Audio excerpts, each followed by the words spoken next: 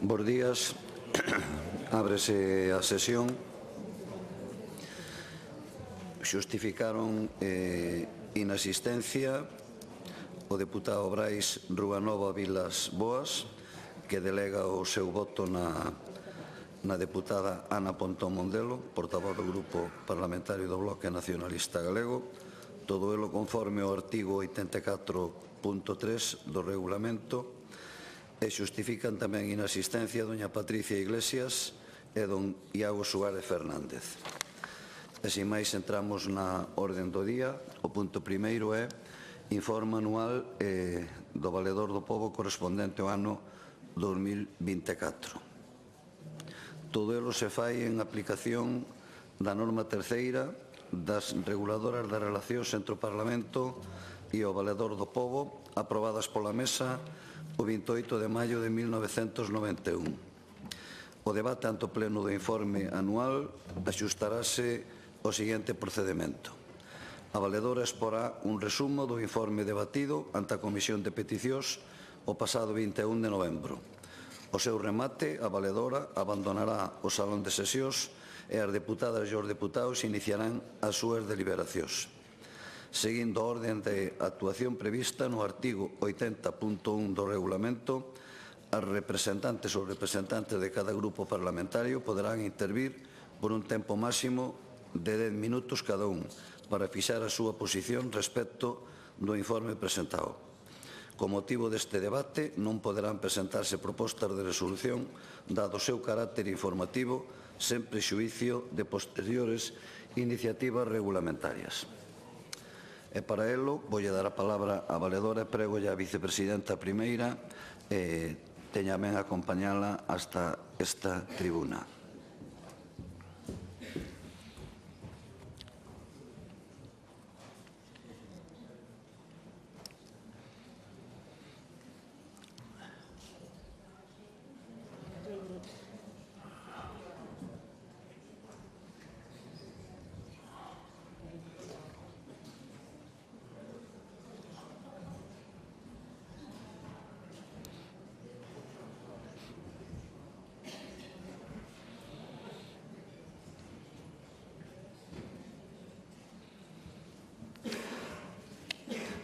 Ten a palabra a valedora do Pobo, doña María Dolores Fernández Galiño.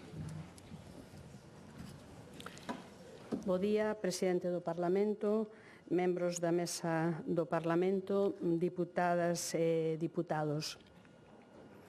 É unha honra comparecer hoxe ante este Parlamento para presentar o informe anual da Valedora do Pobo correspondente ao exercicio 2024. Nestes últimos anos vivimos un contexto marcado por desafíos sucesivos, a pandemia, as guerras de Ucraína e Gaza, a crise inflacionaria, e todo isto impactou tanto no tecido social como na capacidade de resposta das administracións, poñendo a proba a protección e a tutela dos dereitos fundamentais. Neste escenario, desde a Valedora do Pobo, quixemos reforzar o noso compromiso cunha acción pública baseada nun enfoque de dereitos humanos. O noso obxectivo é claro, que ninguén quede atrás en consonancia coa Axenda 2030. Débese garantir a igualdade real e a non discriminación e prestar especial atención á situación das mulleres, das persoas maiores, das persoas con discapacidade, da infancia, da mocidade e, en definitiva, dos colectivos en risco de exclusión, das persoas pobres, sin fogar, en situación de vulnerabilidade. A nosa actividade institucional centrouse, ademais, en fomentar a colaboración cas administracións e en manter sempre abertos tanto o diálogo como a escoita activa da cidadanía. Nesta liña, mantivemos unha relación fluida con entidades do terceiro sector de acción social coas que nos reunimos e organizamos eventos para dar a coñecer problemáticas sociais como a discapacidade, o senfogarismo, o antisitanismo ou as mulleres rurais. Un análise anual precisa de datos cuantitativos. Durante o ano 2024 registramos un crecemento importante tanto no número de queixas como na participación cidadá. Así, recibíronse máis de 16.500 queixas, Admitimos o 60%, admitimos o 94%, concluímos o 75% e inadmitimos o 3%. Desas 16.500 queixas, o 60% foron presentadas por mulleres. O uso de galego nas comunicacións superou o 80%. É o feito de que casi 2/3 das queixas se presentaron de xeito presencial ou postal. Cabe salientar as achegas colectivas á institución. Entre os exemplos podemos mencionar as máis de 8.500 sinaturas procedentes do Carballiño para reclamar melloras sanitarias, as 950 sinaturas de SADA en relación coa modificación dunha liña de transporte, ou un escrito de 338 persoas de Tordoia sobre a falta de profesorado de apoio nun colexio. No ano tramitáronse 4.155 asuntos, o que supón un incremento dun 11% respecto do ano anterior e dun 43% desde o ano 2020. En atención á administración afectada, do total de asuntos admitidos, o 65% referíronse á administración autonómica e o 34% implicou as deputacións e os concellos. Por temática, as queixas centráronse nos servicios públicos máis demandados: sanidade, inclusión social e educación de competencia autonómica. Ademais, destacou o volumen de queixas relacionadas cos servicios municipais e co emprego público. Como consecuencia das súas investigacións, a institución da Valedora do Pobo emitiu 608 resolucións.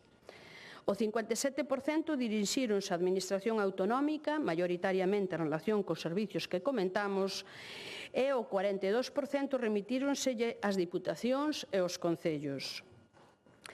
Compre destacar que a colaboración cas administracións foi boa. Máis do 80% das respostas das recomendacións que se fixeron foron admitidas. Tamén tivemos unha boa colaboración na recepción dos informes e mesmo das conclusións positivas, esas que se resolven satisfacendo o interés da persoa que se queixa unha vez que solicitamos informe sin ter que chegar a facer unha resolución. Paso agora a expoñer os enfoques temáticos salientables, empezando por violencia de xénero. Continuamos insistindo na necesidade de recoñecer e protexer todas as formas de violencia de xénero. Debe incluírse a violencia económica, en liña co Convenio de Estambul e a xurisprudencia actual. Como consecuencia das nosas actuacións, o Defensor del Pueblo recomendoulle ao Goberno que impulsase as reformas necesarias neste sentido. E o Pacto de Estado 2025 de loita contra a violencia de xénero inclúe a violencia en parella, a violencia da exparella, a violencia sexual, a vítimas de trata e a violencia económica. Tamén puxemos o foco na situación das mulleres que, tras o cumprimento das medidas xudiciales ou a saída do agresor da cadea, quedan nunha situación de vulnerabilidade. Para elas, promovemos o deseño de medidas específicas de recuperación e integración plena co obxectivo de evitar o illamento e garantir unha protección efectiva e continuada, especialmente no ámbito rural. O Defensor del Pueblo compartiu a nosa preocupación e recomendoulle ao Goberno que adoptase medidas neste sentido. O Pacto de Estado de loita contra a violencia de xénero do ano 2025 xa inclúe a discriminación interseccional muller rural, establecendo unha serie de medidas, hai que ver agora a efectividade das mesmas en canto se apliquen, pero non contempla como situación de especial vulnerabilidade aquela nas que quedan as mulleres unha vez que o agresor extingue a responsabilidade penal. Tamén tivemos unha actuación con un concello para que elaborase un mapa de zonas seguras para previr e actuar ante o acoso en espazos públicos. Vulnerabilidade económica. Recibimos queixas de persoas obrigadas a devolver axudas de inclusión social, como a Risga, por pagos indebidos que non foron causados por fraude, senón por a falta de coordinación entre as administracións. Instamos a Administración a limitar estas reclamacións aos casos en que exista mala fe, de acordo coa xurisprudencia. Do contrario, as débedas poden agravar a vulnerabilidade e desvirtuar a finalidade asistencial das rendas. Tamén propuxemos axilizar o aboamento das prestacións, posto que pretenden cubrir necesidades básicas. En dependencia, constatamos demoras na valoración de dependencia e na elaboración dos programas individuais de atención con prazos que en algunhas ocasións superan o límite legal. En primeiro lugar, propuxemos recuperar os prazos máis curtos que preveía a normativa anterior para revisións só de grado ou de PIA. En segundo lugar, aconsellamos ampliar os supostos de prioridade, por exemplo, para persoas sin cuidados adecuados polas circunstancias da contorna. En terceiro lugar, pedimos axustar a oferta de prazas de diferentes servizos ás necesidades reais detectadas. No eido da discapacidade tamén constatamos retrasos. Recomendamos que se dere efectividade á prórroga dos efectos dos graos que estean a piques de caducar mentras non se resolve a revisión para evitar prexuízos ás persoas afectadas. Mostramos especial preocupación polas prácticas de suxección ou contención en centros sociosanitarios. Lembramos que calquera restrición de liberdade debe ser excepcional, debe estar xustificada, contar con control xudicial ou consentimento informado e revisarse periódica e presencialmente. Ademais, analizamos a situación dos internamentos involuntarios de persoas maiores en centros residenciais pedindo informe por colaboración á Fiscalía de Discapacidade de Galicia. En sanidade, as listas de espera foron un dos motivos máis frecuentes de queixa. Moitas destas situacións resolvéronse cando pedimos informe sobre o problema, máis de 300. Nos casos en que se excede o prazo establecido na normativa, recomendamos á Administración que programe as intervencións en canto sexa posible. Nos casos en que non hai un prazo máximo previsto, recomendamos á Consellería que os atendera cando a espera excedera manifestamente do que podía considerarse un prazo razonable. Tamén abogamos porque se respetaran os tempos de revisión indicados por o personal facultativo. Asemesmo, traballamos para que cando se propoña unha derivación a centros concertados, a persoa sexa informada das consecuencias e sexa atendida no sistema público nun prazo razoable de rechazar esa derivación. Non esquecemos as carencias de profesionais en atención primaria e en pediatría, especialmente nas zonas rurais. Neste sentido, propuxemos medidas formativas, incentivos e melloras na información á cidadanía sobre as alternativas ante a ausencia do persoal sanitario de referencia. Na área de educación, recibimos queixas sobre o cumprimento dos rateos establecidos, que recordamos a necesidade de cumplir. Tamén nos achegaron protestas sobre EDISGAL e propuxemos flexibilizar a obriga dos centros de continuar no programa que na actualidade se estende durante 4 anos desde que se acabe de implantar na etapa educativa. En fin, tamén abordamos, como en anos anteriores, a problemática do acoso escolar e incidimos na necesidade de formar a comunidade educativa para reforzar a prevención, a detección e a reacción. Por unha banda, o alumnado de secundaria e bacharelato manifestounos preocupacións sobre a discreción dos puntos laranxa físicos e abogaba porque todos os centros dispuxesen dun punto virtual. Iniciamos unha actuación de oficio e a Consellería indicounos que lle dera instruccións aos centros neste sentido. Por outra banda, recibimos queixas en relación coa actuación da Administración en casos concretos de acoso.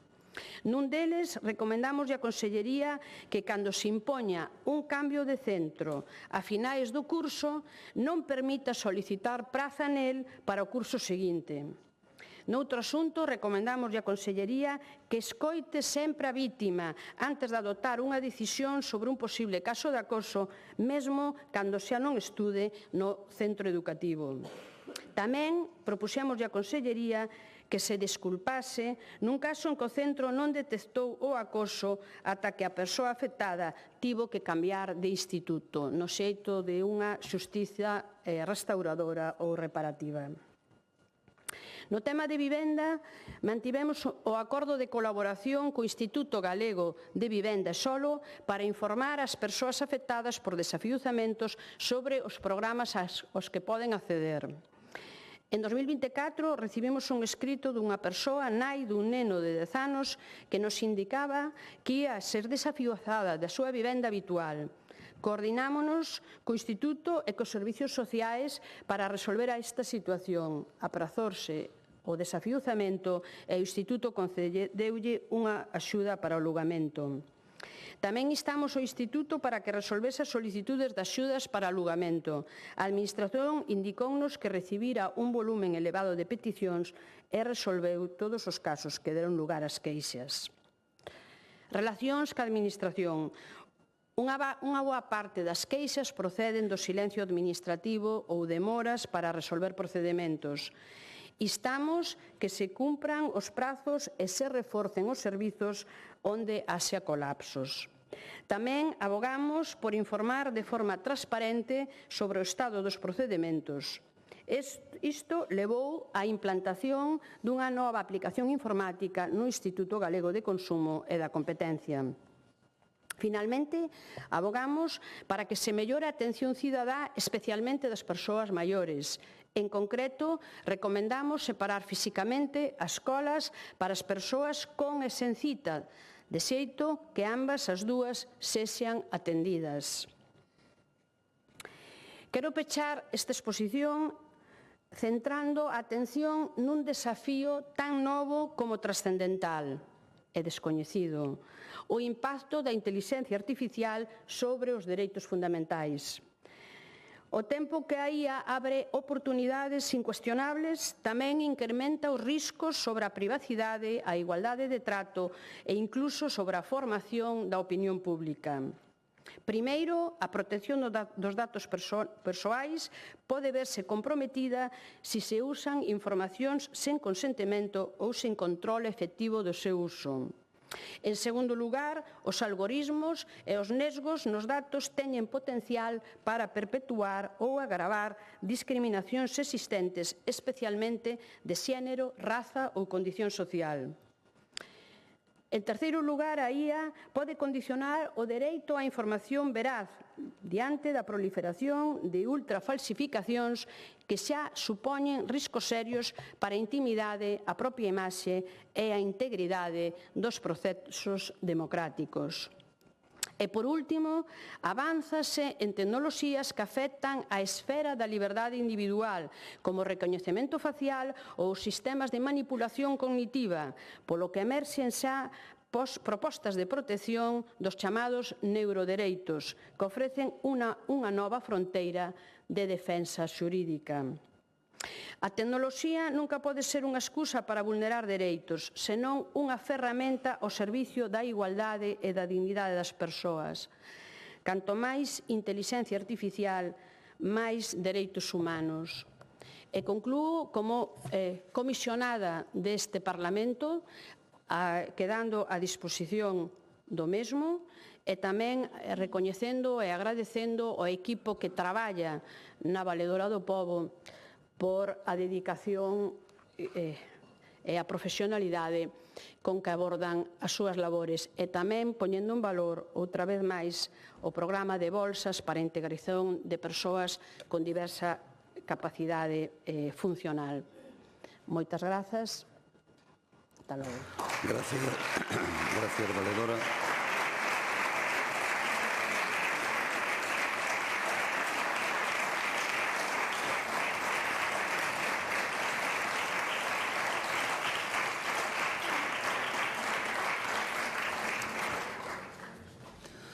Pasamos á rolda dos grupos parlamentarios para fixar a súa posición.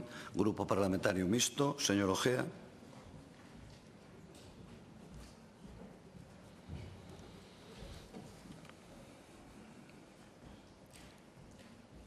Gracias, presidente. Bos días, señorías. Gracias á señora Valedora do Pobo polo polo informe. Efectivamente, a Valedora do Pobo parece estar cumprindo a misión que se lle encomenda a ese cargo, de velar porque a Administración respete en todo momento os dereitos fundamentales das persoas e especialmente dos colectivos máis desfavorecidos ou en risco de exclusión social.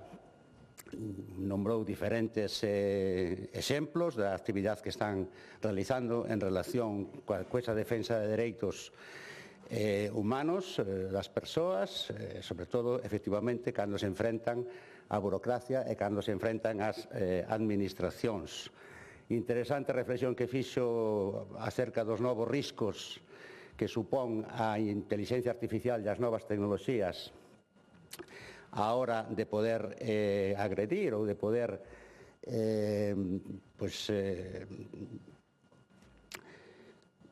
agredir os dereitos das persoas. Decía o señor Orwell que as tecnoloxías, cando un abuso se disfraza de tecnoloxía, a xente está máis disposta a soportalo.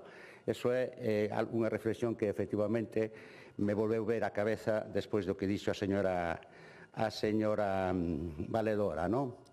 Cando se disfraza de tecnoloxía punta, os abusos son moito máis fáciles de impoñer á xente e iso está incluso na historia. O que si lle quería facer unha reflexión á señora Valedora do Pobo é que, recordando desde logo que ten un criterio totalmente autónomo e que non se somete a ningunha outra autoridade a súa figura, tamén que non ten, digamos, máis función que a de persuasión, máis que de coerción, non? Quería recordarlle que tamén a súa función debe manterse imparcial a todo o que teña que ver a actividade política. Eso está na definición das súas funcións, non? A figura da Valedora do Pobo debe manteñerse ao marxen, entre outras moitas cousas, da actividade política, non? Que seguramente o ten perfectamente claro. Entón, eu quería recordarlle que, por exemplo, os partidos políticos, e sobre todo partidos políticos que teñen poder, e sobre todo partidos políticos que poden estar incluso no goberno do Estado, non son precisamente colectivos en risco de exclusión social. Non son precisamente como persoas, mulleres sometidas á violencia de xénero ou como persoas con algún tipo de discapacidade física ou de outro tipo que teñan dificultades para enfrentarse a unha administración. Non, os partidos políticos, especialmente os partidos políticos que son mayoritarios, que están en gobernos, non son precisamente colectivos con riscos de exclusión ou desfavorecidos que non teñan ferramentas para enfrentarse ao que interpreten como abusos de algunha administración. Entón, claro, se atenden a peticións desa clase de partidos, está deixando de atender ao mellor funcións máis perentorias ou a defensa de dereitos fundamentales das persoas. Os partidos políticos, sobre todo os partidos políticos grandes, teñen ferramentas para defenderse das administracións que sexan, indo ao xulgado, indo ao fiscal, someténdose as cuestións ao Poder Xudicial, e non restar recursos á Valedora do Pobo, que teñen mellor destino, desde logo, defendendo do que ela, fundamentalmente, a señora Valedora falou nos últimos minutos, persoas que ven conculcados os seus direitos sanitarios, os seus direitos da educación, etcétera, etcétera. E persoas que non dispoñen, ou colectivos que non dispoñen a veces das ferramentas potentes para enfrentarse á administración ou ás administracións das que dispoñen os partidos políticos. Porque se atenden a determinadas peticións dos partidos políticos por parte da Valedora, está lle dando titulares. E en política un titular é un activo. E é unha interferencia, o feito de prestar atención a esa clase de conflictos por parte da Valedora, é, na miña opinión, unha forma de interferir na actividade política. Entón, eu pediría á señora Valedora e ao seu equipo que cando cheguen peticións pois de partidos políticos que pretenden instrumentalizar a figura da valedora para ter un titular outro día ou durante 3 ou 4 días na prensa, cando eses partidos políticos dispoñen de outras ferramentas potentes para defender o que eles entendan como os seus dereitos ou as súas reivindicacións, pois, cando teñen outras ferramentas, como son o fiscal, os xuíces e os tribunais, pois que non recurran á valedora do pobo, como está sucedendo en Ourense, por exemplo, pois temos un caso así. Entón, bueno, gustaríame pois que volvendo a recordar que a valedora do pobo non se somete a ningún criterio máis que o seu propio, a valedora do pobo entendido como institución, lóxicamente como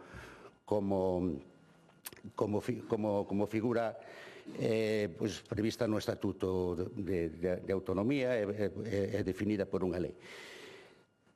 Reconocendo desde logo esa capacidade de actuar de forma autónoma, pois tamén lle recordaría esa obligación de manteñerse ao marxen das confrontacións políticas e ao mesmo tempo recordaríalle tamén esa misión de persuadir que ten, e que utilizase para persuadir os partidos políticos, especialmente os partidos políticos grandes, de que non usasen a súa figura para con fins políticos ou con fins de promoción política, e recordándolle que esos partidos políticos teñen outras ferramentas a súa disposición e non son precisamente colectivos con risco de exclusión. Nada máis, moitas gracias.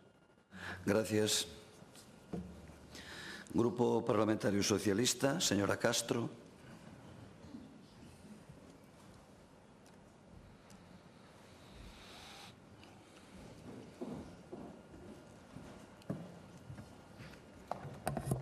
Grazas, presidente. Bo día a todos e a todas.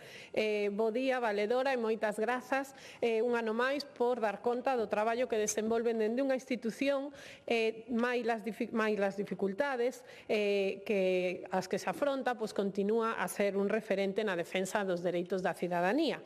E maila tamén o Goberno de Rueda, que para incrementar a opacidade da súa xestión, pois decidiu apartar a valeduría do pobo do control da transparencia en Galicia, transferindo esta función a un órgano, como é o Consello Consultivo de Galicia, cuxa composición está baixo o seu control o ter maioría absoluta.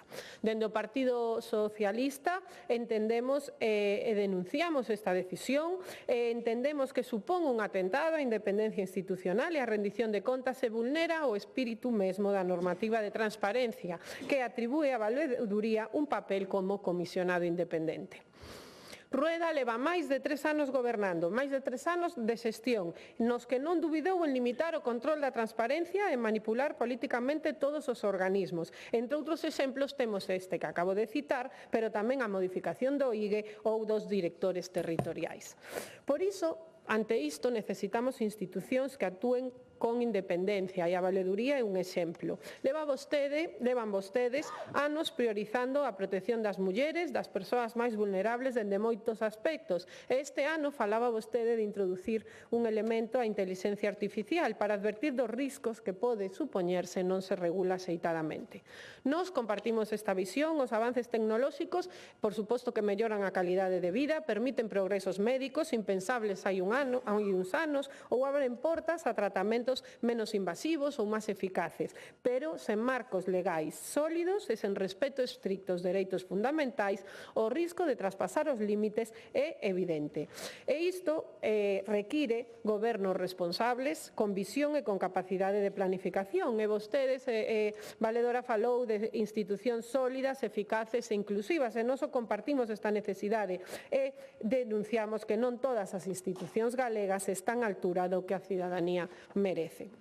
E quero, antes de entrar no fondo de cada unha das áreas, parabenizala a vostede tamén polo funcionamento da valeduría. O 2024 remata con un récord histórico de asuntos recibidos e, polo tanto, parabéns por esta diligencia e tamén parabéns a todo o equipo que forma parte da valeduría.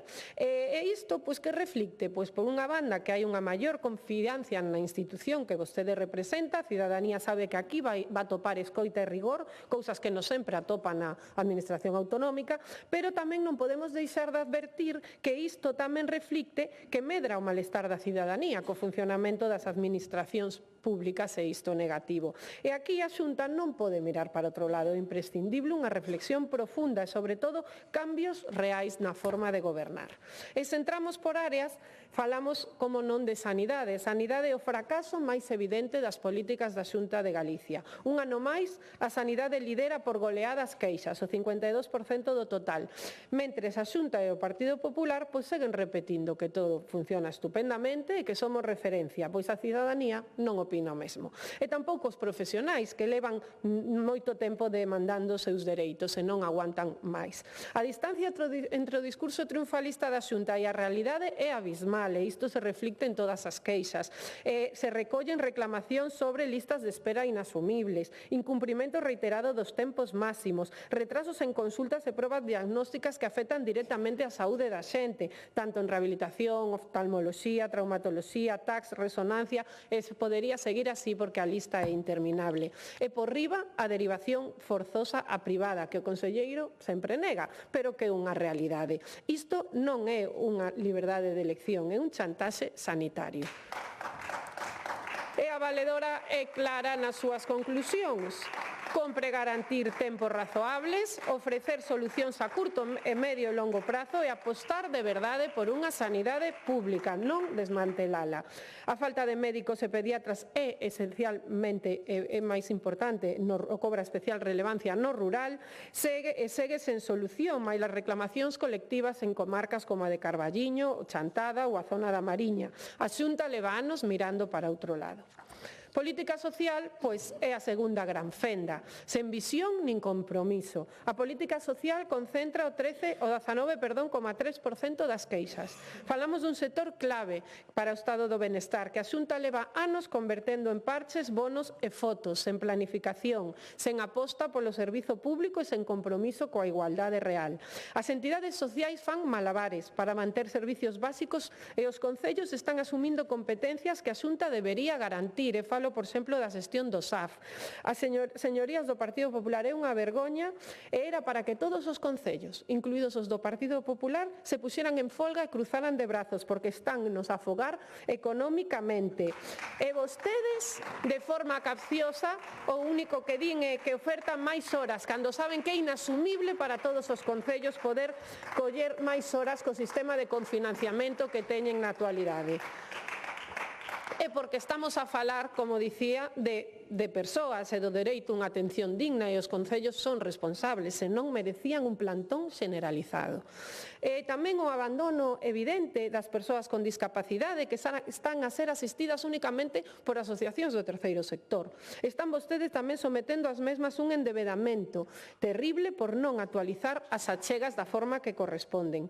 En materia de discapacidade tamén é moi relevante a notoria cantidade de queixas que hai en relación á accesibilidade universal, algo que tería que ser inconcebible no ano 2025. Reclamacións recurrentes tanto na Administración Autonómica como de moitas municipais en relación á existencia de barreiras físicas, servizos mal deseñados e espazos públicos que exclúen unha parte da cidadanía. Non hai desculpa posible. Que dicir dos recursos residenciais insuficientes, saturados, listas de agarda interminables? A Xunta presume de benestar, pero a realidade de moitos maiores é moi distinta. Os menores, outro tanto do mesmo, anos de abandono e desinterese político. Os menores tutelados amosan que lo que vivimos nos denunciando hai moitos anos, que non é unha prioridade para este goberno, que faltan programas, recursos e vontade política. Sen oportunidades, o que se está a condenar estes nenos a un futuro de vulnerabilidade. E no acollemento familiar, pois igual, falla de impulso político e non hai aposta por isto. E despois a Xunta di que non se pode acoller a menores migrantes porque non hai espazo. Pois claro que non hai espazo porque levan desatendendo un sistema que debería estar preparado precisamente para isto durante anos. A sistema educativo, outro pilar do estado de benestar, pois igual, as queixas falan de recortes, reducción, abandono no rural, un 11,9% das queixas. Ningunha sorpresa para nós que vimos denunciando durante tempo o desmantelamento da educación pública galega por a reducción do profesorado, recortes nos servizos complementarios, deterioro da escola rural, incumprimentos reiterados dos acordos asinados cos sindicatos. En esta situación, pois falar de educación inclusiva é un exercizo de ficción. O alumnado con necesidades educativas especiais é o máis perxudicado dentro de toda nesta xestión política. E igual en relación ao alumnado máis vulnerable, en relación ao acoso escolar, do que falaba Valedora, información sobre os puntos laranxas, existen denuncias sobre a súa colocación e sobre a pouca información ou programas. Igualdade, agradecemos o traballo que dende a Valeduría se está a facer dentro deste eido, compartimos a necesidade de defendernos das diferentes formas de violencia, algunhas moi silenciadas, como a económica, e da necesidade de buscar un equilibrio entre a xustiza penal e a extinción da responsabilidade penal do agresor e os dereitos humanos do mesmo. E despois, en relación á vivenda, que non quería deixarla sen nomear, porque é outra das principais preocupacións da cidadanía, as queixas reflicten pois o que hai, a realidade, o déficit de viviendas sociais, tanto para adquirir a mesma como para adquirir as mesmas, a escaseza do bono de alugueiro, que os erros na tramitación do mesmo, que deixan a moita xente sen poder acceder a esta axuda, a permanencia durante anos no rexistro de demandantes de vivenda en Galicia sen resposta, e o que evidencia pois a ausencia de políticas de vivenda durante moitos anos por parte do Partido Popular, ata que dende o goberno de Pedro Sánchez o colocaron como unha prioridade política e destinaron inxentes fondos. Agora si hai política de vivenda, antes a nada. Tamén quero falar por último, da falla de colaboración de algunhas consellerías que dentro deste informe resaltan, como por exemplo a de Educación e a de Sanidade, que foron as que máis tiveron que insistir a esa suxestión ou esas recomendacións por parte da Valeduría, e sobre todo a de Educación, que evidencia que o señor Román Rodríguez vai por libre, porque tivo que insistir en numerosas ocasións para unha contestación e moitas das reclamacións non foron contestadas. En conclusión, e xa para rematar, quero concluir dicindo que a análise deste informe, que o que evidencia que nada novo baixo o sol, que as carencias na xestión se perpetúan ano tras ano, e iso que todo vai fenomenal e somos pioneiros en todo. E recoñecendo tamén, como insisto novamente, o exercicio de transparencia da Valeduría, reflectido neste informe rigoroso e detallado, un exemplo de bo goberno que lamentablemente non atopamos na Xunta de Galicia, onde a opacidade e a autopropaganda están sustituindo ao servizo público. Parabéns polo seu traballo e de todo o seu equipo, e o gallá a Xunta tome nota dunha vez. Nada máis e moitas gracias. Gracias.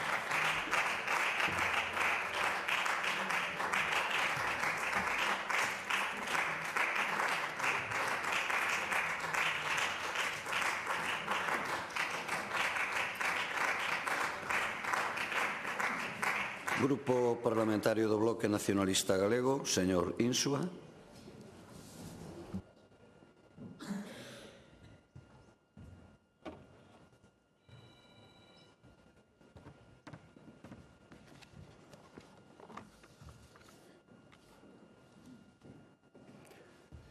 Grazas, presidente. Bos días, señorías. Bos días. E benvida outra vez e outro nomais do Parlamento, señora Fernández Galiño, valedora do povo galego. Como lle dixen a semana pasada na comisión, xa van 6 anos e medio dende que foi elexida como valedora do povo neste Parlamento, 31 de xullo de 2019, un mandato que está esgotado, caducado desde xullo de 2024. Xa sabemos que vostede non ten culpa ninguna, pero compre dicirlo aquí, na Cámara da Soberanía Galega, que é a que debera activar o proceso de elección cada 5 anos, e non cando o Partido Popular lle pete, tal e como dispón o artigo 2 da Lei 6/84, que di que o valedor do povo será elixido polo Parlamento de Galiza para un período de 5 anos. Seguro que se o PP pudera nomear o titular da valeduría a través da lei de acompañamento, seguro e sen dúbida que o teria feito. O que pasa que, teria que modificarla. Fan falta 3/5 partes do Parlamento, non? Unha cousa parecida que pasou tamén co director da antiga CRTVG, e xa sabemos que pasou, o sea que tampouco que ninguén se extrañe se aparece unha iniciativa legislativa para modificar a lei da valeduría do povo. E todo isto por qué? Pois porque o Partido Popular de Galiza está pechado en man, decir, non quere acordos, non quere ningún tipo de consenso, só quere que todo o mundo se apregue aos seus posicionamentos, ou eles ou nada. Un xeito de entender a democracia pois bastante sui generis, non? Parecido que había, pois, igual, fai máis de 50 anos. É dicir, hai unha obriga legal de renovar esta institución cada 5 anos, pero o PP non sabemos por que motivo, a ver se un día o explican aquí, pois pasa de todo, non? A forza da lei só existe para eles, é dicir, para as leis que lle conveñen, non? Sin saber que a forza da lei pois non entende de rúbricas nin de títulos. O que piden ao Goberno do Estado, pois non o fan aquí. Acusan o Goberno Central de non presentar orzamentos, que é unha obriga legal, pero aquí o PP, ante a obriga legal de renovar aos 5 anos esta valedoría, pois non o fai. Esta é a hipocresía do Partido Popular de Galiza. Pásase a lei cando lle peta polo forro. Estamos ante unha hipocresía do PP que vai de legal, de cumpridor das leis, coas institucións galegas, pero son os primeiros en quebrantar, vulnerar, infringir, violar, desacatar, desobedecer ou chamarlle como que queres, conculcar a lei, é dicir, como esta da Obraría do Pobo. É dicir, temos hoxe ao PP máis ultra da historia da democracia. E todo isto por qué? Pois por dúas razóns. Porque cando o PP lle interesa, torpedea a renovación das institucións que precisan de consensos, ben para que sigan os que lle interesen ou ben porque non ten marxe de maniobra. Xa o vimos co Tribunal Constitucional, co Consello Estatal Poder Judicial, co director da CRTVG, e por outra banda tamén porque isto obedece ao ruedismo, que non sei se saben o que é, o ruedismo, non? Eu o explico, pero poden buscar en Google que vai aparecer o mismo que lles vou a decir eu. O termo ruedismo fai referencia á técnica e práctica de aproveitar o rebufo ou ronsel do outro ciclista para reducir a resistencia ao vento e aforrar enerxía, non? Ainda que o ruedismo non é un termo oficial que estea reconocido pola RAE, é ampliamente utilizado no argot ciclista para describir a acción de ir a roda do outro corredor. Seguro que o presidente que goza deste deporte pois o coñece, non? Que non solamente o practica no ciclismo, parece que tamén o practica na política. Para que nos entendamos, ir detrás do camiño que marcan outros, que é o que fai o PP, seguir a estela do que marca Madrid. O ayuxismo, o cayetenismo, o feixonismo, o feixismo que tanto ten, é dicir, que os do PP de Madrid din que hai que ir a opoñerse a condenación da débeda e recurrir ao Tribunal Constitucional. Aquí van, aí van os de aquí. Que o PP de Madrid diga que hai que opoñerse ao reparto de menores migrantes non acompañados. Pois aí van os de aquí. Que os do PP de Madrid din que hai que poñerse a evitar a declaración de zonas tensionadas e ir contra a vivenda. Aí van os de aquí. Que os do PP din que hai que opoñerse as transferencias conseguidas por outras nacións, como Euskadi e Cataluña, como a xestión de secretarios e interventores habilitados ou o réxime económico da Seguridade Social de Euskadi, pois xa van os de aquí a votar tamén en contra das mesmas propostas. Que os do PP de Madrid din que hai que ir a manifestación a Madrid a protestar por pois aí van os de aquí. Pero non dixéstedes que por activa e por pasiva que non se pode ir a facer, que non se pode ir ás manifestacións a facer alboroto, ruído.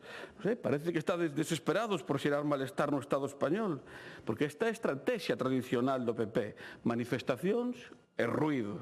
Xa van 7 manifestacións do PP no mesmo sitio.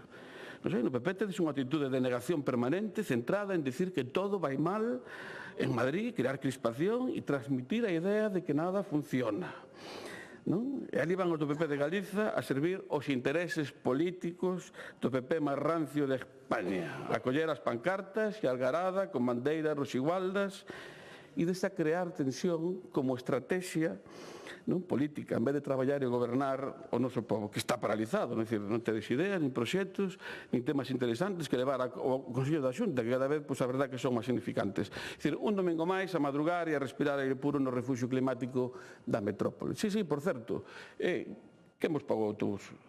Fui a caixa de resistencia do Partido Popular, pero non decides que ninguén pode pagar para poder ir ás manifestacións, non sei. E dermos tamén bocadillo. É dicir, o PP de Madrid declárase insumiso ás leis aprobadas no Congreso e o PP de Galiza fai ruedismo. Segue o rebufo e declárase tamén insumiso, quen o diría, non? Insumiso, manifestacións en Madrid, pancartas, incumprindo a lei como esta, do Valedor do Pobo, en fin, o PP de Galiza pois instalado no máis absoluto ruedismo. Madrid dicta e o PP de Galiza vai polo rebufo, polo ronsel, Giadiño, polo rejo de Madrid, como vos vasalos. non sei, que alguén coñece algunha decisión do señor Rueda propia, que sería do presidente, unha soa, porque eu non coñezo, pudo ter cesando polo menos o Consello do Mar, pero nin eso que dimitiu antes de que o cesara, en fin, que temos realismo para un tempo. Ata que os da Boina recuperen o poder na dirección galega, pois a verdade é que aquí non teredes autonomía, é dicir, nin para respirar. Eu pídolles que polo menos que activen a elección da Obradoría do Pobo sin esperar a que se diten instruccións os señores da metrópole. En fin, señora Valedora, centrándonos xa no informe deste ano, como ve, pasa o tempo, pasan os anos e os problemas e as queixas da ciudadanía, pois a verdade é que non mudan moito, non? E vostede, desde logo, a proba dese algodón, da mala xestión do Partido Popular, gobernando este país. Ten vostede ese metro para medir as preocupacións da xente e os problemas do día a día, non? Que se atopan na relación coa administración.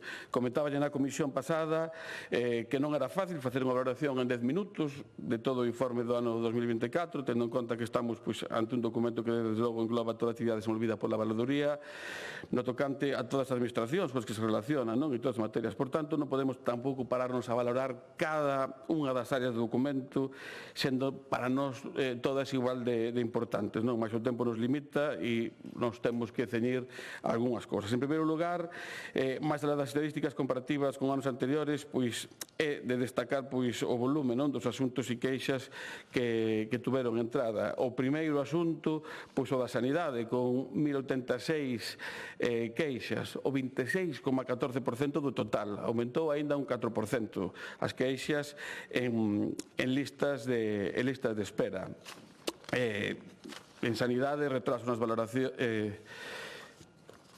xusto temos pois eso, aumento das queixas e todo debido pois ás políticas do Partido Popular, non? En materia sanitaria. A verdade é que diga vostede certas cousas, non? Porque cando decimos nós aquí, din que non les inventamos, pero está ben que queden patentes no seu informe. Sobre o tema da inclusión social, que é o segundo problema máis importante, con 530 queixas, o 12,73%, sube 2 puntos e xa é a segunda área con máis queixas. Eu quixera destacar aquí algunhas cousas, non?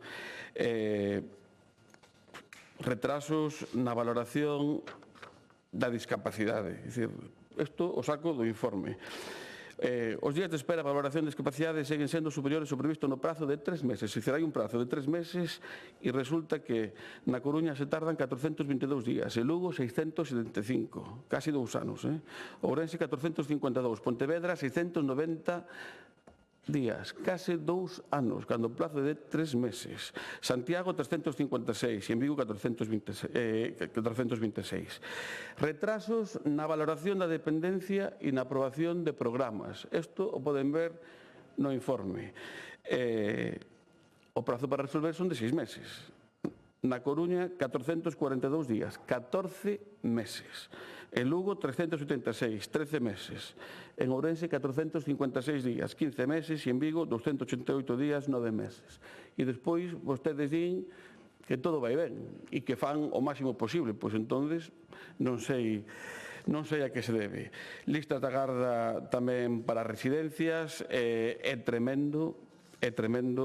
Retrasos, na perspectiva de xénero na valoración da discapacidade, pois a verdade esa falla de priorización na solicitude das mulleres que son vítimas de violencia de xénero queda tamén reflectido no informe. O dereito á accesibilidade universal, en fin, no tema da dependencia, retrasos nas valoracións das listas da garda, nas residencias, espera das ofertas a persoas con necesidades específicas, as esperas no SAF, nas libranzas, nas persoas falecidas, pois en espera tamén desa atención. Comentaba outro día na comisión que non hai residencias preparadas tamén para os da ELA, que a vostedes se enche moito da boca, que son os primeiros por tema da ELA. Non temos residencias en Galiza para enfermos da ELA. E o terceiro problema, o de educación, xa digo, non dá tempo a todo, a falta de recursos para os colectivos máis vulnerables. En fin, eu simplemente quero dicirlle, señora Fernández Galiño, que volvemos a darlle as grazas polo seu traballo, polo seu esforzo, por resolver as queixas e os problemas da xente que acode como último reduto.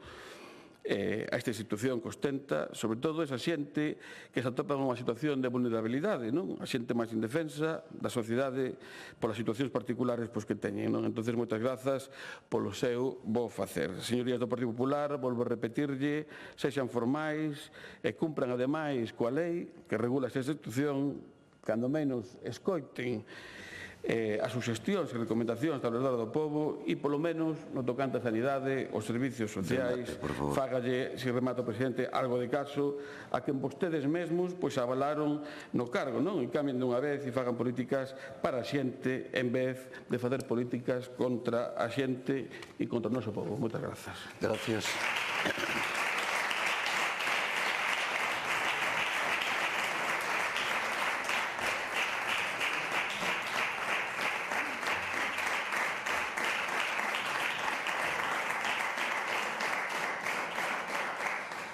Grupo Parlamentario Popular, señora Prado. Moitas grazas, señor presidente. Señorías, señora valedora, bo día, moitas grazas a vostede e a todo o seu equipo por acompañarnos esta mañán e por trasladarnos todas as suxestións, recomendacións e indicacións que fai no seu informe, non? E agradecer tamén a vostede e a todo o seu equipo todo o traballo que hai detrás deste informe, que a veces se ve en volumen de follas, pero detrás hai moitísimas horas de traballo e de dedicación. Moitísimas grazas. Ben, antes de entrar no contido do informe, vanme permitir que, dada a razón de ser da valeduría, que é a defensa dos dereitos fundamentais e dos principios de bo goberno consagrados na nosa Constitución, aproveite para denunciar a situación de emerxencia democrática que vive o noso país. Unha emerxencia provocada polo progresivo proceso de colonización das institucións e poderes concibidos para ser independentes e que tristemente están hoxe ao servizo dunha única persoa, Pedro Sánchez, e dunha esquerda que perdeu por completo o respecto á democracia. Unha esquerda que non respeta a xustiza, só así se entenden as súas reaccións ante a anomalía democrática de ter ata o último minuto no seu cargo ao fiscal xeral do Estado, o primeiro na historia do noso Estado en ser condenado e inhabilitado por servirse do seu poder con fins partidistas. E sobre isto ninguén di absolutamente nada. Por unha banda, temos a un goberno que nomeou o fiscal atacando ao Tribunal Supremo por facer xustiza. E por outra, a señora Pontón falando de lawfare e dicindo sen rubor, e abro comillas, que hai togas que queren facer política porque non aceptan o resultado das eleccións. E logo ven aquí o señor Insua a intentar darnos leccións de legalidade. Señor Insua, teñen moitas que aínda dar dentro do seu grupo e do seu partido e despois veña a darllas aos demais. A este respecto, señorías, só lle vou dicir unha cousa. Como demócrata e como xurista, cando as sentencias xudiciais deixan de respectarse, a democracia comeza a desmoronarse, porque sen confianza na xustiza, todo poder se volve arbitrario. Estamos ante unha esquerda que tampouco respecta a pluralidade política. Só así se entenden os ataques violentos como que o pasado 25 de novembro o Bloque Nacionalista Galego instigou a través do seu sindicato a sede do Partido Popular de Santiago.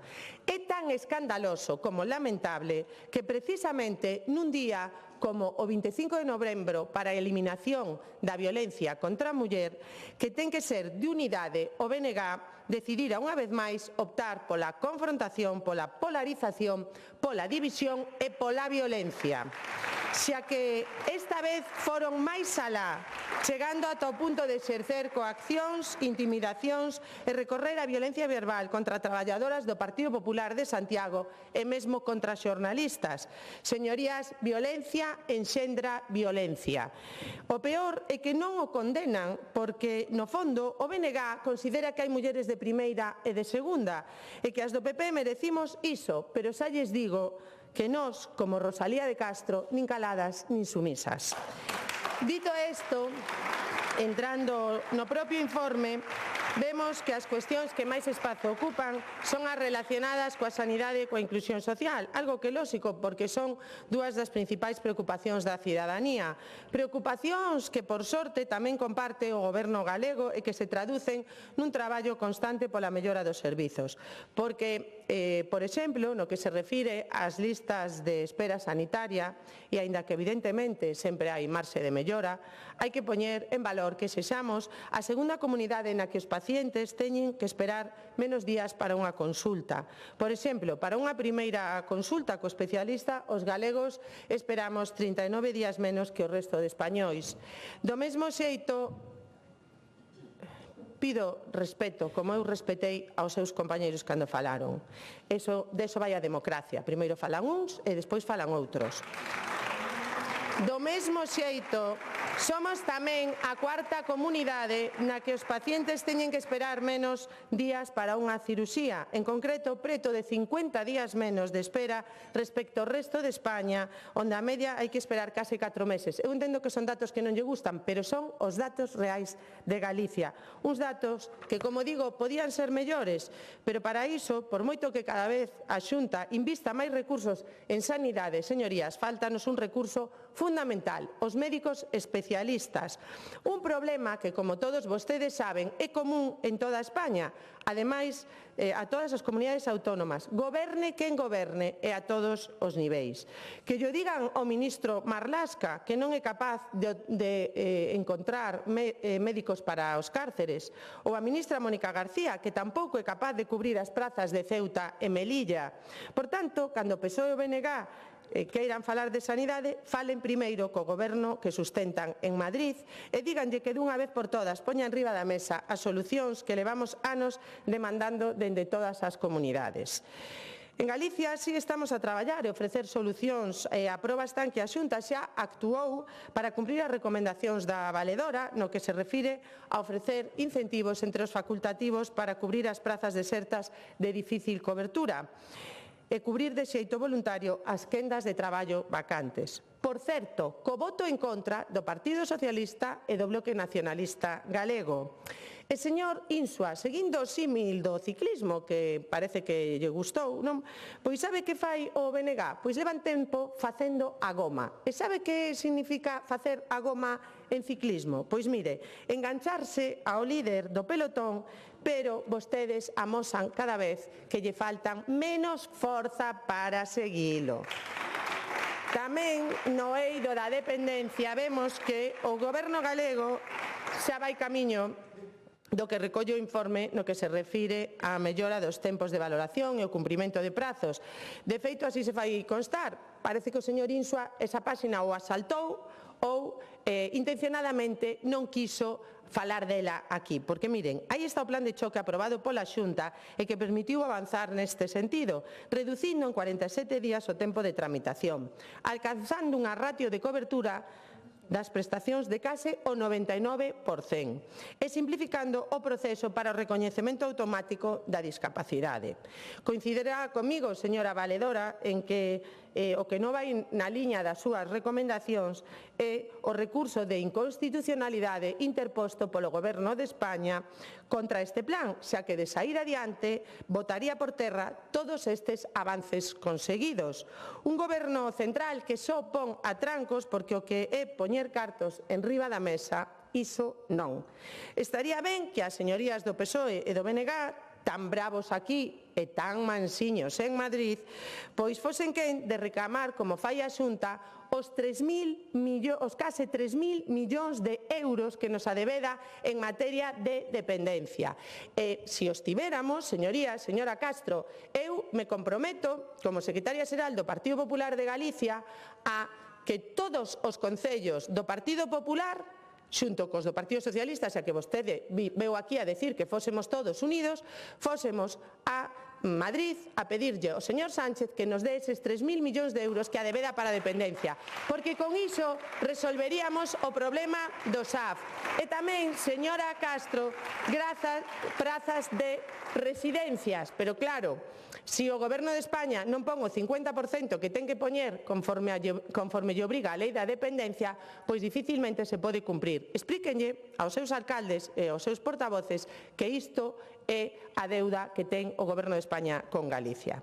No eido da igualdade, eu quero agradecerse, señora Valedora, que se faga con este informe da desprotección que sufren as mulleres vítimas de violencia de xénero, porque os representantes do PPDG tivemos que escoitar nesta tribuna que ata aí moi pouco tempo como se nos acusaba de negacionistas por denunciar que o sistema de protección non estaba funcionando. Tanto das pulseiras AliExpress que puso o Goberno de España en marcha e desprotexendo as mulleres, como a lei do solo sí e sí, que o único que fixo foi poñer na rúa ou reducir penas a agresores sexuais, e agora pois temos que escoitar que iso é negacionismo.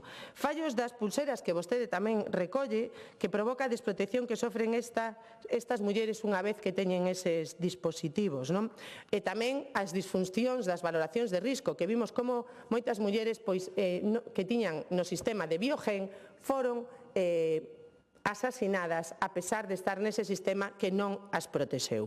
Por iso é máis urxente que nunca que o Goberno de España deixe de perder o tempo en campañas publicitarias de pinkwashing e se poña a traballar no que realmente importa, en recoñecer a violencia económica como vostede pide como unha forma de violencia de xénero que en Galicia xa temos recoñecida, en aprobar a lei de trata que Sánchez leva anunciando dende que chegou a Moncloa e que segue guardada nun caixón, en cumplir as medidas recollidas no Pacto de Estado do 17 que reformularon no 21 e que agora reformulan no 25 porque non son capaces de cumplir. E aí hai modificacións legislativas moi importantes como suprimir no Código Penal os atenuantes de confesión e reparación do daño, modificar a lei de axuizamento criminal, os criterios de risco para impedir que poidan diminuir as ordes de protección ou cambiar a lei do Poder Judicial para que a revisión de medidas poidan ser tramitadas polo mismo xuiz.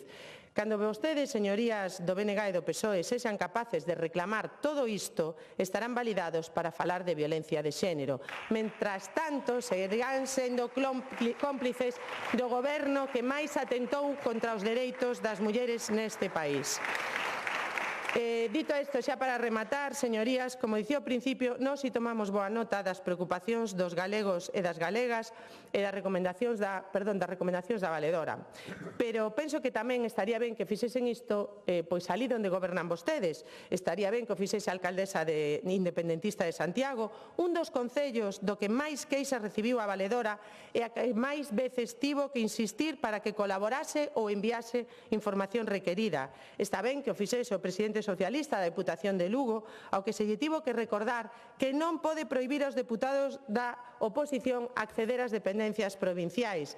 Estaría ben que fixese tamén os alcaldes socialistas de Vigo, Lugo e A Coruña, dos cales se recibiron queixas por negarlle acceso á documentación a concelleiros da oposición. Por tanto, leccións de transparencia, señorías, ningunha. Todas estas cuestións inciden na falta de respecto á democracia e na emerxencia democrática que vimos denunciando. Remato xa. Nós, dende logo, seguiremos facendo porque no noso obxectivo está a mellorar a vida dos galegos. Nunca haberá cabida para o conformismo, máis ben todo o contrario. O que hai é ambición, responsabilidade e, por suposto, traballo diario para ofrecer uns servizos públicos de calidade e a altura do que os galegos e as galegas demandan. Moitas grazas, señora Valedora, para axudarnos a seguir traballando nesa liña e a conseguir ese obxectivo. Grazas. Gracias.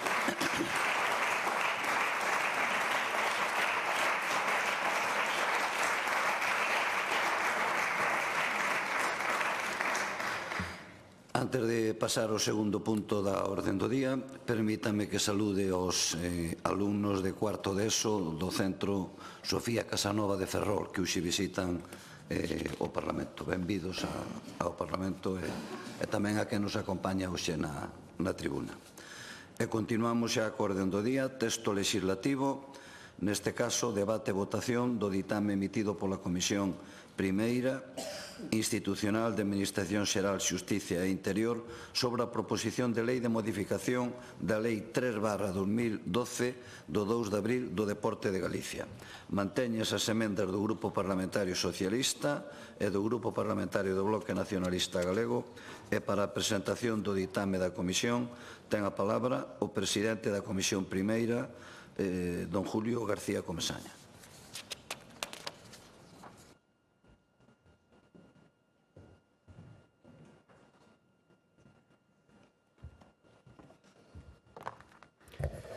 Moitas gracias, presidente. Moi bo día, señorías.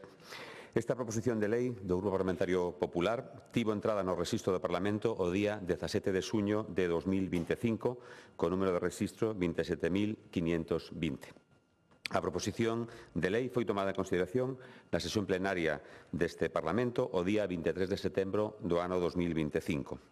A Mesa do Parlamento, na reunión do día 30 de setembro do ano 25, abriu o prazo de presentación de emendas ao articulado que rematou o 31 de outubro deste mesmo ano.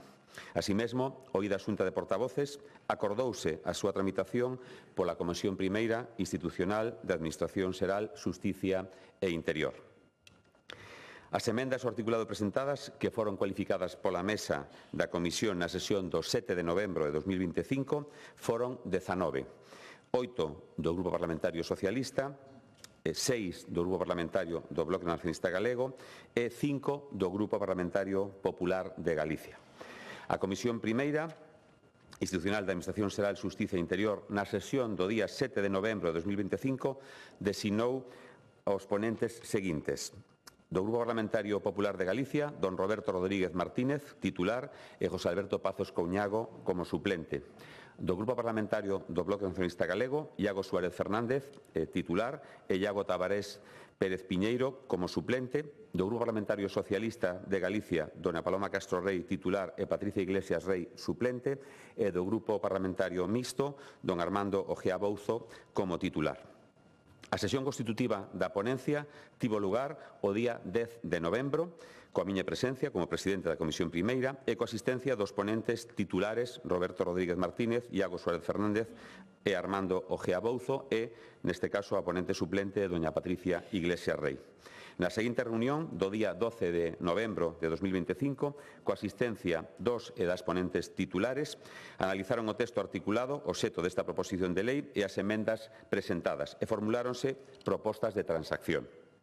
Na reunión do 17 de novembro de 2025, coa asistencia dos ponentes titulares, concluíron o informe coas recomendacións definitivas desta ponencia, posicionándose sobre todas as emendas presentadas e as transaccións propostas.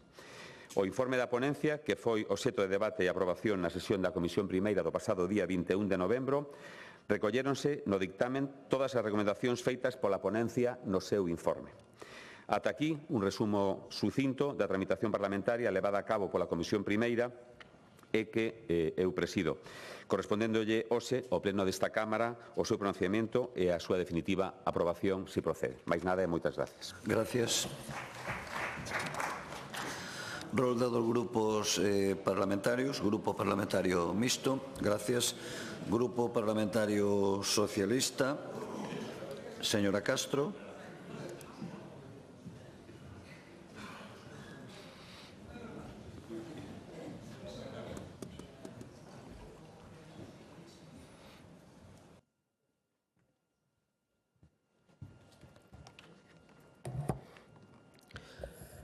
Bo día e bo día a todos os alumnos que hoxe nos acompañan tamén. Quero iniciar a miña intervención pedindo perdón á Valeduría, que xa non está, pero seguramente sí que o escoita porque sei os debates parlamentarios, pola falla de respeto do Partido Popular, que no canto de facer unha valoración do seu informe ven aquí a falar dos seus problemas persoais, e con problemas persoais me refiro a que non goberna no Estado español. É unha falla de respeto total cara a esta institución.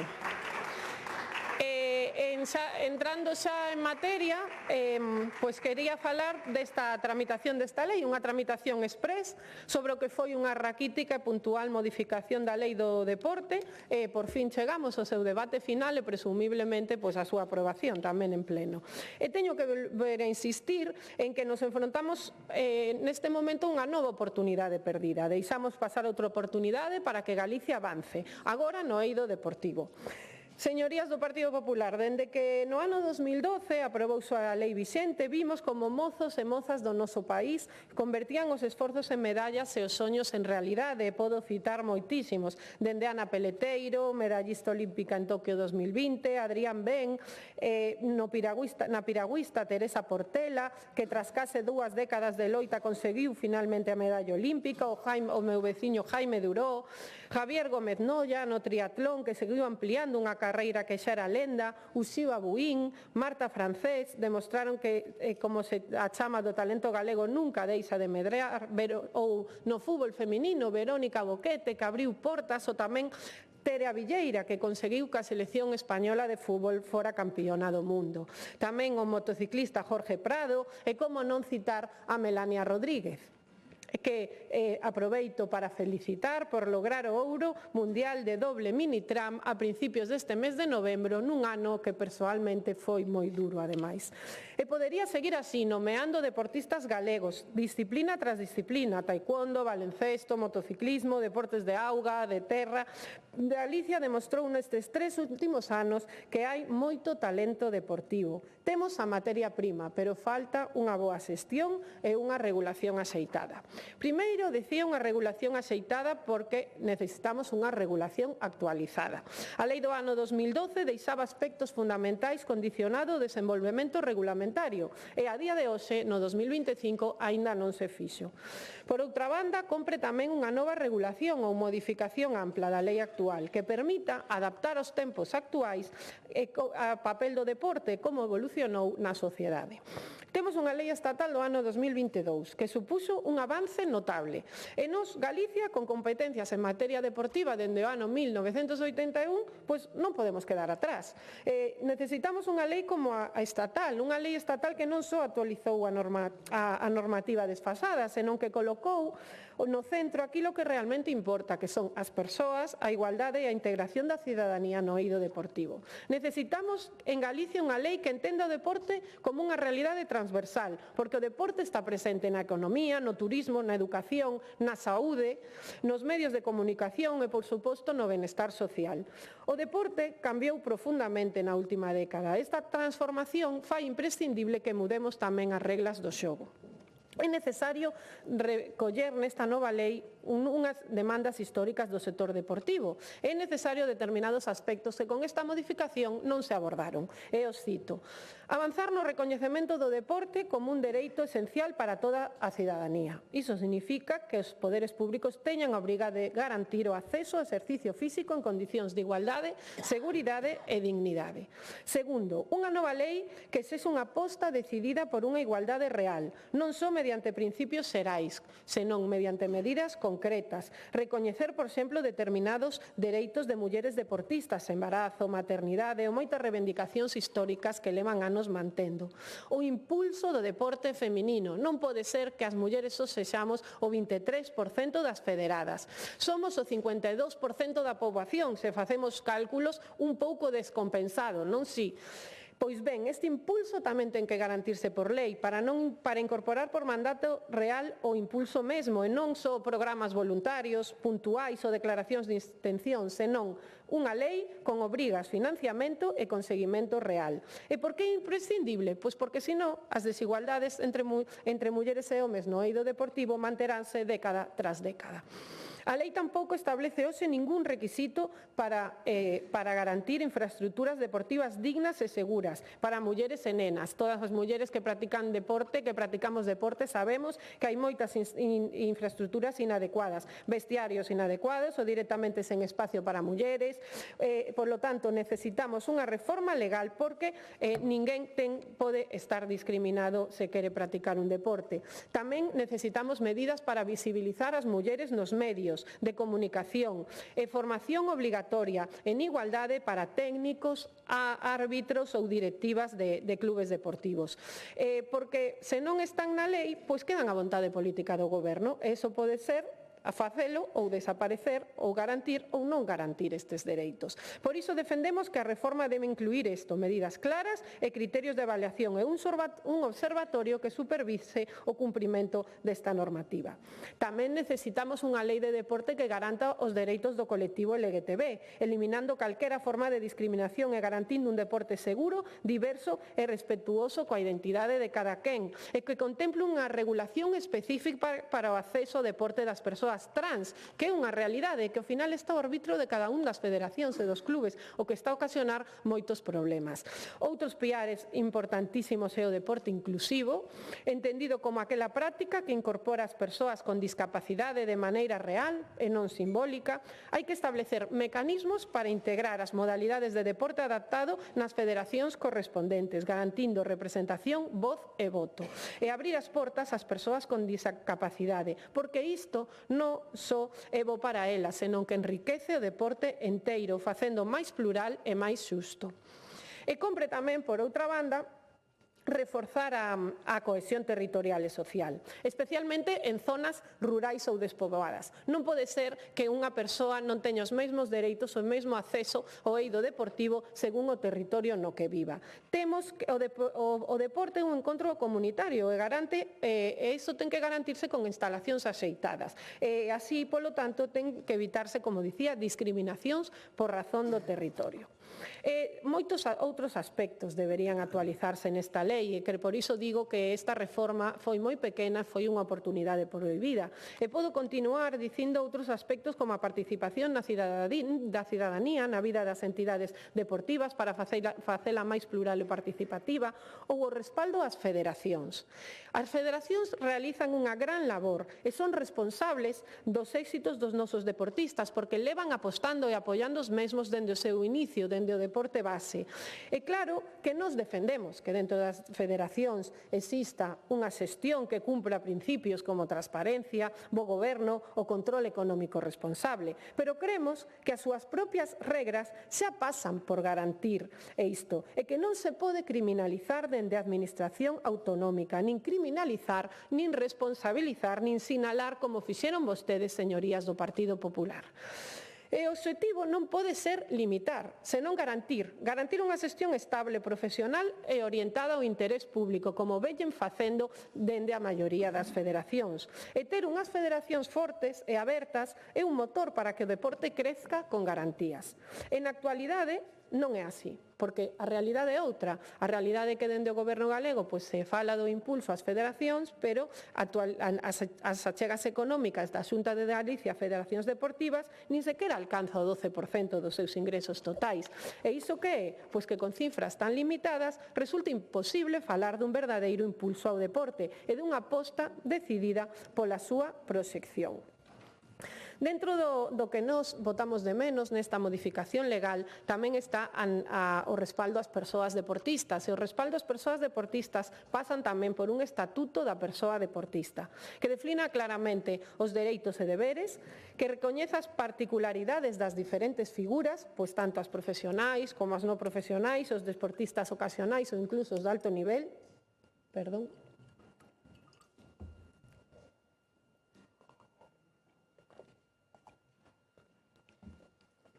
Dicía un estatuto de persoa deportista que garanta tamén unha protección unha vez rematada a carreira profesional e unhas garantías para poder compaxinar con unha actividade profesional ou para poder ter un apoio económico no momento que se remate esta carreira profesional. Trátase dunha visión que pense a largo prazo e que respecte a dignidade de quen dedica a súa vida ao deporte.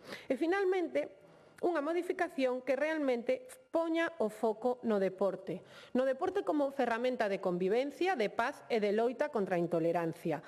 Vivimos un acontecemento o ano pasado moi triste e que deixou en evidencia que falta moito control no eido do deporte no que se refire á violencia. Foi un pouco o que motivou a excusa a esta modificación legal, non? O goberno galego pois sempre pon parches publicitarios ante os problemas reais e iso así pasa o que pasa, o regula de forma escasa, mal e sen contar co sector. E iso é a consecuencia foi esta lei, non? Intentar facer que facemos algo cando xorde un feito terrible e así quedamos pois cubertos. Non tapamos así e facemos un envoltorio bonito e queda como a Xunta fai e a Xunta actúa. Pero a realidade que está detrás non é isa. Porque para promover valores de cooperación e xogo limpio, para políticas para combater a violencia, o racismo ou a xenofobia tanto dentro das instalacións deportivas como fora, pois fan falla outras medidas máis drásticas. E non pasa isto únicamente por engadir estes 3 artigos, permitindo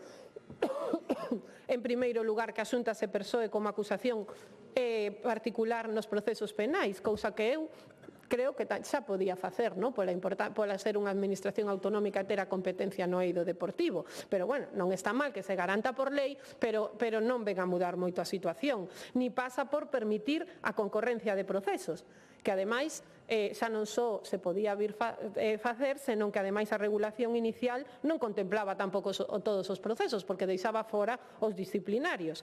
Ou tampouco pasa por endurecer os prazos de prescripción, porque isto é dar máis oxíxeno ao que logo falarei do Comité Galego de Xustiza Deportiva. Senón que se necesitaría para loitar contra a violencia no deporte unha reforma máis ampla e unha resposta axeitada á violencia no eido deportivo. Isto pasaría por medidas como, por exemplo, regular axeitadamente o Comité Galego de Xustiza Deportiva. Que actuación, aparte do que ven prescrito na lei, que todos o sabemos, que fai realmente este organismo? Porque vostedes apelan á transparencia, pero o Comité de Violencia no Deporte é o primeiro exemplo de opacidade. Non carece de financiamento suficiente, porque non sabemos moi ben canto financiamento, imposible averiguar que partida recibe e canto financiamento anual ten este organismo. Senón que hasta descoñecemos a súa composición. Gustaríame a mí que me dixeran por quen está formado este Comité de Violencia no eido deportivo. Eso é transparencia? Non, ningunha. O funcionamento é ineficaz total. Eso que ocasiona, por iso falaba da prescripción, que a maioría dos procedementos caducan. E as resolucións que saen o fan con tanto retraso que xa non son efectivas. E outro déficit grave é a ausencia de protocolos, de aplicación de protocolos. Vostedes, a raíz de todo isto, encargaron ás federacións deportivas a elaboración dun protocolo de protección das vítimas no deporte. Aínda temos que ver como van a aplicar a efectividade do mesmo. No ámbito de digitalización tamén sería necesario unha modificación legal. Galicia continúa co lado do Estado. A modernización non pode ser só un eslogan. Debe materializarse en plataformas, infraestructuras e recursos reais. E ata agora non os hai. En resumo, o que quero dicir é que perdimos unha oportunidade de modernizar o sistema, de facer o máis igualitario, máis accesible, máis humano, de acadar unha lei de consenso. E non só falo de consenso entre os grupos políticos, senón tamén con todos os axentes do eido deportivo. Unha lei que entender o deporte como aquilo que sempre debe ser, un espazo de encontro, de saúde, liberdade e oportunidades e convivencia, un instrumento de cohesión territorial e un motor de inclusión, diversidade e progreso. Pero vostedes, señorías do Partido Popular, como sempre fan, impoñen o seu criterio propio e arrasan con todos os demais. Nada máis e moitas grazas. Gracias.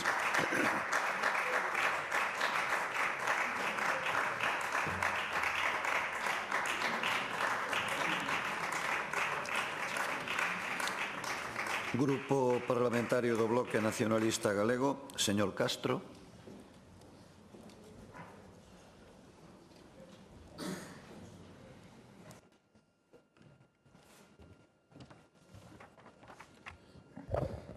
Grazas, presidente. Bo día a todos e todas as que nos acompañan. E eu hoxe quería comezar a intervención citando a un ilustre deste Parlamento, pero un dos ilustres de verdade.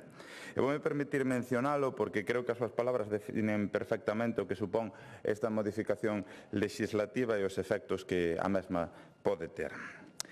Dicía o señor Santalices na apertura da 12ª legislatura directamente isto, Quero animar as señoras e señores deputados a primaren a vertente cualitativa sobre a cuantitativa, malia que esta última resulte sempre tentadora. Refírome á importancia de elaborar boas leis, no canto de producir moitas leis. Eu creo que, non sei, pareceme que desde o Partido Popular teiman en non facerlle caso ao señor Santalices, pero é que senón parece imposible atopar a explicación para este sinsentido que foi esta modificación da lei do deporte, que o único que xerou foi problemas, foron leas, e foi tempo perdido, que ben se podería aproveitar, por certo, para mellorar esa lei do ano 2012, que si precisa actualizacións en moitos outros eidos, que neste caso, e como anteriormente se viu, pois decidiron non tocar.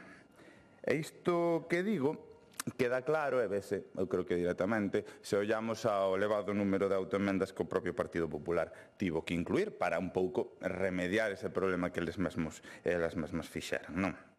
Algo que dá boa conta do erro de raíz que supón esta modificación da lei. Falamos dunha lei que xa comeza a estar anticuada, que require unha actualización, pero eu creo que como cae de caixón, e creo que incluso todos e todas aquí coincidiremos, esa hipotética modificación terá que ir consensuada co sector. Se un goberno quere modificar legislativamente algo que afecta a X sectores, terá que falar con eles antes. É o mínimo, é o mínimo.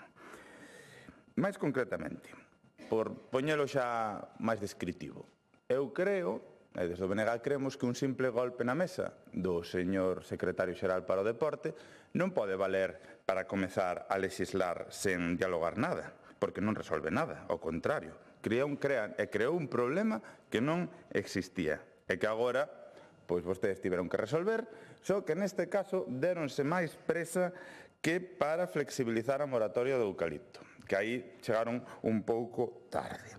Por esta razón, volveron demostrar, e non sei xa cantos volumes ou capítulos van, que o Partido Popular só acerta cando recúa, cando rectifica e, sobre todo, cando o sector manifesta o seu descontento como boamente fixeron. Vayamos tamén ao que falta. A lei seguirá sen facer mención algunha, en máis de 100 páxinas, que xa son abondas, ao deporte feminino após de 13 anos desde a súa aprobación. É iso que desde o Bloque Nacionalista Galego trouxemos hai poucos meses aquí ese proxecto de lei para mellorar e garantir os dereitos das deportistas galegas, e o Partido Popular non quixo nin lela. E isto non é un dicir, porque cando se chegou aquí o debate case nin se aludiu a nada do que aparecía no propio texto, non? Logo, iso sí, cando hai medallas, cando hai galardóns, afortunadamente, que todos e todas celebramos, para fotiños primeiros, como sempre se fixo.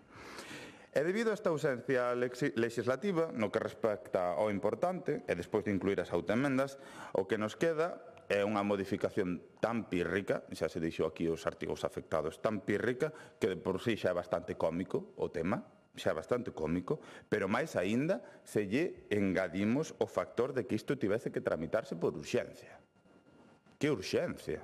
Que urxencia había nisto para cambiar o que se cambiou, tendo que autoemendar o que se autoemendou? Por que o fixeron? Por esta razón volvemos pedirlle, céntrense nos verdadeiros problemas do deporte galego, das federacións, non en cousas sen maior importancia, o prezo das licenzas federativas, a falta de infraestructuras deportivas que se ve en case todos os concellos. Eses son os problemas a solventar, e non a limitación de mandatos das presidencias das federacións, que en moitos casos, en todos os casos evidentemente, pero sobre todo nas federacións que son máis pequenas, xa abondo fan con poder poñerse á fronte desas federacións e facer ese traballo que fan por amor al arte e por amor a ese deporte, como boamente fan. Atrévense a lexislar demandas de federacións para o deporte no medio natural e acuático, que desempeñan unha competencia delegada da Administración. É unha actividade de interese público, e que o fan na inseguridade xurídica, como tantas veces xa se viu, e con total desprotección pola inacción do goberno galego. No relativo á violencia para o deporte, porque eu creo que aquí moito tivo que ver que ante feitos tan duros e indesexables, pois daqui tamén o mellor se ve o de lexislar á presa. Esta modificación non resolverá nada, xa que como ben se viu, o Partido Popular rexeita as emendas do Bloque Nacionalista Galego neste ámbito, que non contemplan medidas concretas de sensibilización e educación ante a violencia no deporte, e que, como sempre, pois opta polo máis fácil. O máis fácil é sempre optar polo punitivismo, por moitas cifras de anos de condena e pensar que así todos os problemas se van resolver. Logo, iso sí, a propia Xunta de Galicia ten ese gusto de facer caducar expedientes sancionadores. Aí xa non hai tanto problema nin tantas presas. E logo tamén, pois, hai casos como o desgraciado caso de balonmán no Concello de Sanxenxo, pois os abogados e a atención psicolóxica, pois aí xa ten que facer cargo a federación que lle toque. E así eu creo que non se erradica a violencia no deporte. O deporte galego queda como estaba. Podemos considerar que un pouco mellor ou un pouco peor, neste caso. Éncheselles a boca dicindo que hai ese exceso de legislación e propoñen este trámite por urxencia. Como se sabe dicir, para este viaje non hacían falta estas alforjas. Eu dispoño de máis tempo, quédame bastante tempo por aquí por empregar, pero ante o escueto desta modificación non lle quero facer perder máis o tempo aos representantes das federacións que hoxe nos acompañan, porque xa bastante tempo lle fixeron vostedes perder a eles e a elas. Polo que pola nosa parte, a mensaxe que quería traer aquí o BNG queda ben clara: lexislen con cabeza e non vayan a golpe de titular. Moitas gracias. Gracias.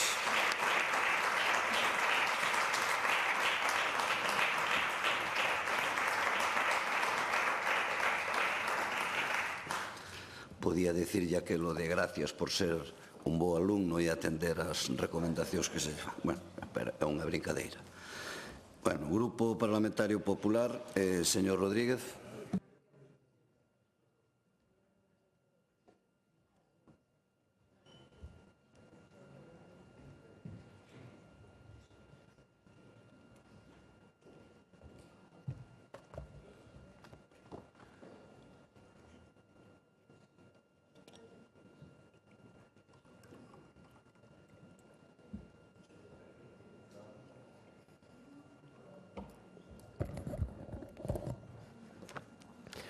Grazas, presidente. Bo día a todos. As miñas primeiras palabras necesariamente teñen que ser para enviarlle un afectuoso saúdo a quen hoxe debería estar tomando a palabra no meu lugar para defender esta lei dende esta tribuna, o meu compañeiro, o señor Marnotes Argimiro, que se está a recuperar dunha recente intervención a quen, polo tanto, desexamos unha pronta e feliz recuperación para que, canto antes, utilizando a linguaxe deportiva, poida volver á cancha.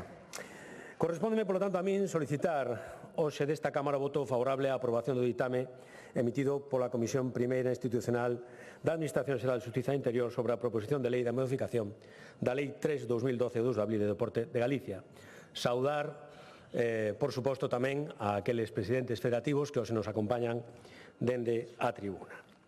Unha modificación que dende o Grupo Popular entendemos necesaria, oportuna e valente. Acostumamos a escoitar que os cambios legislativos van sempre por detrás dos cambios sociais, que a lei vai sempre por detrás da sociedade. Polo tanto, nós debemos esforzarnos por acurtar esa distancia da resposta canto antes ás necesidades de adaptar a lei á realidade.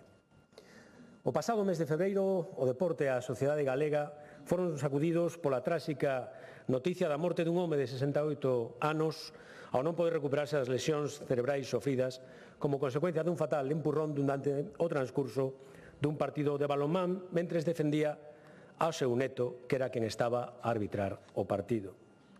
Superada a conmoción e a dor provocada por un comportamento tan afastado da lógica deportiva, estamos aquí, apenas 10 meses despois, para aprobar unha modificación legal que permite ampliar o catálogo de respostas ante a violencia no noso deporte, a través do exercicio da acción popular por parte da Xunta de Galicia nestes casos. O deporte galego é unha realidade extraordinaria, mas non só polas cifras. Quero emendar o descuido involuntario, sen dúbida, que tivo a señora Castro á hora de enumerar todos eses deportistas ilustres, porque precisamente en vésperas do Día Internacional das Persoas con Discapacidade tamén é importante acordarse do deporte inclusivo e de nomes como Martín de la Puente ou Susana Rodríguez Gacio. E, polo tanto, o deporte son as persoas, son os valores que representa a convivencia, o respeto, a igualdade e a solidariedade. O deporte é unha escola de cidadanía, é unha escola de vida. E por iso, cando aparece a violencia na práctica deportiva, non estamos diante dun problema puntual que afecta a un evento deportivo, estamos diante dunha ferida que afecta a toda a sociedade galega. A lei que hoxe modificamos foi un fito no seu momento. Por primeira vez, Galicia dotábase dun marco integral para o seu deporte, recoñecendo dereitos e deberes, regulando federacións, clubes, instalacións e disciplinas deportivas, e dotábase tamén dun marco legal para prever e sancionar a violencia e as condutas contrarias á boa orde deportiva. O facía creando a Comisión Galega de Control da Violencia como órgano colexiado de participación dos distintos interesados na prevención e represión da violencia, da análise das súas causas e do exercicio da potestade sancionadora na materia. Hoxe pretendemos, da man desta modificación, dar un paso máis nesa dirección, blindar o deporte e os seus valores esenciais na formación da persoa. Exixe illalo de condutas claramente que atentan contra todo o que representa. Exixe illalo de todo tipo de violencia. E por iso damos este novo paso. A posibilidade de que, sempre co consentimento da vítima ou do seu representante legal, a Xunta de Galicia poida exercer a acción popular nos procedementos penais por violencia no deporte co fin lexítimo de actuar contra esta enfermidade do conxunto da sociedade, tamén do deporte, que son os comportamentos violentos. Somos plenamente conscientes de que unha reforma legal por sí soa non vai erradicar o problema da violencia no deporte. Oxalá conseguilo fora cuestión dunha reforma legal, oxalá fora así de sinxelo. Pero non o é. Por eso entendemos que tampouco abonda para criticar a reforma que propoñemos. A loita contra a violencia no deporte é unha tarefa común que debe ser unha tarefa compartida por todos e, por suposto, tamén polas administracións públicas. A Administración, a Xunta, non pode quedar nunca ao marxe da defensa do interese público, e menos ante un problema tan grave como este. Pero con ser esta novidade, o xerme desta reforma do Lei do Deporte que hoxe sometemos a aprobación deste pleno, non é a única modificación que contén. Unha proposición de lei que consta de 4 artigos, unha disposición adicional e unha disposición derradeira, pero non por estar ante unha proposición de 4 artigos estamos ante unha modificación de pouco ou menor alcance. Non deixemos que isto desvirtúe ou faga de menos a relevancia da modificación que estamos a acometer. A súa importancia e alcance cualitativa está moi por riba da súa entidade cuantitativa. En concreto, a modificación atinxe no seu artigo primeiro a un novo artigo 55 bis referido ao Código de Bo Goberno e ao deber de transparencia das Federacións Deportivas de Galicia. Nos seus artigos segundo a un novo artigo, o 128 bis, referido ao exercicio da acción popular nos casos de violencia no deporte, a que me acabo de referir.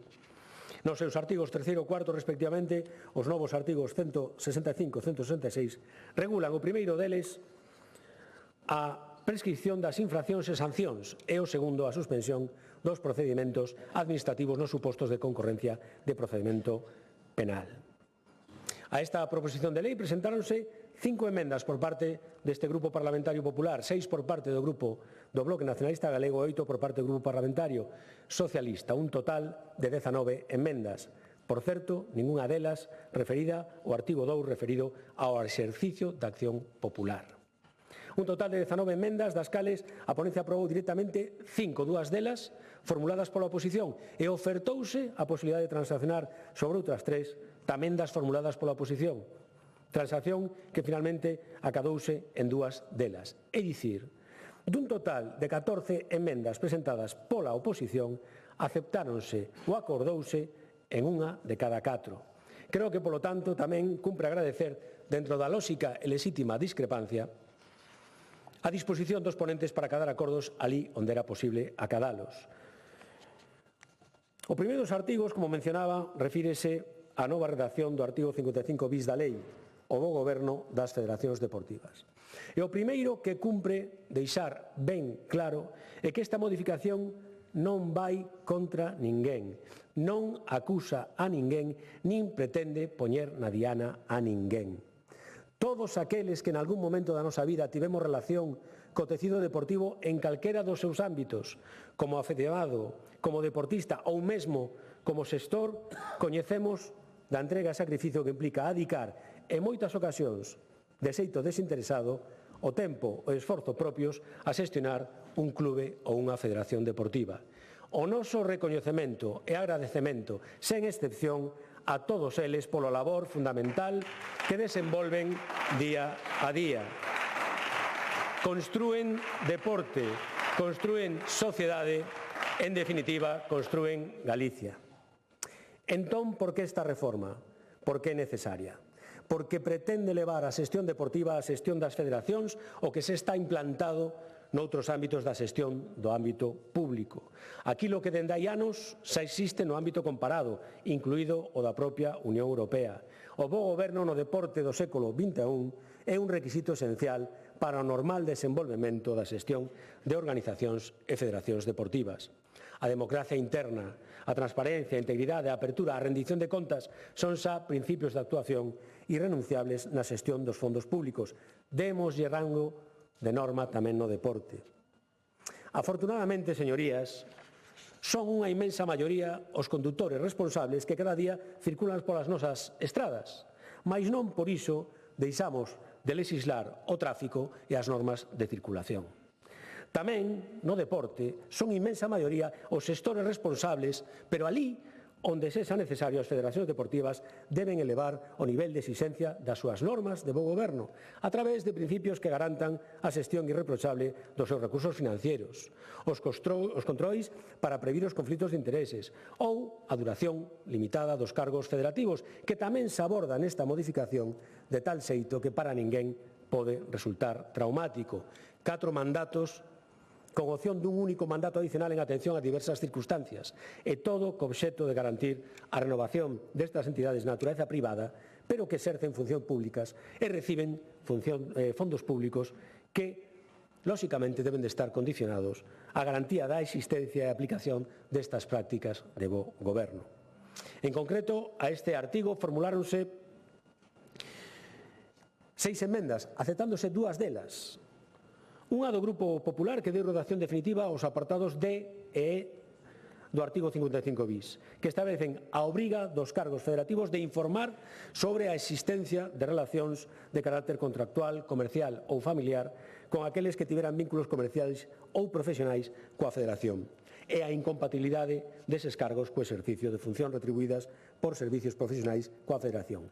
Eliminouse da redacción inicial a prohibición taxativa de relacións comerciais. En ambos casos tamén eliminouse a extensión desa prohibición aos cónxuxes, ascendentes ou descendentes desa incompatibilidade, cambiándose por esa obriga de información. E outra emenda transaccionada co Bloque Nacionalista Galego que deu redacción definitiva a limitación de mandatos a 4 con opción dun máis adicional baixo determinadas condicións, unha única candidatura á presidencia, a aprobación de 2/3 da Asamblea Xeral ou cando concurran razóns de interese deportivo, en todo caso, coa autorización por parte do Departamento Autonómico competente. Como consecuencia desta reforma, enténdese necesario abordar outras 2, que son a modificación que recollen os artigos 3 e 4 da proposición de lei. Por un lado, unha delas aporta maior seguridade xurídica no relativo ao réxime de prescricións e sancións que finalmente consiste nunha remisión xeral ao establecido na Lei 40/2015 de réxime xurídico do sector público. Preténdese así, por fin, a lagoas interpretativas que estaban a provocar certa inseguridade xurídica que non beneficiaba a ninguén e que en algúns casos era mesmo incompatible coa periodicidade das reunións do Comité Galego de Xustiza Deportiva. Establécense agora uns prazos certos e inequívocos. 3 anos, 2 anos e 6 meses para a prescripción das infraccións moi graves, graves e leves respectivamente. E 3 anos, 2 anos e 1 ano para a prescripción das sancións moi graves, graves e leves. E por outro lado, se aborda a reforma do procedimento a seguir en caso de concorrencia de procedementos penais e administrativos aceptando a mesa presentada polo Grupo Socialista que finalmente recollerá o tenor literal do xa previsto para estes casos na Lei 19/2007 contra a violencia, o racismo, a xenofobia e a intolerancia no deporte. A incoación dun proceso penal non será obstáculo para a iniciación, se é o caso dun procedimento administrativo, mais non se ditará resolución ata que recaia unha sentencia ou un auto de sobreseemento firme na causa penal. Remato, señorías, o que hoxe tratamos aquí non é unha reforma menor por moito que afecte a apenas 4 artigos. Non é un simple retoque técnico, é unha aposta clara para garantir que o deporte galego siga sendo o que quere e debe ser. Un espazo de convivencia, de educación e de valores, libre de violencia e exemplo de bo goberno. O deporte en Galicia é unha realidade inmensa, centos de miles de licenzas federativas, milleiros de clubes, decenas de federacións, miles de instalacións municipais, autonómicas e provinciais e grandes eventos internacionais que proxectan a imaxe de Galicia. Pero o verdadeiramente importante non son as cifras, xa o dixen antes, son as persoas, son os nenos e nenas que cada semana participan nas competicións do noso deporte base, son os adestradores, os árbitros e son, por suposto, as familias de todos eles. Entre todos forman o tecido deportivo galego e transmiten os seus valores. Para todos eses, señorías, e para quen estamos a lexislar hoxe. Polo de agora, máis nada e moitas gracias. Gracias.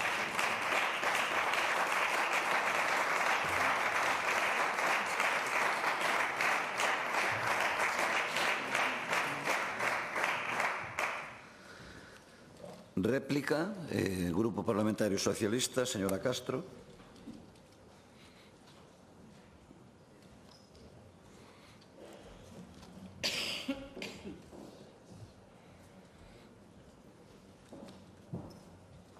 Presidente, novamente, señor Rodríguez, a verdade é que agradezo que na súa intervención non falara vostede do problema persoal do Partido Popular, e se cinguira únicamente ao eido deportivo.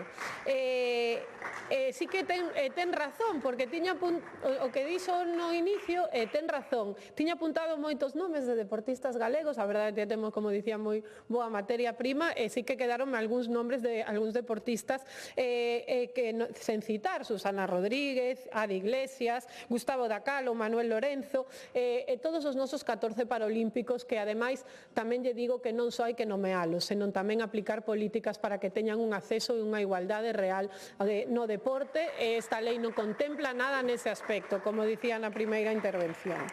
E quero saludar aquí tamén aos presidentes das distintas federacións deportivas que na miña primeira quenda non o fixen porque, como había tantos estudantes, pois quedaron no medio e non os vira. En relación á modificación proposta polo PP, as emendas que presenta este grupo, pois nós, os socialistas, defendemos que a regulación do deporte federado sexa algo proporcionado, técnico e xurídico, cunha técnica xurídicamente correcta e respetuoso coa autonomía das federacións e asustado á realidade organizativa.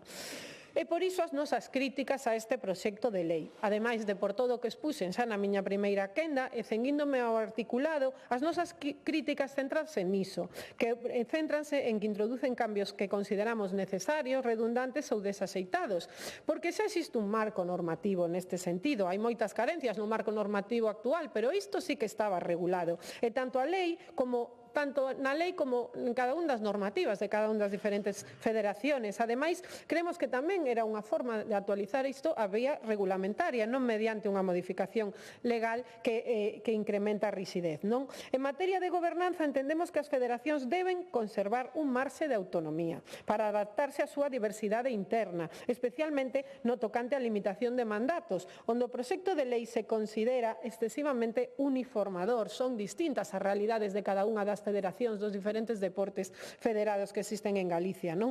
Cada unha ten a súa singularidade e, ademais, é pouco respetuosa esta modificación. Agora, coa transacción coa que levaron co BNG, suavizaron un pouco, pero inicialmente era totalmente pouco respetuosa coa liberdade asociativa, incompatible, ademais, coa legalidade e coa lei anterior.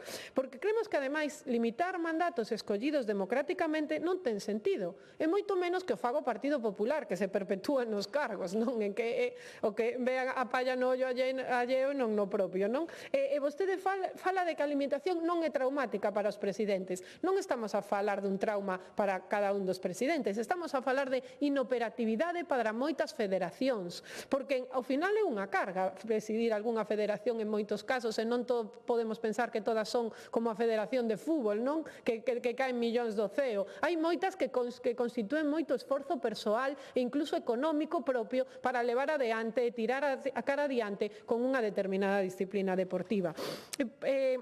E francamente, creo que a esas alturas a ninguén se lle escapa que vostedes o que querían era apartar a determinados presidentes incómodos de algunha federación. No ámbito das compatibilidades, pois o mesmo, creemos que a transparencia debe ser o principio reitor. Así temos que evitar as prohibicións absolutas, por iso non estábamos de acordo con este artigo. Creemos que as prohibicións absolutas poden facer inviable o funcionamento de moitas federacións, sobre todo das federacións máis pequenas ou incluso en determinados concellos máis pequenos, non? Porque moitas veces se traballa con persoal ademais de carácter voluntario que non recibe ningún tipo de retribución. E porque tamén creemos que aplicar criterios de contratación pública propios do sector público, cando a maioría das federacións non dispoñen desa estrutura, pois poden, como dicía, comprometer a súa operatividade e a calidade das competicións ou do acceso ás mesmas. O réximen sancionador creemos que tiña problemas de técnica legislativa e de proporcionalidade, por eso planteamos varias modificacións técnicas, tamén en relación á concorrencia de procedementos, que incluíamos aquí os disciplinarios federativos, que creemos que deben seguir manténdose se concorren cos penais. E, en definitiva, por todo isto, teño que acelerar porque veo que non me queda moito tempo, o Partido Socialista vai absterse desta modificación por entender que Galicia, con esta modificación, perde o tren cara a modernidade tamén na xestión deportiva, non contemplando aspectos esenciais e non respondendo aos problemas reais existentes ou ás demandas históricas do sector deportivo. Creemos que tamén este proxecto non mellora o marco existente e introduce ademais novos problemas. E imos a justificar así o noso voto. Tamén engadindo que dentro de todas as emendas que presentamos, pois a admisión foi mínima, non? Na meirande parte foron inadmitidas e creo que ademais as nosas emendas pois aspiraban a eso, a unha regulación máis equilibrada, eficiente e adaptada ao funcionamento real das federacións. E por último, pois quero dicir que o deporte para nós é unha ferramenta de transformación social, de benestar e de democracia, e unha lei que deixe atrás pois as mulleres, a diversidade ou a inclusión ou a protección ás víctimas da violencia, pois unha lei que en definitiva o que deixe atrás é o noso país. Nada máis e moitas gracias.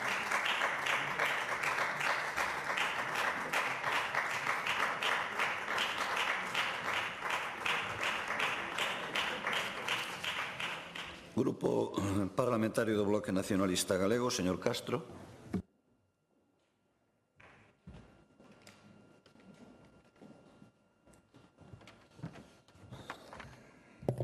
Grazas, presidente, nós sí que o escoitamos.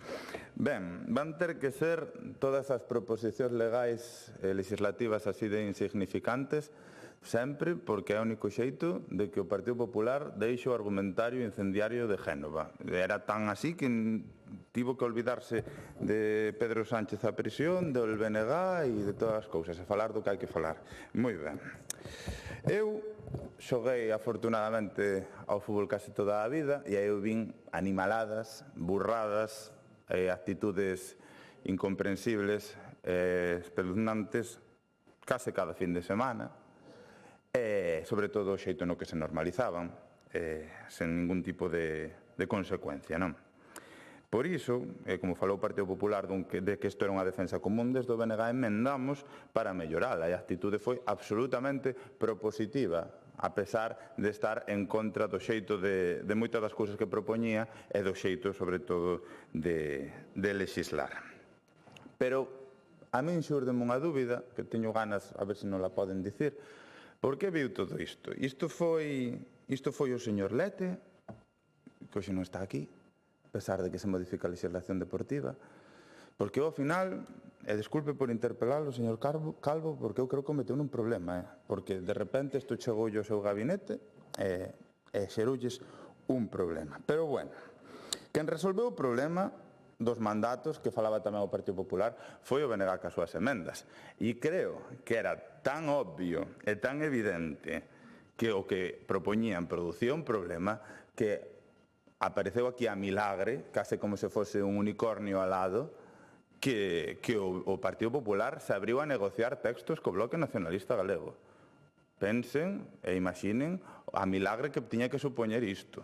Xa se vai ver agora no proxecto de orzamentos. E como falamos de obviedades, pois ainda menos mal que estivo aquí o Bloque Nacionalista Galego para mellorar o texto e, sobre todo, non coartar, vixilar tan de cerca as federacións no que ten a ver aos mandatos cunha modificación que non ia supoñer outra cousa que non problemas. Sobre todo, repito, nesas federacións que non son tan grandiosas como a de fútbol, porque de fútbol centrismo tamén nas federacións sabemos bastante. Dito isto, reincidindo no argumento de que non queremos alongar un debate que eu creo que se podería ter ainda en moitísimo menos tempo pola pouca relevancia desta modificación legislativa, porque o problema que vostedes mesmos crearon a través desta proposta e como este problema se resolveu máis ou menos, gustaríanos que fose máis que menos, pero máis ou menos, desde o Bloque Nacionalista Galego, imos optar pola abstención. Tamén como mostra de que aquí, clarísimamente, e hai que repetilo ata a saciedade, os do non están máis na banda dereita. Moitas grazas. Gracias.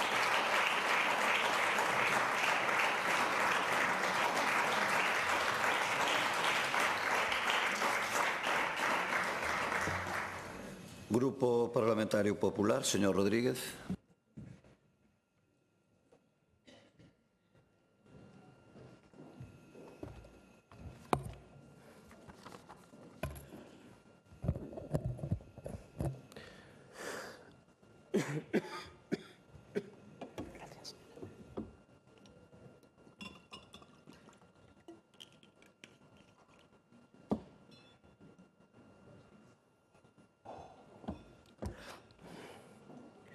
Grazas, presidente. Bo día de novo. En primeiro lugar, agradecer aos grupos da oposición que esta proposición de lei de modificación da Lei do Deporte vai a sair adiante sen ningún voto en contra. Señor Castro, permítame o símil deportivo. Non vou a facer referencia ao banquiño porque non sei cal é a causa de que hoxe non nos acompañe o señor Suárez, pero si lle vou dicir que hoxe vostede non acertou co planteamiento do partido. Semella que hoxe vostede impúsolle a táctica a directiva do seu clube, marcaronlle o debuxo táctico dende o palco. E así foi, todo apunta que hoxe fixolle a alineación a UPG e por iso vixe vostede na obriga de vir aquí a facer un catenacho en toda rega ou a poñer autobús, como tamén se di, verdad? Todo o que fora con tal de non propoñer, todo o que fora con tal de non encaixar. Extrañoume porque ao longo da ponencia o señor Suárez sí que xogou con algo máis de liberdade, de alegría incluso, pero hoxe aquí renunciou vostede a ese estilo. Non debeu gostar no palco VIP da UPG que se deixaran querer polo xogo bonito, verdade? E desbochegaran acordos co máximo rival, co inimigo a bater, en termos estrictamente deportivos, que vostedes o de inimigo son de tomalos a tremenda, o sea que en termos deportivos. Pero miren, vostedes, está claro que eses acordos non sentaron ver arriba, e por iso se ven vostedes renegar de todo, mesmo do feito ao longo da ponencia, mesmo incluso case desa limitación de mandatos que hoxe pretendeu vostedes marcarse, pero que foi acordada entre vostedes e máis nós. O texto que hoxe vostede critica foi transaccionado polo BNG. Está ben transaccionado, señor Castro. Como non vai a estar ben transaccionado se regula a limitación de mandatos de tal xeito que mesmo vale incluso para a súa lideresa, a señora Pontón, que está ás portas xa de cumplir 22 anos de deputada e 10 de voceira de líder da oposición? Como non van a estar a favor de esa limitación de mandatos, señorías? Se están tardando en transpoñer os seus estatutos como se fora unha directiva europea. Este, señorías, é un problema que obviamente non lle afecta ao PSDG, porque ninguén cree que o seu secretario xeral poida chegar a precisar dunha marxe de 4 mandatos con posibilidade dun máis. Ninguén o cree. Señora Castro, eu agradezolle que a súa vez recoñecera que non falábamos aquí dos problemas persoais, di vostede. Bueno, eu o que si lle teño que dicir é que teñen vostedes un problema de credibilidade cando suben aquí a intentar dar leccións de democracia. Saben por qué? Porque vostedes falan, pero na miña cabeza o que resoa é a voz do señor Ábalos na moción de censura dicindo non podemos tolerar a corrupción. É que, claro, teñen un problema de credibilidade tremendo, señorías. Polo tanto, tápense un pouco cando vostedes queren subir aquí a dar leccións de prácticamente calquera cousa. Pero seguindo cos símiles deportivos, xa o dixo antes a nosa voceira, vostedes están a facer a goma. Saben que ocorre? Que vostedes teñen un problema, non están a facer a goma coa cabeza da carreira, co Partido Popular, están a facer a goma coa cola do pelotón, están en un certo risco de chegar fora de control porque a pájara que vostedes teñen é tremenda, señorías. É certo que correr para un equipo ciclista patrocinado por unas saunas é unha empresa constructora que fai de todo menos construir, non o mellor dos escenarios. Fáganme caso, señorías, créanme, porque o digo con coñecemento de causa. Hai ruedas mellores que a de Sánchez. A Galicia vaille moi ben coa rueda que sigue, non con a vosa, señorías, non con a de vostedes. Non concordamos en absoluto, señora Castro, vou rematando, con que a traducción con rango de norma nas federacións deportivas do bo goberno non fora necesaria. A norma non está só para aplicar logo que as cousas sucedan, está tamén para servir de previsión. Non as van a evitar, por exemplo, como non evitan tampouco as normas de tráfico os accidentes, nin a legislación de xénero por si sola tampouco evita a violencia sobre as mulleres. Nin siquiera é de evitar que a pasada semana houbera quen decidira celebrar o Día Internacional contra a Violencia de Xénero precisamente exercendo violencia contra outras mulleres simplemente porque traballaban para o Partido Popular. E seguimos esperando unha condea por parte das mulleres da oposición. Pero que feminismo que vostedes defenden. E logo temos que vir aquí a escoitar que toda esta reforma da limitación de mandatos se fai para apartar a determinados presidentes. Home, xa llo dixen algunha vez, miren, dos coches aínda apartamos. Ou sexa, que queremos apartar algúns presidentes e damoslle 20 anos de marxe. É que somos un desastre. Pero como pode vostede aquí subir e dicir tamaña, con todos os respetos, tontería? É dicir, queremos apartar a presidentes, entón regulamos unha limitación de mandatos que lles dá o contador a cero e 20 anos por diante. Remato xa. Señorías, vostedes pretenderon facer un problema onde non había. Esta reforma non é só unha resposta a acontecementos recentes pasados, por graves que foran, é tamén unha aposta no longo prazo e mirando cara adiante, unha nova peza nun taboleiro que combina prevención, educación, disciplina, acción penal e transparencia institucional. Se queremos que Galicia sexa un referente deportivo, non chega con ter éxitos internacionales, non chega con organizar grandes eventos, temos que garantir que o noso sistema deportivo sexa limpo, íntegro, seguro e respectado. Cando un neno ou unha nena entra nun espazo deportivo para practicar o seu deporte, as súas familias teñen que saber que están a practicalo nun espazo seguro. Cando unha federación recibe fondos públicos, a cidadanía ten que saber que se están a xestionar con boas prácticas. E cando se produce unha agresión ao deporte, a sociedade ten que saber que a Xunta de Galicia estará presente para defender o interese xeral. Máis nada e moitas gracias.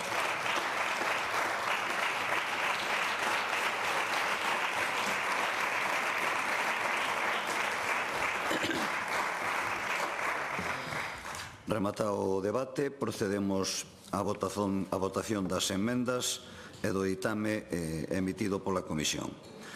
Comenzamos votando as emendas do Grupo Parlamentario Socialista, en primeiro lugar, as emendas número 1 a 6. Votamos.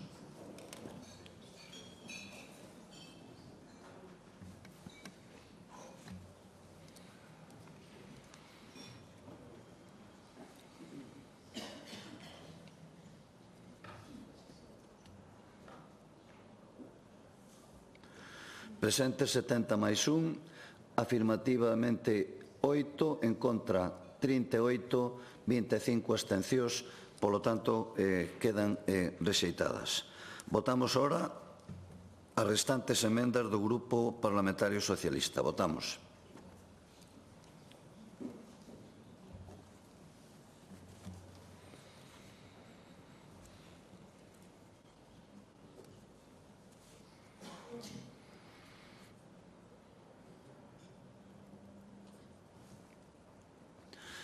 Presente 70 máis 1, afirmativamente 32, en contra 38, hai unha abstención, quedan tamén, polo tanto, rexeitadas. Ora votamos as emendas do Grupo Parlamentario do Bloque Nacionalista Galego. Votamos, en primeiro lugar, as emendas número 1, 2 e 4. Votamos.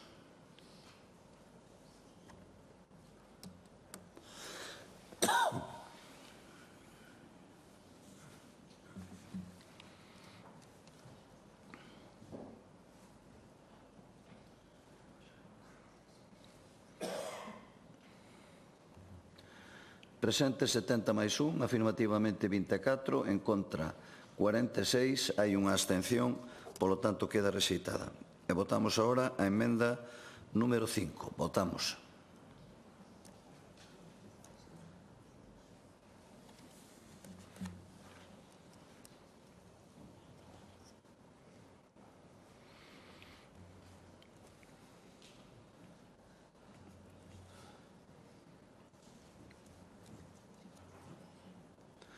Presente 70 máis 1, afirmativamente 32, en contra 38, unha abstención, polo tanto queda rexeitada. E votamos agora o ditame da Comisión.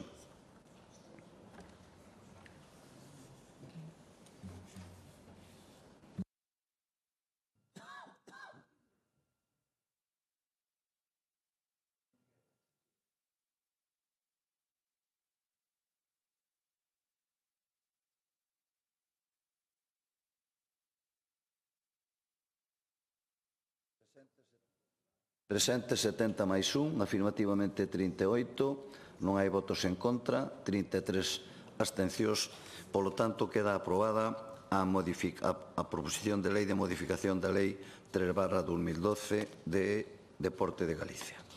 E continuamos coa orde do día, comparecencia, neste caso da Conselleira de Vivenda e Planificación de Infraestructuras, por petición propia, para informar sobre o balance das actuacións en materia de vivenda no que vai de legislatura. Para formular a comparecencia ten a palabra a señora Conselleira de Vivenda e Planificación, doña María Martínez Allegue.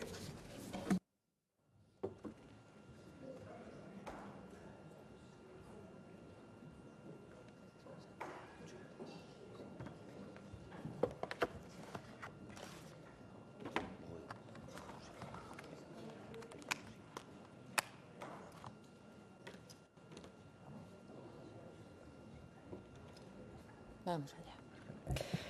Bo día a todos e a todas. Gracias, presidente, señorías.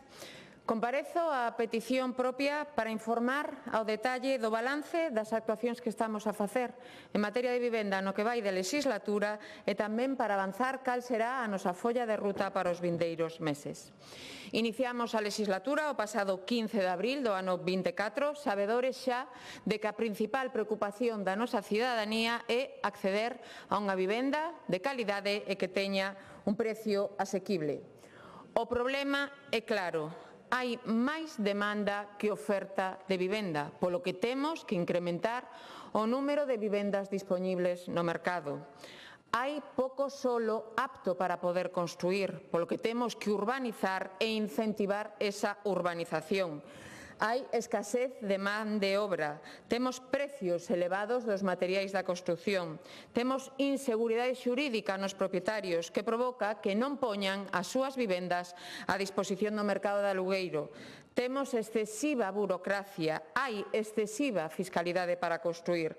Por iso, dende o Executivo galego, conscientes desta problemática, estamos a traballar dende o primeiro día cun claro obxectivo, planificado, orzamentado, consensuado co sector, consensuado coa FEGAMP, todo a través do Observatorio de Vivenda de Galicia. Un obxectivo a seguir no que, por suposto, entran todas as administracións públicas, entra o sector e entra a nosa ciudadanía, con políticas responsables e con políticas eficaces en materia de vivenda, porque a vivenda é unha prioridade para a Xunta de Galicia. Folla de ruta clara que pasa, como dicía, por incrementar o número de vivendas dispoñibles no mercado. Como? Construindo vivenda de promoción pública, tanto a través do Instituto Galego de Vivenda e Solo como a través da nosa Sociedade de Vivenda Pública, de Bipugal. Desenvolvendo solo onde poder construir. Adquirindo directamente vivendas de promoción pública a particulares que as poñan en ventas para volvelas a calificar con protección permanente e dispoñelas a través do rexistro de demandantes. Como? Adquirindo e adecuando locais que convertiremos en vivendas para cualificalos como vivenda pública con carácter protexida e adxudicalos a través do rexistro de demandantes. Impulsando novas formas habitacionais como os aloxamentos compartidos protexidos, pensando sobre todo na nosa mocidade e nas facilidades de emancipación.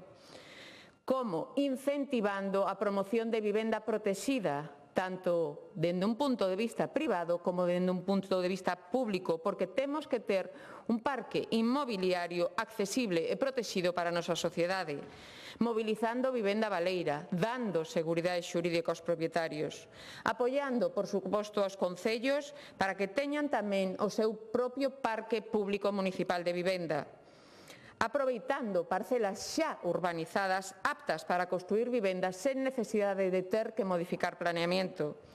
Rehabilitando, por suposto, tanto rehabilitación pública a través do noso programa Rexurbe. Esta mesma fin de semana entregamos 3 vivendas en Betanzos, co cal conseguimos non só crear novos fogares, senón tamén embelecer os nosos cascos históricos e asentar poboación nestes cascos históricos.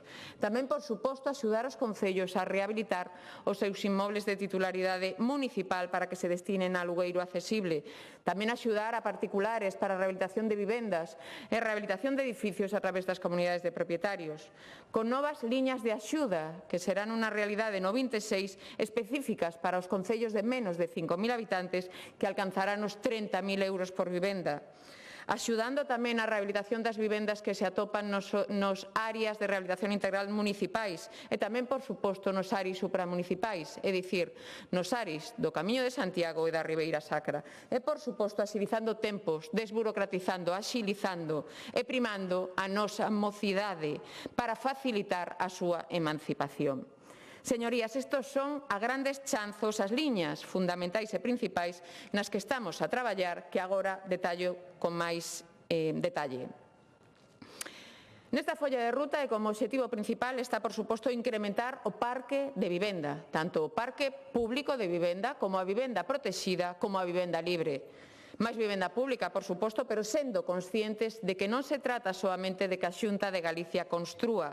Temos que incentivar o sector a que se construa vivenda protexida, tanto en réximen de alugueiro como en réximen de venta, que terá sempre un precio taxado. Sodes, todos os aquí presentes e os galegos e galegas, coñecedores do noso reto.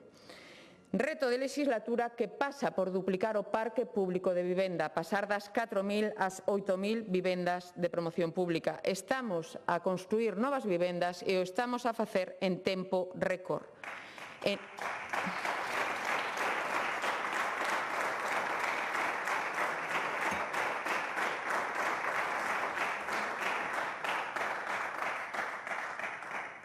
En ano e medio de legislatura fomos quen de pôr en marcha máis de 3.000 novas vivendas de promoción pública. En 2026 teremos en marcha as 1.000 restantes e comenzaremos a entregar xa os primeiros novos fogares en Coruña, en Pontevedra e en Santiago. Estamos construindo en todos os solos que son titularidade da Xunta de Galicia. Valdecorvos en Pontevedra, Xuxán en Coruña, Bertón en Ferrol, Cambeo da Raya en Ourense, Navia en Vigo, Garabolos en Lugo, e Lamas de Abade e Castiñeiriño en Santiago de Compostela. Pero precisamos máis solo no que poder construir. Por iso non podo máis que agradecer a todos os concellos que nos están a ceder parcelas con independencia da cor política. Están a ceder parcelas de xeito gratuito, porque estas cesións suponen construir máis vivenda pública para a veciñanza e tamén asentar poboación nestes concellos. Acadamos acordos de cesión gratuita co Concello de Coruña, de Pontevedra, de Lugo, de Ames, da Estrada, de Lalín, de Teo, de Mos, de Vilagarcía, de Carballo, de San Cibrao das Viñas, de Arteixo, de Narón e onte mesmo no Consello da Xunta aprobamos a cesión do Concello de Bueu. En total, estamos a desenvolver xa 700 novas vivendas de promoción pública en parcelas cedidas gratuitamente polos concellos.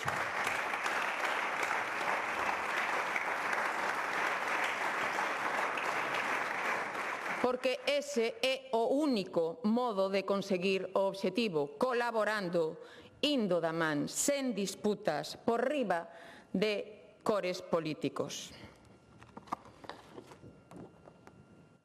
No ano 26 vai ser o ano do despegue decisivo da vivenda en Galicia. O ano na que xa teremos en marcha as 4.000 vivendas públicas comprometidos para duplicar o parque público de vivenda no ano 28.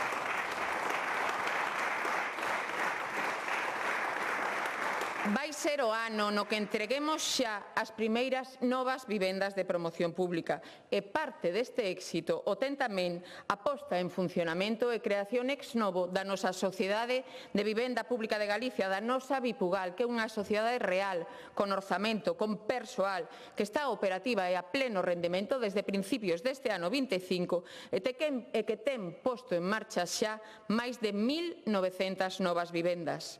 Señorías, cada luns, en Consello da Xunta, aprobamos novos fitos, aprobamos novas licitacións de redacción de proxectos, de dirección de obra, de coordinación de seguridade e saúde, de execución de obra, novas cesións que nos están a facer. Un traballo sen descanso dun magnífico equipo que temos na Consellería de Vivenda e Planificación de Infraestructuras e a que, por suposto, quero agradecer nesta Cámara a labor que están a facer. Un traballo do noso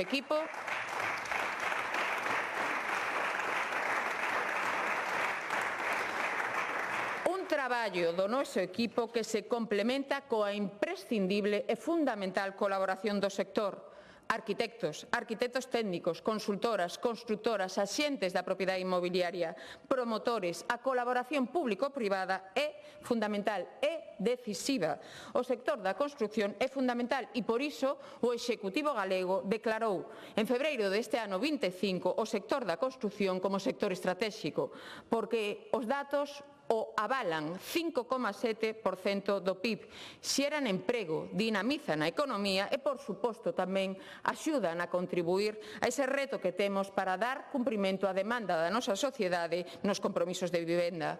Porque temos que facilitar, non poñer atrancos, temos que axudar, non castigar nen restringir, temos que mirar cara a futuro, proxectar novas vivendas que habitaremos, as que estamos construindo, e para iso temos que ir da man do sector, e por iso quero dicir que votamos en falta, e sempre reitero, a man e a colaboración do Goberno central.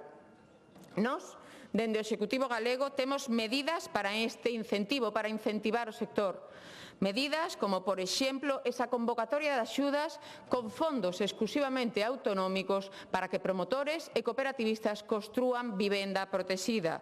Fondos que nesta legislatura axudaron a que hoxe teñamos en marcha 559 novas vivendas protexidas. Unha medida exitosa que, como tal, fará que no vindeiro orzamento do ano 26 tripliquemos a contía para axudar a promotores e cooperativistas, que alcanzará os 15 millóns de euros.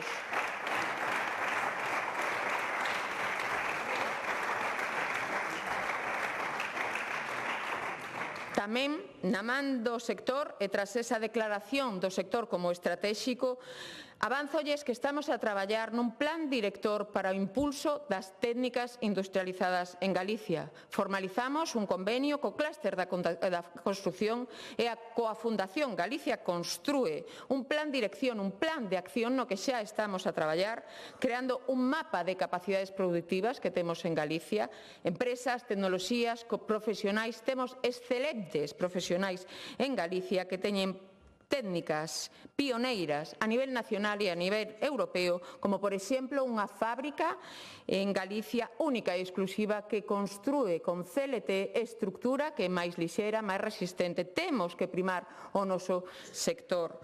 Faremos tamén unha guía da construción industrializada e un plan de fomento desa industrialización que, por suposto, ten que pasar polo plan da formación.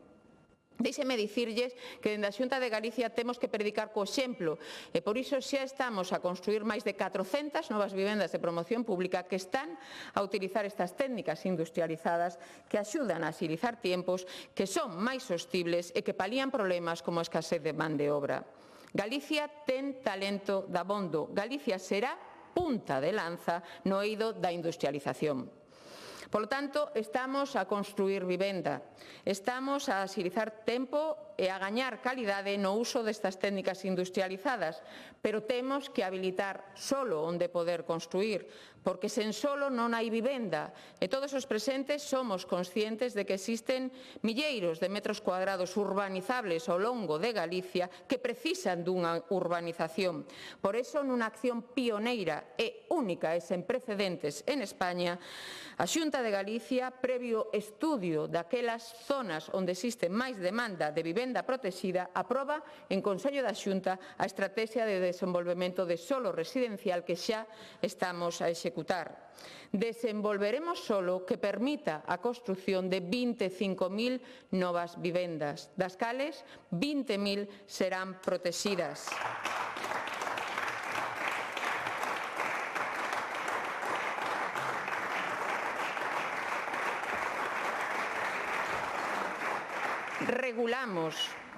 Regulamos e creamos ex novo os nosos proxectos de interese autonómico residencial, simplificando trámites, reducindo prazos para poder dispor de solo en tempo récord onde poder construir. Habilitar solo para, en colaboración público-privada, construir vivenda a curto e a medio prazo. Contaremos así con solo público, onde se construa vivenda pública, vivenda protexida e tamén vivenda libre. No ano 2028 teremos adquirido o solo e estaremos urbanizando a vez que simultanearemos a urbanización e edificación.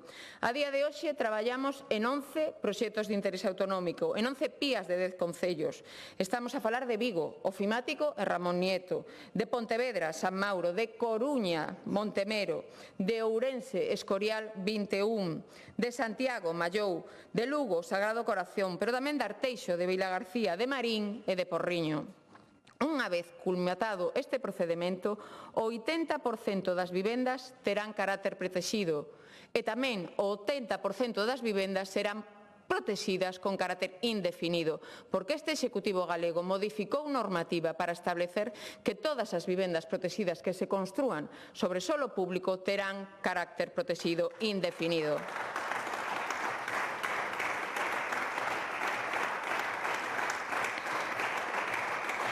E non me quero esquecer neste punto de que os concellos teñen moito que aportar e así o están a facer. Concellos que están a recorrer a noso fondo de cooperación que lles permite financiar sen intereses, sen xuros, a construción de nova vivenda protexida, a urbanización de solo, a posibilidade de adquirir solo onde poder construir vivenda protexida.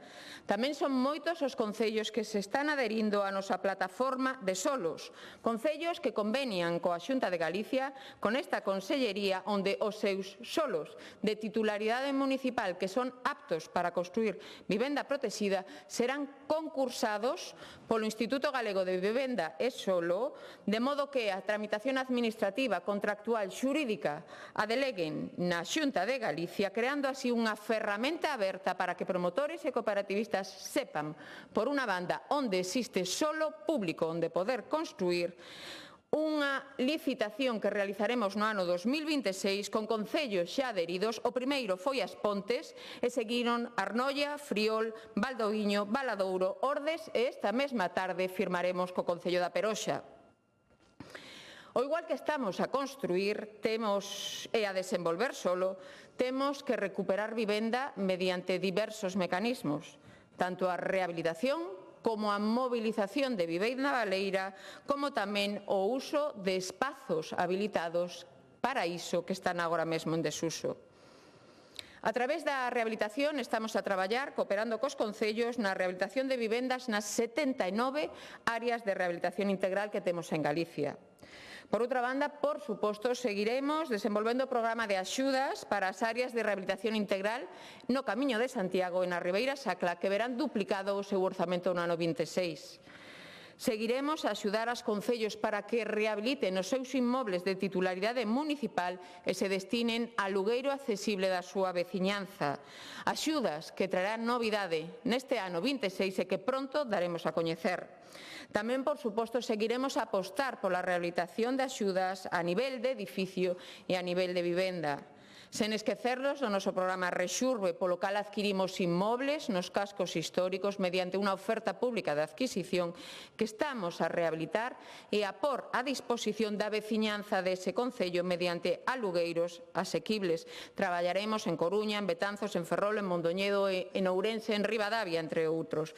Queremos tamén contribuir a sentar poboación e por iso poremos en marcha unha nova liña de axudas no ano 26 que financiará as obras de rehabilitación nas vivendas que se atopen en concellos de menos de 5.000 habitantes. A subvención alcanzará o 75% e un máximo de 30.000 euros por cada vivenda rehabilitada.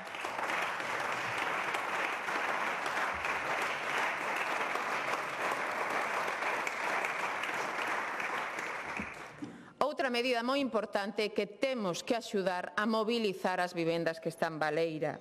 Sabemos que son moitos os inmobles baleiros que non se poñen no mercado de alugueiro, por unha banda, pola necesidade de facer pequenas reformas, pero por outra banda tamén pola inseguridade xurídica dos propietarios, polo medo a denominada inquiocupación. Por iso, a mediados deste ano 25 creamos un novo programa denominado Fogar Vivo, polo cal axudamos a realizar de reformas nos inmobles, axudamos a compra de electrodomésticos, axudamos co pago do seguro multirrisco do fogar, axudamos co pago do seguro de impago de rentas, fomentamos que posteriormente se aluga a mocidade con unha axuda complementaria de 2.000 euros. Axudas que alcanzan os 16.000 euros e que tiveron un gran éxito. Son 400 os inmobles que solicitaron adherirse a este fogar vivo.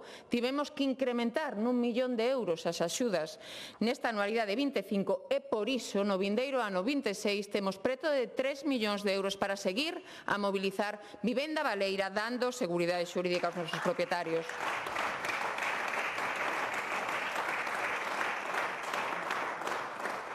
Máis medidas a través do aproveitamento dos espacios en desusos.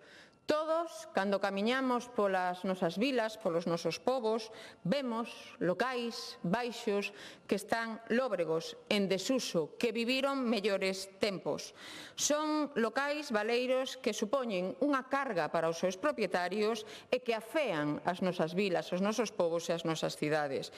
Por iso, xa neste ano 25 facilitamos a conversión de baixos en vivenda, pero este ano 26 damos un chanzo máis.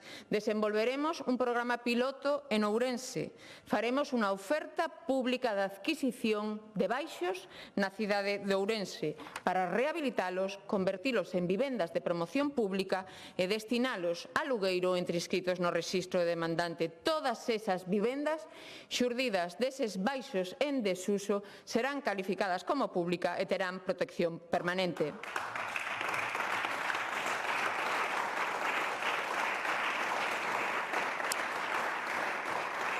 Outra medida valente. que entrará en vigor o vindeiro 1 de xaneiro, que está pensada tamén en axilizar tempos e en aproveitar espacios xa urbanizados que están abandonados. Refírome aos dotacionais públicos e privados que están en desuso. Todos coñecemos algún, pois queremos facilitar a construción de vivenda protexida ou os alexamentos compartidos protegidos neses espacios dotacionais públicos e privados sen necesidade de modificar planeamiento. Axudamos así a construción de vivenda protexida, pero tamén a rexeneración urbana das nosas cidades. Por suposto, todas as vivendas resultantes serán calificadas como protexidas con carácter indefinido. Pero temos que escoitar, e así o fixemos, o sector, a cidadanía, nos está a pedir axilidade, flexibilidade, desburocratizar. Temos que traballar para simplificar procedementos para as administracións, para promotores, para particulares, porque o acceso á vivenda, especialmente no contexto no que nos atopamos, require que non haxa tempo que perder. E a desburocratización non significa perda do control nin perda de garantías, senón todo o contrario. Significa actualizar, significa modernizar, significa ganar en eficiencia e en eficacia.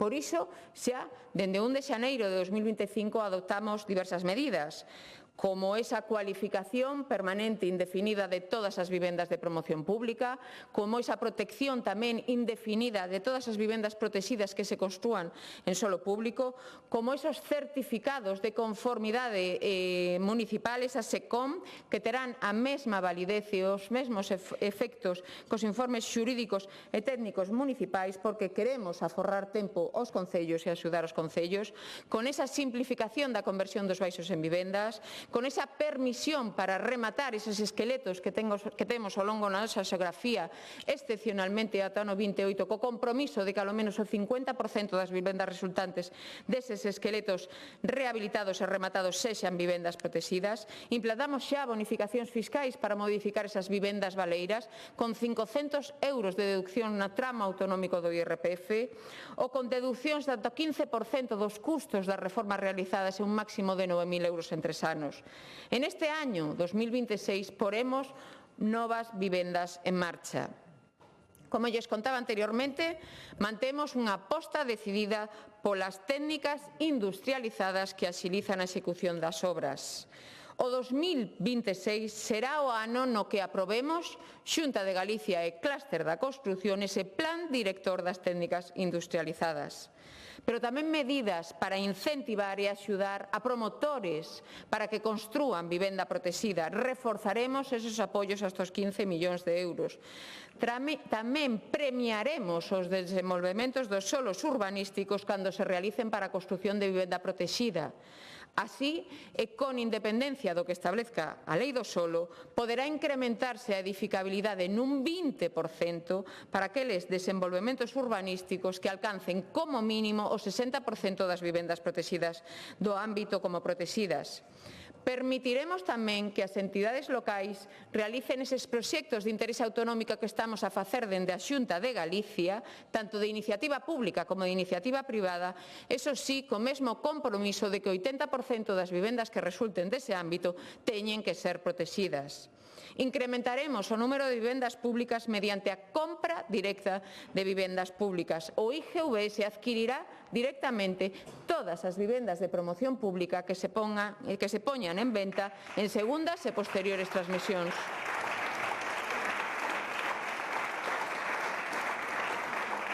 Conseguimos así ampliar o parque público de vivenda, tendo en conta, ademais, que esas vivendas adquiridas terán protección permanente desde a súa adquisición.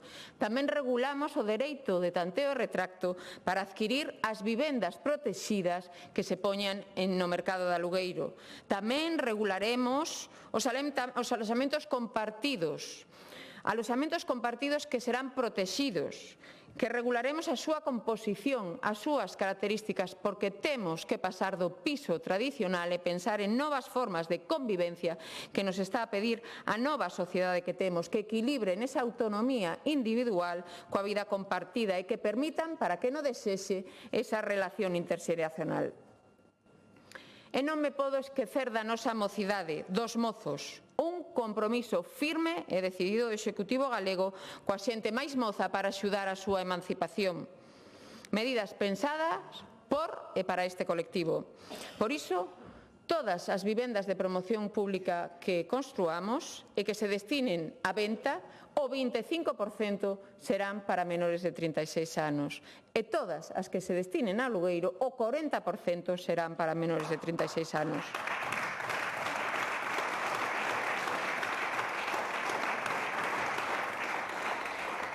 Ademais, temos en marcha xa unha figura creada neste ano 25, os aloxamentos compartidos protexidos para a mocidade que estamos a proxectar en Santiago, en Vigo e en Lugo. E terán obra xa iniciada no vindeiro ano 26. Reforzaremos as axudas para que os mozos e as mozas adquiran vivenda, para que compren vivenda. Preto de 3 millóns de euros para axudar. Así serán 15.000 euros de axuda para a compra de vivenda en concellos de menos de 10.000 habitantes, 15.000 euros de axuda para a compra de vivenda nos cascos históricos e 20.000 euros de axuda para aqueles mozos que compren vivenda protexida. Sen esquecernos, por suposto, do noso aval mozo. A Xunta de Galicia garante o compromiso, o 100% da hipoteca, o 80% a entidade financiera, 20% a Xunta de Galicia, unha axuda que facilitou xa máis de 4 millóns en avais dende o ano 2023.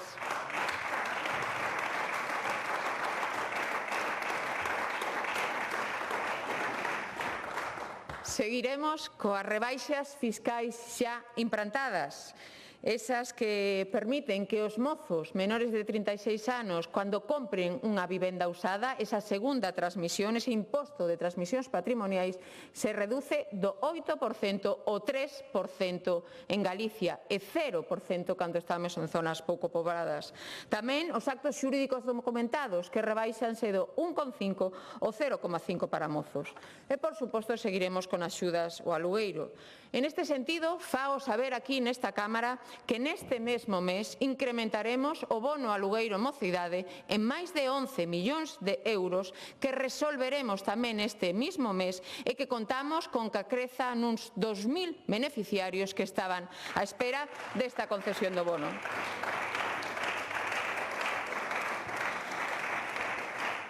Finalizo xa, simplemente para destacar a labor que estamos a facer, que fai que nunca en tan pouco tempo se fixera tanto.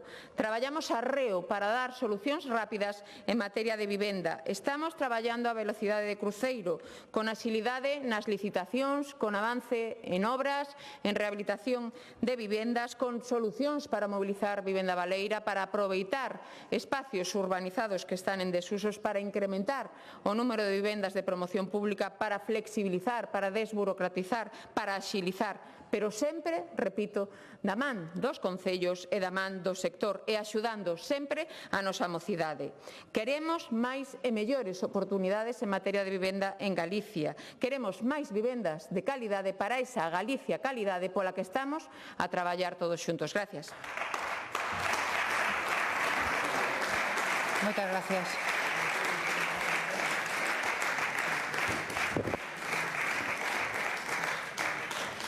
Empezaríamos ca rolda de todos os grupos parlamentarios. O voceiro do Grupo Parlamentario Mixto indícame que renuncia ao seu turno de intervención e tería agora a palabra o representante do Grupo Parlamentario Socialista.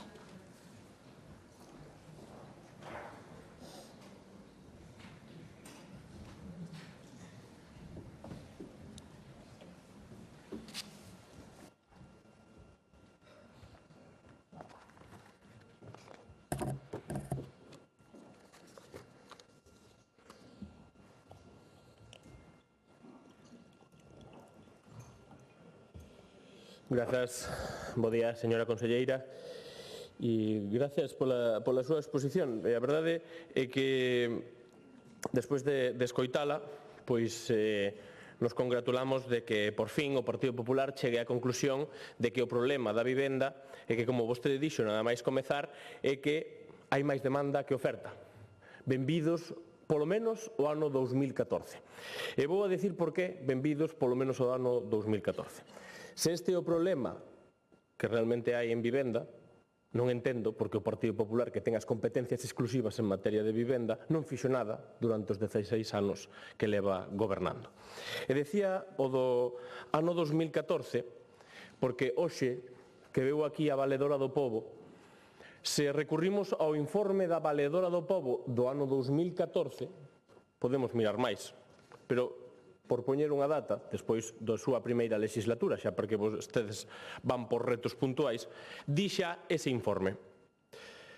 Nas queixas sobre vivenda e dun modo xeral ponse de manifesto a frustración das persoas ou grupos familiares polas dificultades coas que se atopan a acceder a unha vivenda.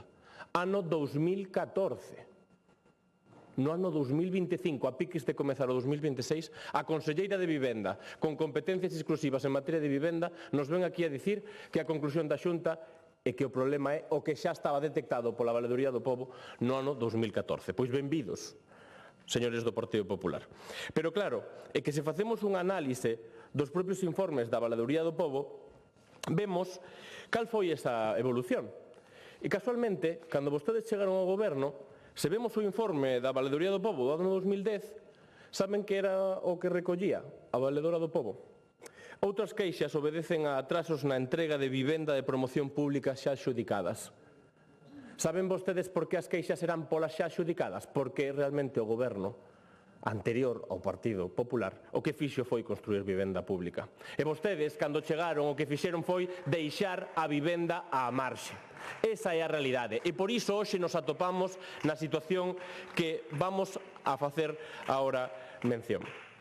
Se vemos o propio desglose dos orzamentos da Xunta de Galicia, son moi ilustrativos de por que hoxe, no ano 2025, chegamos ata aquí. Chegamos ata aquí porque, como dixen, no ano 2014 xa alertaba a Valedoría do Pobo desta situación e nada fixo a Xunta de Galicia. Pero é que, se seguimos, no ano 2018 conclúese a escaseza ou falta de vivenda social en réxime de alugueiro. Que fixo a Xunta de Galicia? Absolutamente nada. Pero é que no ano 2020 alertaba a Valedoría do Pobo, que tanto se congratula o Partido Popular de facer caso, de ter en conta os seus informes, evidencia o propio informe, leo literalmente o informe da Valedoría do Pobo, non o Partido Socialista, a Valedoría do Pobo, di, evidencia que o principal escollo que se atopan para lograr e cumprir a súa obriga xurídica de facilitar a ocupación dunha vivenda que o solicite continúa sendo a ausencia dun parque de vivenda público con capacidade suficiente para absorber a demanda existente. Isto é no 2020. Que fixo o Partido Popular en todo este tempo? Levan gobernando desde 2009. E a día de hoxe ven a que dicirnos que o problema é que non hai vivenda pública. Claro que é o problema, porque non a fixeron, señora conselleira. Ese é o problema. E o problema está en que, mentres a Valedoría do Pobo alertaba claramente de que non existía vivenda pública, de que non podían acceder á vivenda pública, que foi o que fixo o Partido Popular nos seus orzamentos? Pois moi sinxelo. Durante todos os gobernos do Partido Popular, dende que entraron na Xunta, no ano 2009 estaba orzamentado no último orzamento do goberno bipartito 109 millóns de euros. Que fixo a Xunta de Galicia? A continuación, nada máis chegar, reducilo. Chegando no 2017, é dicir, no ano do informe que me acabo de referir, a reducir o importe de acceso a vivenda a 3 millóns de euros. E si, digo ben, 3 millóns de euros. Iso é indecente. E por iso hoxe estamos aquí. Porque vostedes relegaron a vivenda xa directamente a que non podería ser ningún dereito, pero que non estaba recollido nin nos orzamentos, pero que deses 3 millóns de euros non executaron nin o 50%. Claro que a vostede faille gracia, pero o que non lle fai gracia é a todos eses demandantes de vivenda pública que a día de hoxe non teñen porque o Partido Popular despois de 16 anos non fixo absolutamente nada. Esa é a realidade. Pero é que a maiores, no ano 2018, a execución do propio Partido Popular, datos oficiais, do Goberno da Xunta de Galicia, no programa de acceso a vivenda é do 0,5%. e que é absolutamente indecente. Son os seus datos, señora conselleira, non se sorprenda. É que se non coñece os datos podo facilitarlos. Se quere entregolle na segunda intervención o libro da Xunta de Galicia onde vostedes indican que realmente executaron o 0,5% no programa de acceso a vivenda. Esa foi a política do Partido Popular de vivenda pública. Sí, é a que conleva a que hoxe esteamos aquí. Vostede afirmando que non hai vivenda. Claro que non hai vivenda. Non hai vivenda porque non a fixeron a vivenda pública. Esa é a realidade que nos atopamos. E tamén, se podemos ver os propios datos, só hai que ir á propia hemeroteca. La Xunta del PP construyó en 5 años 617 viviendas públicas, un 1.425% menos que en 2 anos do bipartito. É unha noticia publicada, entendo que vostede non a desminte, non? Non dirá que os datos que se recollen aquí son falsos. Pois di a noticia, o digo porque outro día na comparecencia vostede replicou os datos que eu din, que veñen desta propia noticia. Entre 2015 e 2019 se construyeron únicamente 20 viviendas públicas en Galicia. Los datos no dejan muy bien al Ejecutivo Popular, que desde 2009 y hasta ahora edificó menos vivienda pública en Galicia que en 2 años del bipartito, 6.300 viviendas en 13 años frente a 7.241 construídas por el Gobierno presidido por Touriño. Esa é a realidade, señora conselleira, de que hoxe cheguemos aquí con esa situación. Pero, a maiores, vostede falou tamén do bono alugueiro. E a verdade é que non entendí moi ben o que nos veu aquí a anunciar. Porque, aparte, aproveitou 30 segundos da súa intervención para falar de algo moi importante, non entendín o que quere decir con que se van a incrementar os fondos. Se van a incrementar os fondos por o propio orzamento que vostedes xa anunciaron. É dicir, se están enmendando o propio orzamento que ainda non está aprobado. Van a incrementar os fondos respecto ao 2026. Van a empregar os de 2025. Alégrome, pero se van a chegar a 2.000 persoas, quedan 10.000 persoas sen poder atender ao bono alugueiro. É que é a realidade, é que vostede se ríe, pero que é a realidade? É que o drama social é que a Xunta de Galicia non dispón dos fondos suficientes e se aumentan esa contía non no 2025, quere decir que xa é insuficiente para o 2026. É que vostede nos ven aquí a anunciar, como sempre, anuncios de pandereta. Non valen para nada, porque realmente eses anuncios o único que sirven é para ter un titular hoxe. Pero as políticas se teñen que facer de maneira útil. E a realidade que temos é que 3 de cada 4 peticións para as axudas do aluguer en Galicia quedaron fora ao esgotarse o orzamento. Houbo, señora conselleira, segundo os datos propios oficiais, di que houbo 16.740 solicitudes. Quedaron fora 12.200. Se vostede hoxe aquí anuncia, como se fora un gran éxito, que se van a conseguir 2.000 máis, van a quedar 10.000 persoas fora. Por lo tanto, non chegan os orzamentos. É insuficiente. A súa política en materia de vivenda é insuficiente, porque a política de vivenda non se fai a golpe de titular, a golpe de anuncio en un ano, nin nunha legislatura. Vostedes levan 4 legislaturas e o único que fixeron foi anuncios. Pero a realidade é que hoxe nos atopamos nun drama social, nunha emerxencia social, porque non se fixo o traballo que se tiña que facer. E mire, xa que lle gusta tanto, di que non ven aquí a confrontar, habitualmente é o único que se dedican a confrontar co Goberno de España. Pero eu teño aquí unha resolución que di: por estar en as súas solicitudes con posterioridade presentada ao esgotamento de crédito, quedan esas persoas denegada a subvención do programa de alugueiro. Sabe quen asina esta resolución que se publica no DOGA?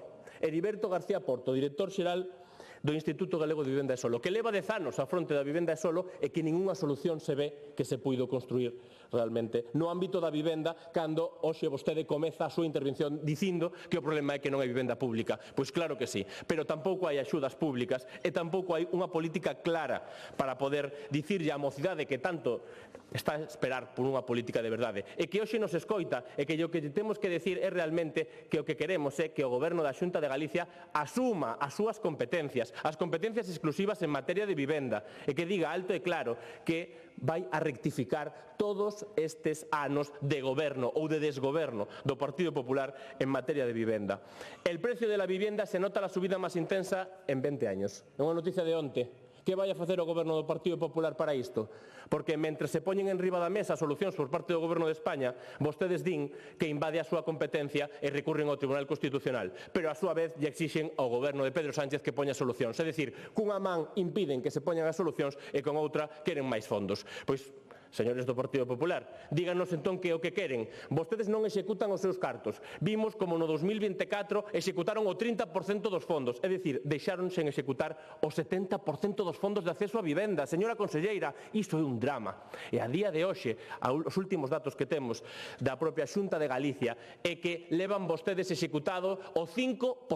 O 5% no que vai de ano na metade do 2025. Son os seus datos, señora conselleira, non me poñas a cara. Son os datos entregados pola Xunta de Galicia, o 5% no programa de acceso á vivenda. Quere decir que o 95% dos fondos, o 30% de xuño de 2025 estaba só o 5% e, polo tanto, falta o 95% dos fondos sen executar. Espero, señora conselleira, que nos poda explicar se van a executar os fondos e se realmente van a acometer algún tipo de cambio real na política da Xunta de Galicia que demostre que todas estas eivas que se produciron durante 16 anos de desgoberno do Partido Popular sexan reais e efectivas para que podamos dicirlle á mocidade que nos escoita, as familias que necesitan unha vivenda, que realmente vai haber unha vivenda pública de vivenda dende o goberno que ten as competencias exclusivas en materia de vivenda. Gracias. Moitas gracias.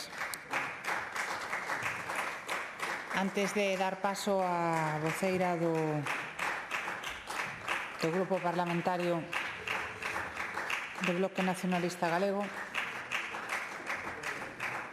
dámoslle a benvida e saúdo os alumnos e alumnas de sexto de primaria do Colexio de Educación Infantil e Primaria Raíña Fabiola de Santiago de Compostela. Benvidos e benvidas ao Parlamento. Ten agora o turno por parte do Grupo Parlamentario do Bloque Nacionalista Galego, dona Alexandra Fernández Gómez.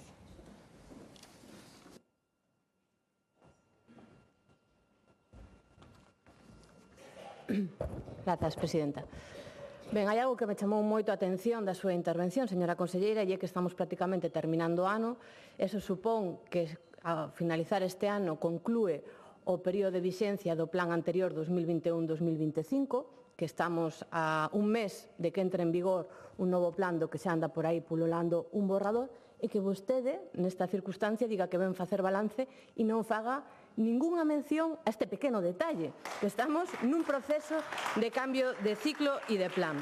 Ben, isto que demostra, primeiro, é o temor a facer un balance real de que supuxo o anterior plan e, dende logo, a irresponsabilidade a non querer presentar aquí cales son os obxectivos do vindeiro plan. Pero vamos facer ese balance. Primeiro, queremos enfocar a análise na situación concreta que vive un cidadán de a pé a hora de acceder á vivenda. Xa logo entraremos a verificar ou non o cumprimento dese documento. O primeiro é sintonizar coa situación actual, e para iso fagolle unha pregunta que agardo que na súa réplica se atreva a responder. Este plan, o de 2021-2025, e as políticas de vivenda dos últimos 5 anos serviron para mellorar o acceso á vivenda neste país, sí ou non? Non lle pido que me dea títulos de programa, que me dea cifras descontextualizadas, interpelolle sobre algo moi concreto. Se vostedes consideran que a situación no acceso á vivenda dos galegos é mellor ou peor que hai 5 anos. Dende logo, dende a análise do BNG, creo que compartido coa maioría da sociedade, é que estamos moito peor. E aí están os datos. Primeiro, cada vez é máis difícil acceder a unha vivenda en propiedade. Cando arrancou este plan, o esforzo para comprar unha vivenda era dun 26% do salario para poder pagar un préstamo, hoxe supón o 31%, aumentou a exposición ao risco financiero dos 80 puntos aos 94, que significa que cada vez máis familias asumen un risco financiero excesivo na compra. Nos últimos anos vemos como sectores que tradicionalmente accedían a vivenda en propiedade mediante a hipoteca xa non poden, non teñen esa vía. Hoxe comprar vivenda é algo que fan maioritariamente as persoas que teñen capital acumulado. O 53% que comprou vivenda fixo pagando a contado sen hipoteca. Por tanto, as súas medidas estrelas repetidas unha e outra vez nos orzamentos de rebaixar máis e máis os tipos na compra de vivenda, dende logo non están conseguindo ampliar o acceso á vivenda en propiedade. Para a mocidade, de feito, ter unha vivenda ou non é algo que depende cada vez máis da familia onde se nace. Os programas da BAES tampouco serviron para mudar a situación. Por tanto, temos un Partido Popular que fai bandeira de políticas orientadas á compra en detrimento das que facilitan os alugueres, pero o resultado é que hai unha parte da poboación que acumula cada vez máis patrimonio en forma de inmobles e outra que nunca na súa vida vai aspirar a ter unha vivenda en propiedade. Para todos eses, para os que o aluguer é a única forma de acceder a unha vivenda, estes 5 anos de vivenda foron para mellor ou para peor? Bueno, os precios dos alugueres subiron un 36% dende entón, mentres o salario medio bruto ata 2024 subira un 14%. No caso dos salarios máis baixos, vemos como cobrando un salario mínimo interprofesional nunha cidade como Coruña non hai unha soa sección censal en toda a cidade onde un teña que pagar menos do 30% do salario para poder afrontar un alugueiro. Por tanto, en todas as zonas está por riba do umbral máximo do que se considera sostible. E a porcentaxe que se vai directa ao aluguer non para de medrar, hai un volumen cada vez maior de recursos económicos que están fluindo das rendas máis baixas hacia os propietarios que, como vimos, responde cada vez menos a un perfil de traballadores hipotecados. Todas estas mudanzas no seu conxunto son os indicadores dunha maior desigualdade social xerada precisamente pola propia vivenda e dun modelo económico cada vez máis volcado no rentismo e menos na economía productiva. E isto ten consecuencias profundas. As políticas de vivenda, a ver se vostedes o asumen, son políticas de país e o que fixeron vostedes para este país nos últimos 5 anos foi maiores dificultades no acceso a vivenda, máis injustiza social e un mercado inmobiliario cada vez máis especulativo. Dende o BNG temos que recoñecer que non tiñamos moitas esperanzas, sinceramente, e grandes expectativas cando se aprobou o anterior plan, xa dixemos que o enfoque era inadecuado, que non había unha responsabilidade coa situación, non se palpaba preocupación real porque non había metas nin obxectivos concretos. Eran declaracións de intencións, promesas vagas e, a pesar das advertencias que lles fixemos, vostedes dicían que ese resultado iba a ser maravilloso. Viñeron aquí e dixeron que iba a dar uns grandes resultados. E os resultados son negativos. Por tanto, alguén terá que dar explicacións por parte da Xunta de Galiza onde estivo o problema. É que fallaron vostedes enfocando os programas, acaso non as cumpriron. E, bueno, agora é cando entramos xa na segunda parte desta intervención para ver a que se dedicaron en realidade da Consellería nos últimos 5 anos. O primeiro que decían nese plan, do que vostede non quere rendir contas, é que se iba a facer a promoción de vivenda pública, non? O plan, o único que decía, o máximo que chegaba a detallar era deberán de promoverse ali onde exista demanda. Ben? Bueno, pois con 22.680 persoas inscritas, entregáronse 41 a vivendas de promoción pública no ano 2021, 53 no 2022 e 40 no 2023. Cando xa o plan ia pola metade da súa vixencia, no ano 2023, Rueda dixo que se enteraran de que non estaban facendo suficiente vivenda pública e que anunciaban 1.800 vivendas públicas para 2026, é dicir, para agora, para cando remataba o plan. Conselleira, preguntámoslle, 2024 e 2025, cantas se fixeron? Todas as que restan para chegar ás 1.800? Déanos os datos. Rinda contas, faga balance de verdade. E non me computes así as entregas de chave de inquilinos como vivendas de promoción pública novas que o que fixeron cando viñeron a rendir contas do anterior plan, que demostramos que era un auténtico bulo. Alguén, insisto, terá que rendir contas da única promesa seria, firme, que se fixo no período de vixencia dos últimos 5 anos, que era que iba a haber 1.800 vivendas de promoción pública para o ano 2026. Ahora prometen 4.000 para o seguinte, pero que queremos saber onde están as vivendas que tiñan que estar resolvendo o problema da vivenda neste momento. Díanos a cifra. O segundo programa do plan era a promoción de vivenda protexida. Aí decían que iban a subir os precios da vivenda protexida, aí sí que cumpliron cos promotores, é certo, subiron o precio da vivenda protexida un 40%, ao punto de que hoxe comprar unha vivenda protexida de tamaño medio está alrededor dos 240.000 euros nas cidades e fixeron imposible que para quen cobra menos de 26.250 euros que debería acceder a vivenda protexida en réxime especial poida afrontar o pago dunha vivenda que lle supón 200.000 euros.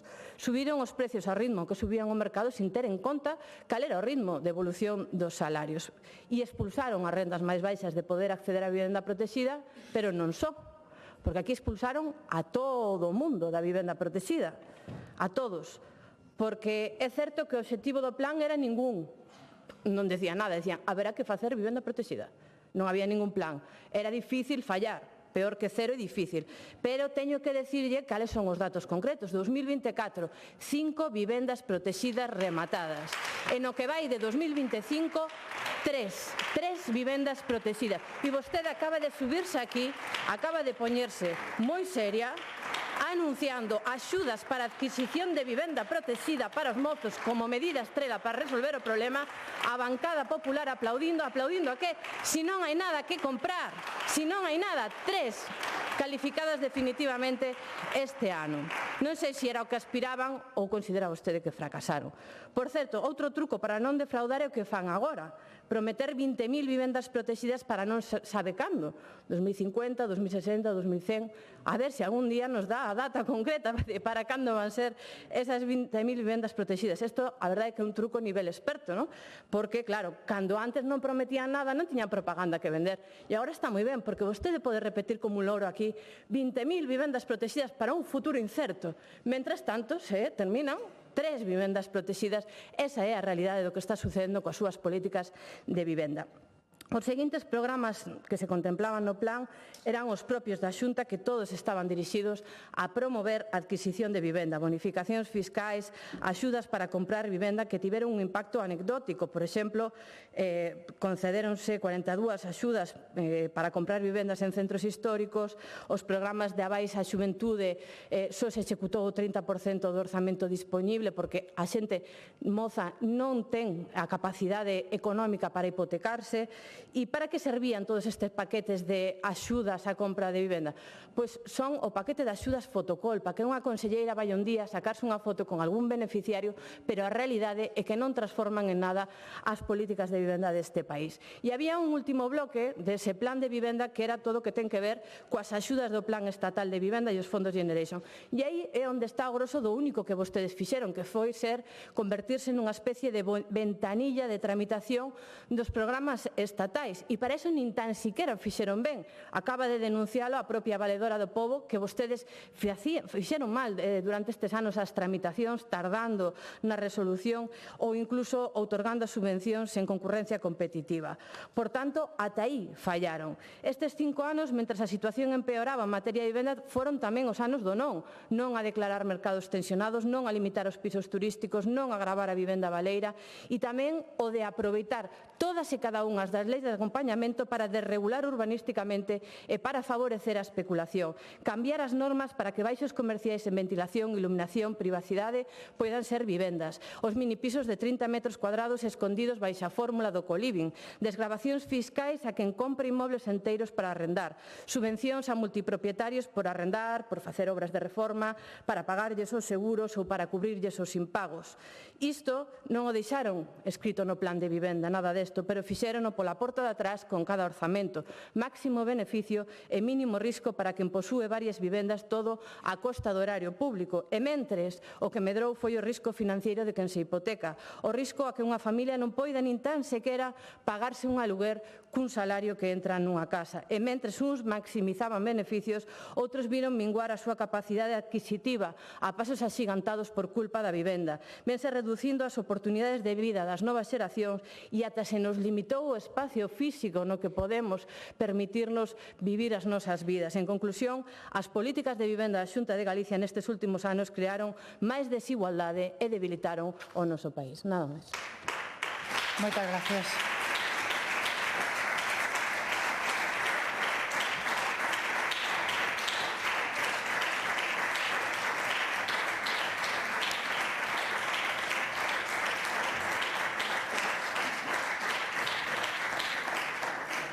Quenda do Grupo Parlamentario Popular, ten a palabra o señor Pazos.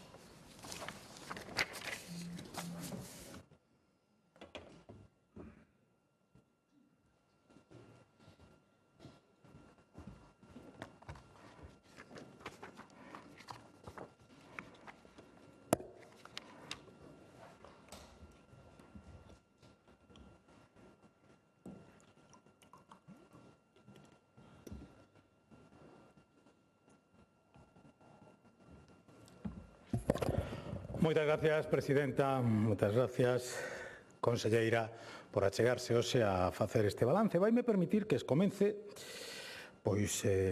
recordando cal é o motivo da comparecencia da conselleira, porque creo que algún das persoas que me antecedeu trabucouse un pouco no obxectivo. Non era outro que facer un balance da actuación do Goberno en materia de vivenda no que vai de legislatura. E penso que debería estar claro para todos os que estamos aquí que o que estamos a avaliar é se o Goberno está a cumprir os compromisos que adquiriu cos galegos en materia de vivenda.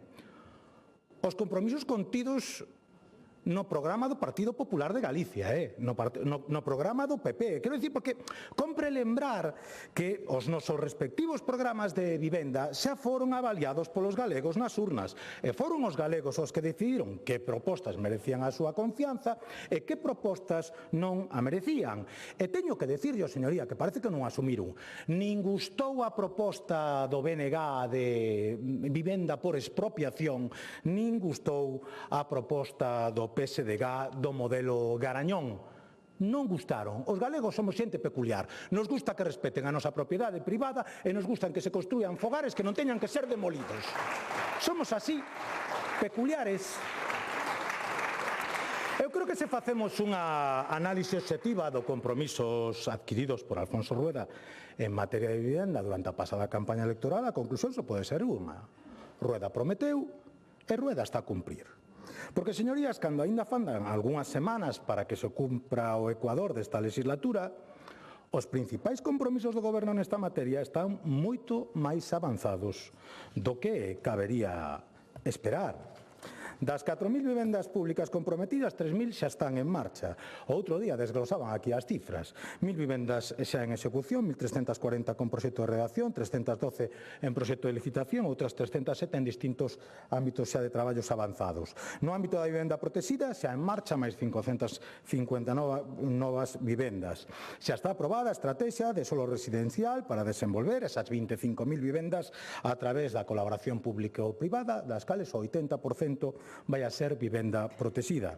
Xa están en marcha 11 proxectos de interese autonómico, 2 en Vigo, máis os de Pontevedra, Coruña, Ourense, Santiago, Lugo, Arteixo, Vilagarcía da Arousa, Marín e Porriño, en concellos de todas as cores políticas representadas por cento neste Parlamento de Galicia. Ademais de todo isto, a conselleira desgranou as medidas que están permitindo mobilizar vivenda baleira, protexer aos colectivos vulnerables, impulsar a rehabilitación de vivenda, impulsar a vivenda industrializada, desenvolver o aproveitamento de baixos comerciais en uso, implementar novos modelos habitacionais, como pode ser o de cohousing, ou eliminar barreiras burocráticas e, se mo permiten aínda máis importante, barreiras fiscais. Abais de ata o 20% da hipoteca para que os mozos podan adquirir vivenda. Rebaixas en actos xurídicos documentados para a adquisición de vivenda habitual. Do 1,5 que está previsto ao 0,5 se rebaixou ese porcentaxe. Ou a rebaixa do imposto de transmisións patrimoniais do 8 ao 3% e incluso ao 0% en aquelas zonas pouco poboadas. Medidas fiscais que benefician fundamentalmente a esa poboación a que nós chamamos mozos e vostedes chaman ricos. E se teñen oportunidade, eu vou a pedir, se teñen oportunidade de reunirse con algún dos mozos que se beneficiaron destas medidas, díganlle vostedes que foi gracias ao Partido Popular que os está a beneficiar aos ricos, a eles, porque claro, a ver que lle respostan eses supostos millonarios que gracias a esas medidas adquiriron por primeira vez unha vivenda, un fogar habitual no que poder iniciar un proxecto de vida, señorías. Sorprende que a oposición critica ao Goberno de Galicia por facer o que prometeu que ia facer. Igualmente sorprende que insista na aposta por políticas que foron maioritariamente rexeitadas polos galegos. A propostas de BNG e PSDG en materia de vivenda son sobradamente coñecidas. Criminalización dos constructores, criminalización dos promotores, criminalización dos propietarios, inseguridade xurídica, improvisación, subas indiscriminadas de impostos e, por suposto, unha permanente negativa a asumir calquera responsabilidade política nesta materia. Porque, señoría, resulta evidente que a Xunta ten competencias en materia de vivenda. Por iso comparece a conselleira responsable e por iso está a explicar a súa xestión. Pero se a única responsable da vivenda é a Xunta, para que existe un Ministerio de Vivenda? Para que temos unha ministra de Vivenda? Para que existen departamentos de urbanismo en cada un dos concellos? Eu creo que é evidente que, señorías, que as competencias de vivenda son concurrentes e cada quen debería asumir a súa cota de responsabilidade, como está facendo a Xunta. Pero cando falamos de vivenda, a esquerda prefire dividir o seu tempo entre impoñer políticas que fracasaron alá onde foron implementadas e inventar responsables aos que culpar deses fracasos. Falaba o señor Bouza e entendín de anuncios. En 2018, Pedro Sánchez anunciou que ia rematar coa burbulla da vivenda en propiedade. Desde entonces, o precio medio da vivenda en España incrementouse nun 41%. Anunciaba en maio de 2023 e aprobaba, ademais, a primeira lei de vivenda, seguro que recordan, que limita a subida dos alquileres. Dende entonces, o precio medio do aluguer en España incrementouse un 24%. Outra das medidas desa lei era blindar aos inquilinos frente aos propietarios malévolos. E a consecuencia deso, os impagos de alquiler hoxe están detrás do 77% dos desahucios, algo que debe ter algo con ese fenómeno da ocupación que vostedes tanto se empeñan en negar. Pero, señoría, a esquerda nunca busca solucións. Pero tampouco nunca lle faltan culpables, verdad? Culpables de todo isto quen é? Pois culpables os especuladores, por suposto, e o libre mercado, aínda que levemos anos de estricta regulación. Culpables, por suposto, as políticas neoliberais, aínda que levemos 7 anos de goberno progresista. Culpables os fondos voitres e os grandes tenedores, aínda que, según o Banco de España, o 92% do parque de vivenda este en manos de pequenos propietarios e, por suposto, culpables ás comunidades autónomas. Bueno, por suposto, sobre todo, dende a debacle electoral que sufriu nas autonómicas o Partido Socialista. A culpa das comunidades do Partido Popular, que teñen a competencia en vivenda, según o señor Bouza, en exclusiva, non sei de onde sacou o dato, aínda que iso sí, foi o Ministerio, o Goberno de España, quen se reservou o 100% dos fondos europeos, por certo, co apoio de Vox, non se esquezan disto, verdad? En contra do criterio unánime das comunidades autónomas que pedían unha coxestión real deses fondos, porque a competencia é das comunidades, pero os cartiños queda Sánchez con el. Este é o modelo socialista, vivir para ver. Todos culpables, absolutamente todos. Todos agás aqueles que todo o prometeron e todo incumpliron, sin máis explicación que a habitual de recurrir ao comodín do bulo ou ao comodín do cambio de opinión, supoño, non? A min, en fin, creo que afortunadamente hai formas distintas de gobernar e a Xunta que preside Rueda optou por alonxarse desas máxicas promesas valeiras de contido que tanto gustan á esquerda e centrarse no diálogo, na colaboración institucional, na planificación dos recursos. E por iso a Xunta dedicará 350 millóns de euros á política de vivenda, dos cales 163 millóns serán para construir vivenda pública. Cun doble obxectivo, que os galegos podan usala como fogar e que a ministra de Vivenda o poda usar como fotocol, porque dado que ninguén é capaz de atopar as vivendas que prometou o señor Sánchez, alo menos en Galicia, pois alo menos a ministra pode posar diante das vivendas que impulsa a conselleira de Vivenda da Xunta de Galicia, que hoxe si compareceu a decir onde está a construir esas vivendas. Pero este é o estilo socialista. Presumir de vivendas que fan outros e de financiación que aportan outros. Doulle o dato que xa lle deron outro día e o esqueceu, señor Bouza. O orzamento IGUS 2026, 62,4% fondos propios da Xunta, 17% fondos do Estado e o resto fondos da Unión Europea. Esos que se reservou para o señor Sánchez para sí. A nós gustaríanos, pois non sei, atopar noutras administracións que vostedes gobernan o mesmo talante colaborador, dialogante, riguroso que caracteriza a Xunta, pero a esta altura do conto, pois a verdad que xa non cabe facerse falsas ilusións. Miren, presumiron aquí de compromiso. O BNG, por exemplo, pois en lugar de ceder solo para construir vivenda pública, pois preferiu facer caixa con 5 parcelas, por exemplo, en Santiago, verdade? Porque é máis importante ingresar que construir vivenda pública. Ou como fixeron en Pontevedra, dedicalo a aparcamento, que iso é moi útil. Eu non sei como definiría vostede esa actitude, señoría. Eu hoxe non me trouxen o dicionario de Benegués, pero ben podía un par de entradas. Igual isto é o que vostede denominou outro día turboespeculación ou actitude hiperespeculativa. Hai que recoñecerles unha facilidade para a creación de neolinguas que é admirable. Que lástima que despois non sexan capaz de aplicalas a sí mismos, correxir estas cuestións e facer co solo que corresponde, poñelo a disposición para que se poda facer vivenda e non caixa, que foi o que elixiu a súa alcaldesa en Santiago. Sí, señoría, o PSOE é máis do modelo vigués. Ainda esta semana, exixo a Xunta que construa miles de vivendas públicas en Vigo xa.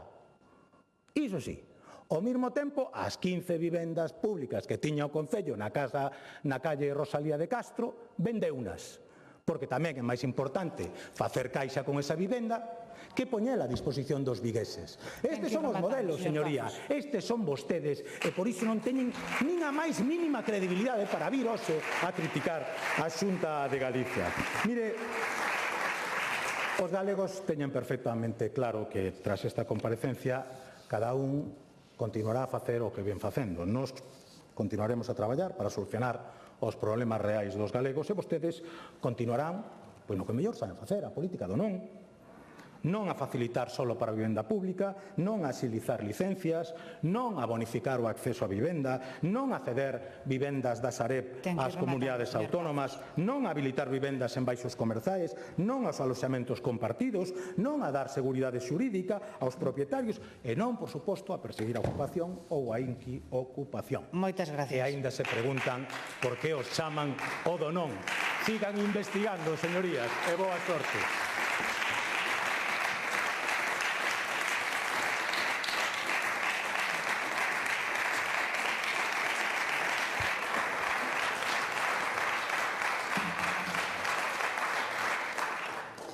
Réplica da señora conselleira de Vivenda e Planificación de Infraestructuras.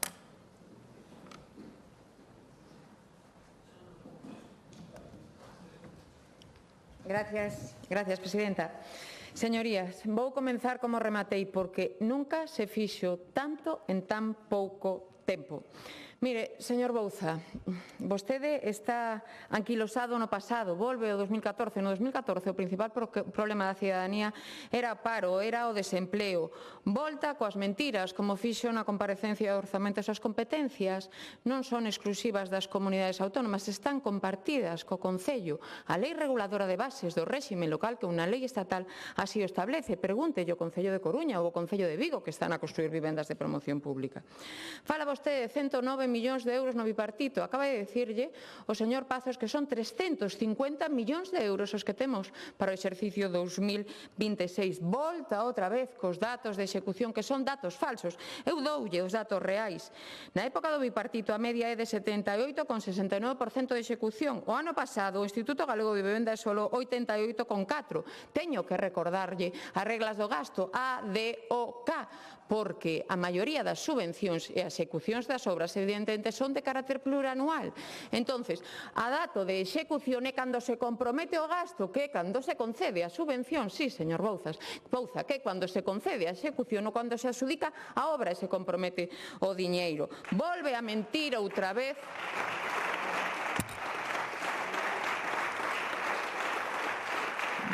Volve a mentir outra vez cos datos de execución de entrega de vivenda, pero se llo dixen ben claro, di que dende o 2015 ata o 2019 só se entregaron 20 vivendas, pero se que eu personalmente, que era xefa de área, e o señor Barao sabrá, entregamos 132 vivendas en Pontevedra.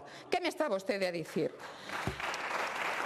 Mire, señora Fernández, logo falamos do balance, por suposto, do Plan 21-25 e da súa execución en máis dun 98%, que foi aprobado por unanimidade dos membros do Observatorio de Vivenda, onde está representada a FEGAMP, o COAG, os cooperativistas, os promotores, os construtores. Logo, se teño tempo, falo deso, e do novo plan que efectivamente ten vostede un borrador e que foi informado favorablemente na pasada sesión do Observatorio da Vivenda. Se trabuca vostede, se pensa que a solución ao problema de vivenda é o alugueiro. Se trabuca vostede ten unha falta de respeto absoluto cando di que estamos facendo fotocol. Non, señor, estamos traballando arreo, diariamente traballando arreo. Se que de verdade cree que o noso compromiso é facer zulos. Eso é o que pensa vostede. De verdade cree que o noso compromiso é especular. De verdade o cree. Ten vostede unha mente moi retorcida. Moi retorcida.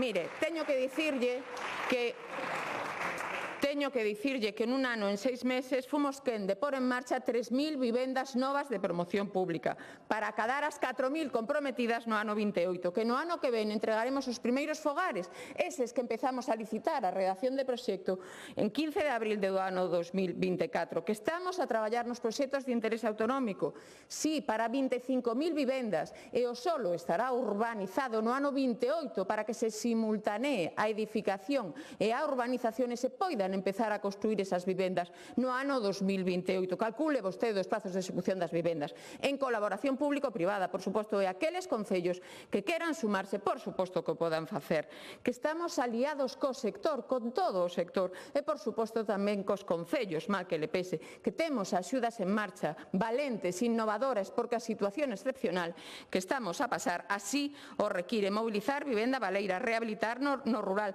dar novos usos habitacionais a espazos que están hábiles para construir, pero que están en desuso e que desmerecen as nosas cidades. Nun ano puxemos en marcha o 75% do parque público de vivenda comprometido. Mire, o ano pasado triplicamos o orzamento con respecto ao ano 23, e no ano respecto ao ano 24, perdón. E no ano 26 temos un orzamento histórico consolidado do Instituto Galego de Vivenda solo, 269,62 millóns de euros, un 22% máis que no ano 25. Pero que temos tamén a nosa sociedade de vivenda pública, unha sociedade real que funciona, que é operativa, 77,8 millóns de euros para o ano 26, é dicir, 350 millóns de euros para políticas de vivenda no ano 26. E destes, 163 serán para seguir a construir vivenda de promoción pública. Doulle outro dato. Deses 269 millóns de euros do Instituto Galego de Vivenda solo, 168 millóns de euros son exclusivamente de fondos da Xunta de Galicia e só un 17% son fondos finalistas de Estado. Outro dato, o esforzo licitador da Xunta de Galicia non ten parangón e así o demostran os datos obxectivos non só da plataforma de contratos, seno do informe da Federación Galega de Construción, que reflicten que entre xaneiro e setembro de 2025 a Xunta de Galicia liderou a licitación na nosa comunidade autónoma con 395 millóns de euros. Un de cada 3 euros licitados en Galicia provén da Xunta de Galicia. O Instituto Galego de Vivenda solo licitou en obra 55 millóns de euros de xaneiro a setembro e a nosa Sociedade de Vivenda Pública Bipugal licitou 10,5 millóns de euros. É dicir, 65 millóns de euros en obra pública de xaneiro a setembro, aos que hai que sumar 11,5 millóns de euros para a redacción de proxectos, para a licitación, para que proxectistas realicen os proxectos do futuro da nosa Galicia. Sabe cal foi a licitación do Estado en materia de vivenda en Galicia? Sabe cal foi? Cero. Unha vergoña. Temos, como ben lle dixe, estamos a executar con responsabilidade o noso orzamento. A día 25 de novembro deste ano 2025 vamos por riba máis de 2 puntos por riba da execución do ano 24, que foi do 88,4%, mal que lle pese. Na época do bipartito, que non está mal, foron 78,69, pero que 10 puntos por debaixo da execución nosa do ano pasado. E ten o cuajo de falar de fume e de propaganda. Propaganda é a que está a facer o Goberno Central cando fala de que entrega miles de vivendas en Galicia e non entregou nin unha sola. Con respecto ao Pacto de Vivenda de Galicia 2630, señora Fernández, efectivamente, vimos de rematar ao 31 de decembro ese Pacto de Vivenda de Galicia 21-25 que for aprobado por unanimidade de todos os membros do Observatorio de Galicia, porque en Galicia tenemos un Observatorio de Vivenda de Galicia onde están representados todos os axentes, onde están representados todos os axentes implicados. E o grado de execución foi dun 98%. Non quere datos? Voullos dar, de todos modos, os ten ese informe que amosou. 365 millóns de euros en axudas concedidas, 30.000 vivendas beneficiadas de acceso, de alugueiro, de rehabilitación de 42.000 vivendas. E sí, Estamos xa a traballar no vindeiro Plan 2630, que sí, entrará en vigor o vindeiro ano 2026, porque foi informado e consensuado por todos os representantes do Observatorio de Vivenda de Galicia. Mágoa que non tengamos o mesmo exemplo dese plan estatal que tamén remata ahora o 31 de diciembre e que Galicia ten executado o 100% do plan estatal. Mágoa que non siga no mesmo exemplo, porque Galicia dixo sí dende o minuto 1 a esa cofinanciación que ven imposta por parte do Estado e que sube e acrece o 40%. Galicia di sí, porque Galicia ten capacidade orzamentaria de abondo para facelo. Sí a multiplicar por 5 as aportacións que fixemos, que teremos que facer. De feito, xa o temos no 2025 reflexado, no 2026 reflexado. Xa reflectimos esa suba que nos está a solicitar o Goberno do Estado. Mire, o Goberno do Estado se trabuca. A solución non está na prohibición. A solución non está en trabar os precios de alugueiro. A solución non está en facer fume e propaganda. A solución non está en falar de sociedades pantalla que non existen. E para mágoa, agora, ademais, as vivendas de Sareb. As vivendas de Sareb, que recordo que nesta Cámara reclamamos todos por unanimidade a súa cesión gratuita, e que agora vemos que se ceden as EPEs e vemos que o Goberno Central as vai licitar por 55 millóns de euros a xestión do servicio dos alugueiros, 55 millóns de euros das arcas públicas. Non lle sería máis fácil cederllas ás comunidades autónomas que calificaríamos como vivenda de promoción pública. Aquí en Galicia terían protección permanente, que non a teñen noutros sitios. Aquí sí que terían protección permanente. Aquí as adjudicaríamos aos nosos inscritos en rexistro de demandantes, pero non. Preferen gastar 55 millóns de euros de fondos públicos para privatizar, porque iso que tanto critican se chama privatizar ese servicio a inmobiliarias e portais inmobiliarias. A mí o que me chama a atención é que comentábame que a semana pasada o Partido Socialista se abstivo nesa votación que se realizou sobre a solicitude de novo de solicitar a cesión gratuita das vivendas de Sareb. Por que agora cambian de opinión? Porque lle recordo que fora unha reclamación unánime no debate de Estado de Autonomía. Por que o Partido Socialista de Galicia agora cambia e muda de opción? Mire, eu só lle podo dicir que o que teñen que facer, se así o desexan, é sumarse ao sentidiño, sumarse á planificación, sumarse a ter orzamentos, porque é a única vía para poder facer algo, sumarse á escoita, sumarse ao diálogo. Se realmente queren buscar unha solución conxunta, arrimen o ombro. Nós, dende logo, estamos a traballar con cooperación e con coordinación con todas as partes implicadas e así o seguiremos a facer. Moitas gracias. Moitas gracias.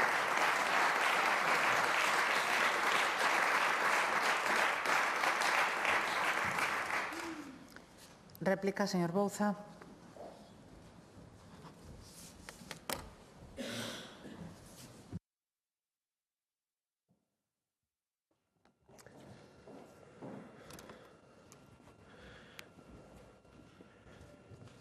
Gracias. Bueno, a verdade é que pensei que cando se prometía ou xuraba o Estatuto de Autonomía, os deputados do Partido Popular e a señora conselleira coñecían o seu contido. Polo tanto, como vexo que non, polo que se acabo de decir aquí, vou a lelo. Artigo 27. No marco do presente Estatuto corresponde á Comunidade Autónoma Galega a competencia exclusiva, estou lendo literal, non sei se que non hai comprensión lectora, auditiva, ou cal é o problema? Están negando vostedes o Estatuto de Autonomía de Galicia? Competencia exclusiva de vivenda, señora conselleira, pono claro o Estatuto de Autonomía. Pero que están vostedes dicindo, por favor? Non queren aquí en evidencia do que están vostedes a dicir. Pero mire, nada falou da vivenda baleira. Por que non falou? Porque ao final, non falou da vivenda baleira. No ano 2009 había 60.000 vivendas baleiras e a día de hoxe hai 500.000 vivendas baleiras. Esa é a súa xestión do Partido Popular. E que claro que hai que comparar, porque o que pasou no 2009, no 2014 e no 2025 está relacionado, porque a súa política nos leva a que a día de hoxe haxa 400.000 vivendas máis pola súa culpa, pola súa xestión, pola súa propia neglixencia na política de vivenda, porque se xa era unha crítica que facía o Partido Popular do señor Núñez Feijóo que houbera 60.000, mamaíña querida, que diría o Partido Popular habendo 506.000 vivendas baleiras en Galicia? Señoría, esa é a realidade a día de hoxe, a súa falta de xestión, e vostede está preocupada pola cesión da Sareb, que son 1.000 vivendas, 1.700 vivendas, e hai 500.000 vivendas baleiras sen facer nada. Pero mire, señora conselleira, respecto a Sareb, mire, agradézolle moito que traia este tema hoxe aquí, porque, saben, do creador da frase do señor Balseiro, la Xunta construiu menos vivenda pública por los ocupas, aínda non escoiteille a vostede que condenara estas afirmacións, nin tampouco lle escoitei que condenara aos do señor delegado de Lugo, del edificio máis ecológico es el que non se hace en perfecto castellano. Agardo que hoxe aproveite para condenar esas afirmacións, rexeitalas, polo menos, como conselleira de vivenda. Vimos como este senador do Partido Popular da día de hoxe pois fixo unhas declaracionciñas nos medios de comunicación nas que afirmaba a política do Partido Popular en España respecto á cesión da Sareb, e tamén votaba unha cuestión no Senado, vaya, respecto á cesión das vivendas a comunidades autónomas. A que non sabedes o que votou o Partido Popular? En contra. En contra, pois sí, señorías do Partido Popular, ríanse, porque a verdade é que a súa incoherencia é absoluta. Veñen aquí a pedir unha cousa e en España piden a contraria. Votaron en contra de ceder as propias vivendas da Sareb. Esa foi traspasar a título gratuito, voto en contra do Partido Popular, do señor Núñez Feijóo, no Parlamento de España tamén. Vaya, no Congreso tamén votou en contra o señor do Partido Popular. Traspasar a título gratuito a la Xunta, así como cualquier outra comunidade autónoma, voto en contra do Partido Popular e do señor Núñez Feijóo. Pero vostedes que veñen aquí a decir? Non somos coherentes, seguimos defendendo o mesmo. A cesión non ten que ser da titularidade, señora conselleira. Seguimos defendendo o mesmo, claro que sí. Fagan vostedes o mesmo que fixo Cataluña. Convenien co Ministerio, teñen as ferramentas, poden facelo. Xa van con retraso, dende o mes de outubro, los 13.000 pisos de la Sareb en Cataluña, saldos de Banco Malo de compleja gestión, xa están conveniados. Fagan o seu traballo e que dende o mes de outubro xa está feito noutras comunidades autónomas. Claro que se pode facer, o que teñen que facer é poñerse a traballar sen intentar confrontar permanentemente. Dentro desas, sí, competencias exclusivas que lles marca o Estatuto de Autonomía. Pero nada dixo, pero corrixa vostede entón polo tanto os datos. Vostede fala da execución do IGUS, pero, señora conselleira, eu lle estou falando do programa de acceso á vivenda. Vostede cree que os datos que eu lle datos son falsos? Vostede me acusou aquí de mentir. Está vostede recoñecendo que os datos que facilita a Xunta de Galicia son falsos, son mentira?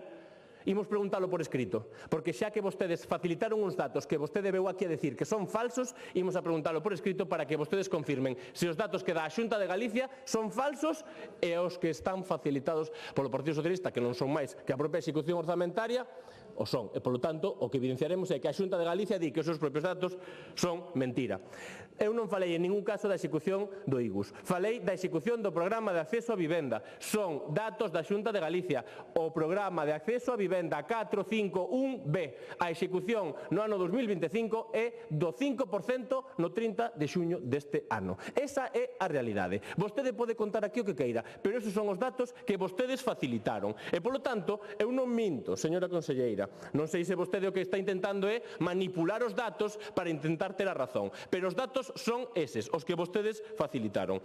E nada dixo do número de vivendas. Se os datos que temos dende a oposición son falsos, son mentira, diga aquí, na súa comparecencia, canta vivenda pública fixo o Partido Popular ano a ano, dende o ano 2009 ata o ano 2026, cantos foron as vivendas públicas feitas polo Goberno da Xunta de Galicia. Eu agradeceríalle que non lo diga, seguramente non lo simplifique e podamos estar todos máis contentos e contentas desa gran xestión que fixo o Partido Popular. Na mentres, nos quedamos cos datos que están publicados, que son os datos reais. E, polo tanto, señora conselleira, nós o que pedimos é que haxa un cambio de rumbo nesta política, que deixen vostedes a confrontación e a partir de aí que comecemos a traballar todos e todas xuntas porque realmente a política de vivenda sexa unha política prioritaria para o Goberno que sí ten as competencias exclusivas na materia. Moitas gracias.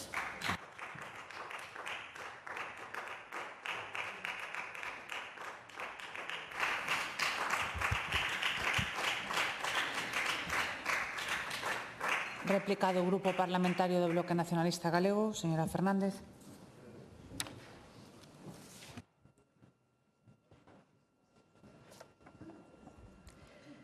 Ben, Fíxenlle unha pregunta bastante simple, se estamos peor ou mellor que hai 5 anos e vostede incapaz, como conselleira de Vivenda, nin tan siquiera de responder unha pregunta así. Foi incapaz de facer balance dos últimos 5 anos do resultado e do impacto desas políticas e nin siquiera deu os datos sobre vivenda pública e vivenda protexida. O único que fixo foi intentar escurrir o bulto falándonos de que se executara un 97% do previsto, vostede me está falando do 97% da execución de axudas fundamentalmente que veñen do plan estatal, pero non me está incorporando nese dato cal foi a execución da vivenda pública e protexida. Eu recórdolle que tivo que ser a Valedora do Pobo quen lle reclamou os datos de vivenda pública, que nos ten que dar dunha vez por todas os datos de vivenda pública nesta Cámara. Vostede di que nunca se fixo tanto en tan pouco tempo. Creo que nunca se fixo tanta propaganda con tan pouco feito, que eso é distinto. Alguén terá que dar contas de por que medrou o rexistro de demandantes de vivenda ata os 22.000 galegos e galegas que neste momento conseguir unha vivenda a través dese rexistro é imposible. 84% dos demandantes dese rexistro pide vivenda de promoción pública. E insisto, en 2023 entregáronse 40 vivendas de promoción pública. Isto é inaceptable. E vostedes nos falan agora de duplicar o parque de vivenda. E vemos que esas promesas tampouco están avanzando a bo ritmo. En 3 anos conseguiron licitar menos de 1.000 en construción. Que vostedes, cando falan de vivendas que están en marcha, dicindo temos 3.000 en marcha, é un xogo de palabras, que consideran estar en marcha ter movido algún papel dentro da Consellería, pero realmente en construción hai menos de 1.000 vivendas neste momento que non van chegar a cumprir esas promesas. Por tanto, a situación real é que hai 19.000 familias nese rexistro que piden vivenda pública que van ter que esperar anos a ver se se acaban algunha desas 1.000 vivendas que hoxe teñen contrato de obra dentro duns anos e neste momento mentras non hai nada e por eso vostede se nega a darnos nesta Cámara os datos de 2024 e 2025 de execución de vivenda de promoción pública. Sexa valente, dea os datos que non lles teña que reclamar a Valedora do Pobo. Ten que vostede rendir contas e ten que rendir contas de onde están as 1.800 vivendas de promoción pública que vostede prometeu para 2026, porque esas tiñan que estar xa prácticamente acabadas e non están. Vostede pasou totalmente por alto e non quixo responder sobre esta promesa. Denunciamos, insisto, a manipulación de que realmente a maioría destas nin siquiera están en obra.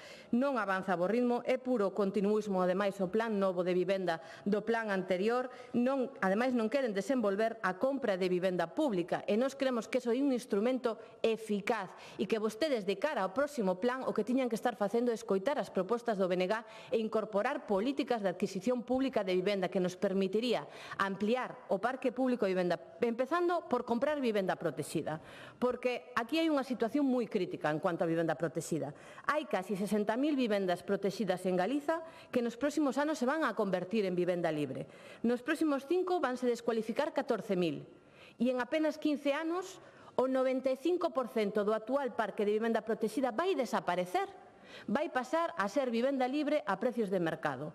Por tanto, a Xunta de Galicia o que ten que facer é comprar esa vivenda protexida cada vez que se venda. Se vostedes dende o ano 2010 tiveran practicado esa compra de vivenda protexida, terían adquirido 7.000 inmobles novos que se incorporarían ao parque público de vivendas. E saben cantas veces fixeron vostedes exerceron ese dereito de tanto retrato sobre vivenda protexida?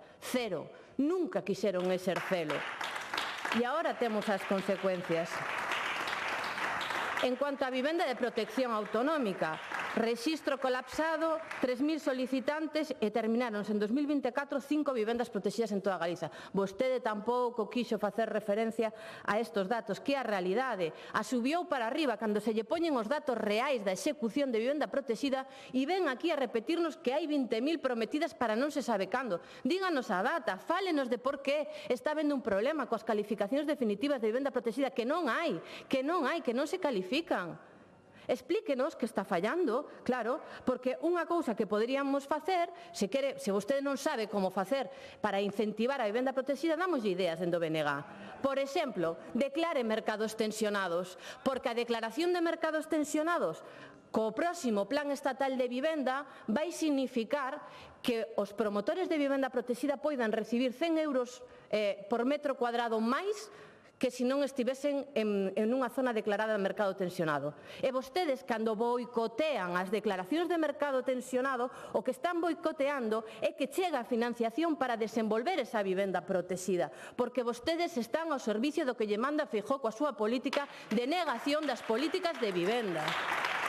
Queren ideas? Aquí teñen ideas para promover a política de vivenda pública. O problema é que a súa política é a nada máis absoluta a propaganda baleira e por iso non se atreven a dar datos, por iso non se atreven a facer balance e o único que teñen é repetirnos unha e outra vez promesas que nunca cumpren, porque o único que saben facer é unha fuxida cara adiante permanente con esas promesas que nin cumpren nin nunca rinden contas. Nada.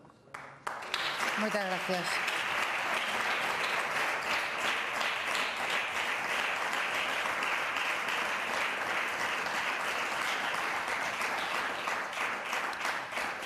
Réplica do Grupo Parlamentario Popular, señor Pazos.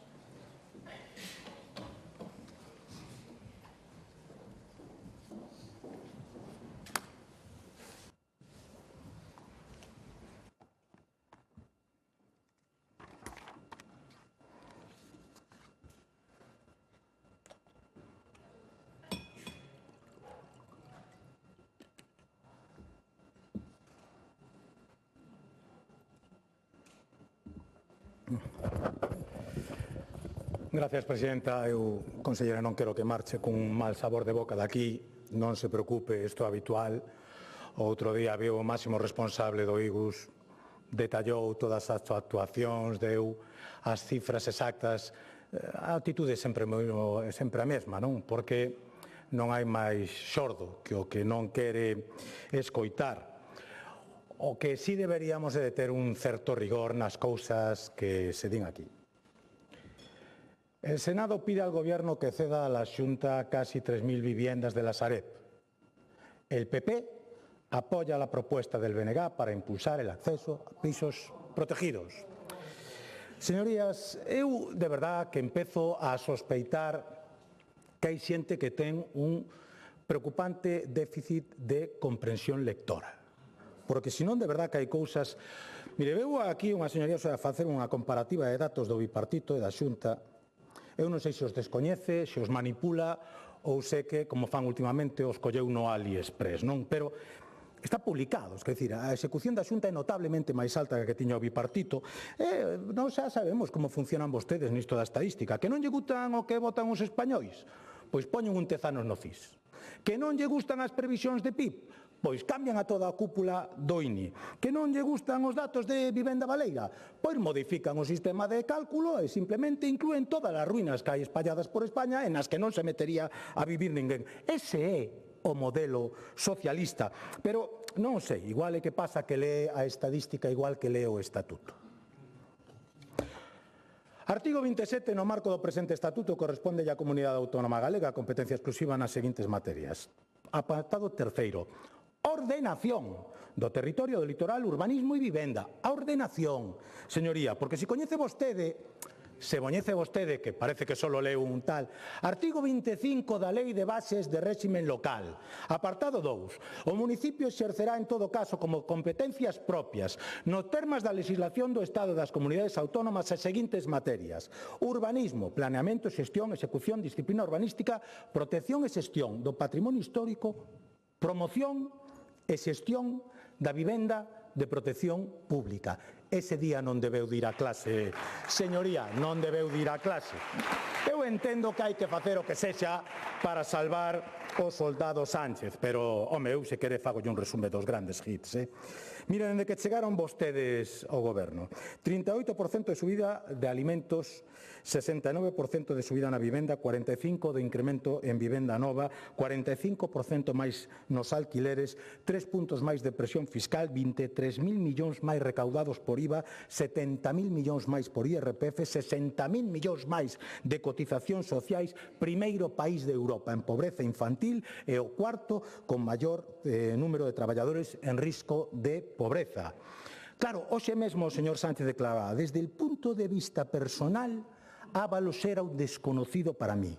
pero como vai coñecer o país quen non coñece a quen compartiu con el goberno, partido e Peullot durante meses? Pero se calquer día desperta na Moncloa e vai decir, ui, quen é esta señora que está dormindo ao meu lado? Pero de verdade que o seu é unha especie de broma de pésimo gusto. E sigan así. Nos anuncios, mire, o último foi este foi fantástico. 0,47. Isto tamén é un artículo, neste caso da Constitución, que tamén explicita cales son as responsabilidades do Estado en materia de vivenda. A min encantoume, porque eu que xa vou tendo unha edad, entendo que vostede é máis novo que a min, pois acordeime, esta é a versión digitalizada deste outro. O recordan? Esta era dunha ministra socialista, Trujillo, a das solucións habitacionais, que os novos para buscar vivenda, pois en vez de darlle o 20% da hipoteca que lle avala a Xunta de Galicia, que fixo? Pois regalar zapatillas, as Kelly Finder, oye, patea a ciudad, pois agora máis cómodamente chama ao teléfono. Estes son vostedes. A señora Fernández, pouco que decir. Eu, sinceramente, fácome pregunta. Voulle facer unha pregunta, unha que me fixo vostede a mí. Mire, vostede viviría nunha nave industrial? Vostede viviría, pois non sei, nunha fábrica de conservas? Vostede viviría nun baixo, que non lo preguntou tantas veces? Pois, home, eu dígolle, eu sí. Despois das oportunas reformas, despois de habilitalo, despois de deixalo en condicións, si, mire, voulle decir un que otorgaron licencia, home, para que non me poña baixo sospecha, un que otorgou licencia unha alcaldesa do BNG. Mire, que lle parece este? Otorgan licencia para cambiar baixo vacío por unha vivenda de 5 dormitorios con vestidores. Oye, ten unhas fotos aquí con as calidades que eu creo que hasta vostede se metía a vivir. Vostede que é tan reticente a este tipo de cuestións. Mire, a cuestión non é canta xente está en esa lista de espera para acceder á vivenda. A cuestión, non. A cuestión é que facemos cada un de nós para mellorar a vida desa xente. Canta xente menos habería? Oye, imagínese vostede que o Concello de Santiago, en lugar de vender esas 5 parcelas destinadas a vivenda pública, as tivera postos a disposición para construir vivenda pública. Cantas familias menos estarían nesa lista de espera? Cantas familias menos estarían na lista de espera se o Concello de Vigo non estuvera vendendo as vivendas da súa propiedade en lugar de poñelas a disposición da xente que ten dificultades? Cantas, señoría? E así seguiremos, señoría, vostedes salvando a cara do soldado Sánchez, que non ten competencias, pero manexa todos os fondos europeos, gracias a vostedes e ao señor Abascal, e nós traballando, poñendo recursos propios da Xunta de Galicia para que cada vez sexan máis os galegos que efectivamente poden exercer o seu dereito a ter unha vivenda digna. Non será gracias a vostedes. Mais nada máis. Moitas gracias.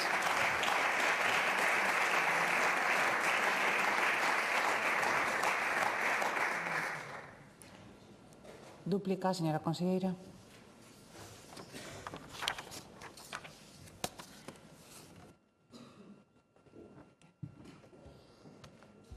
Gracias, presidenta.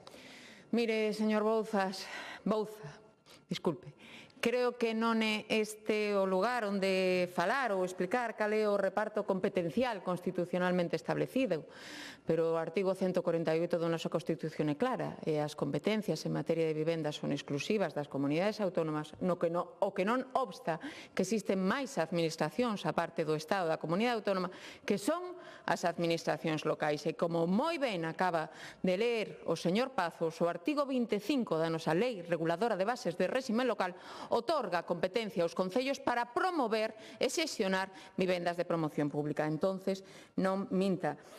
Señor Bouza, de verdade cree que non intentamos conveniar coa Sareb? De verdade o pensa? Que non reunime personalmente con a ministra para facer o que fixo con Cataluña. O que pasa que Galicia non é Cataluña. E para o Ministerio, Cataluña vale e que ningunea a Galicia porque o Goberno Central non quere formalizar esos acordos con Galicia. Por suposto que formalizaríamos os acordos da cesión gratuita. O fixemos no ano 2015. No ano 2015, cando a Sareb non estaba participada maioritariamente co Estado, a Xunta de Galicia e a Sareb conveniaron e a Sareb cedeu en usufruto vivendas, vivendas que cando chegou a participación maioritaria do Estado tivemos que comprar dende a Xunta de Galicia para garantizar a estancia deses inquilinos, porque senón a Sareb os botaba. Esa é a política do Goberno central.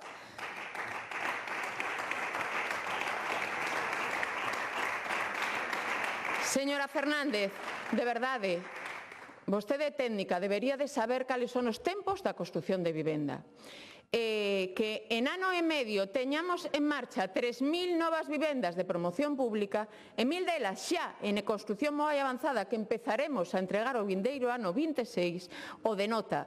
Licitación da redacción de proxecto, coordinación de seguridade e saúde, dirección de obra, execución de obra, os tempos de tramitación contractual. Estamos a traballar a un tempo récord e a velocidade de cruceiro.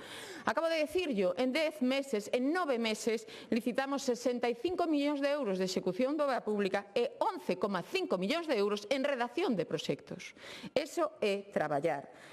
Fala de que non compramos vivendas de promoción pública e de que non exercemos o dereito de tanteo e retracto. Acabo de dicirlle que nesta modificación normativa que entrará en vigor o 1 de xaneiro recollemos a adquisición directa das vivendas de promoción pública polo Instituto Galego de Vivenda Solo e o dereito de tanteo e retracto, léase a modificación normativa, o dereito de tanteo e retrato de toda a vivenda protexida. Algo que, por certo, non fixeron vostedes no bipartito. Polo tanto, prediquen co exemplo.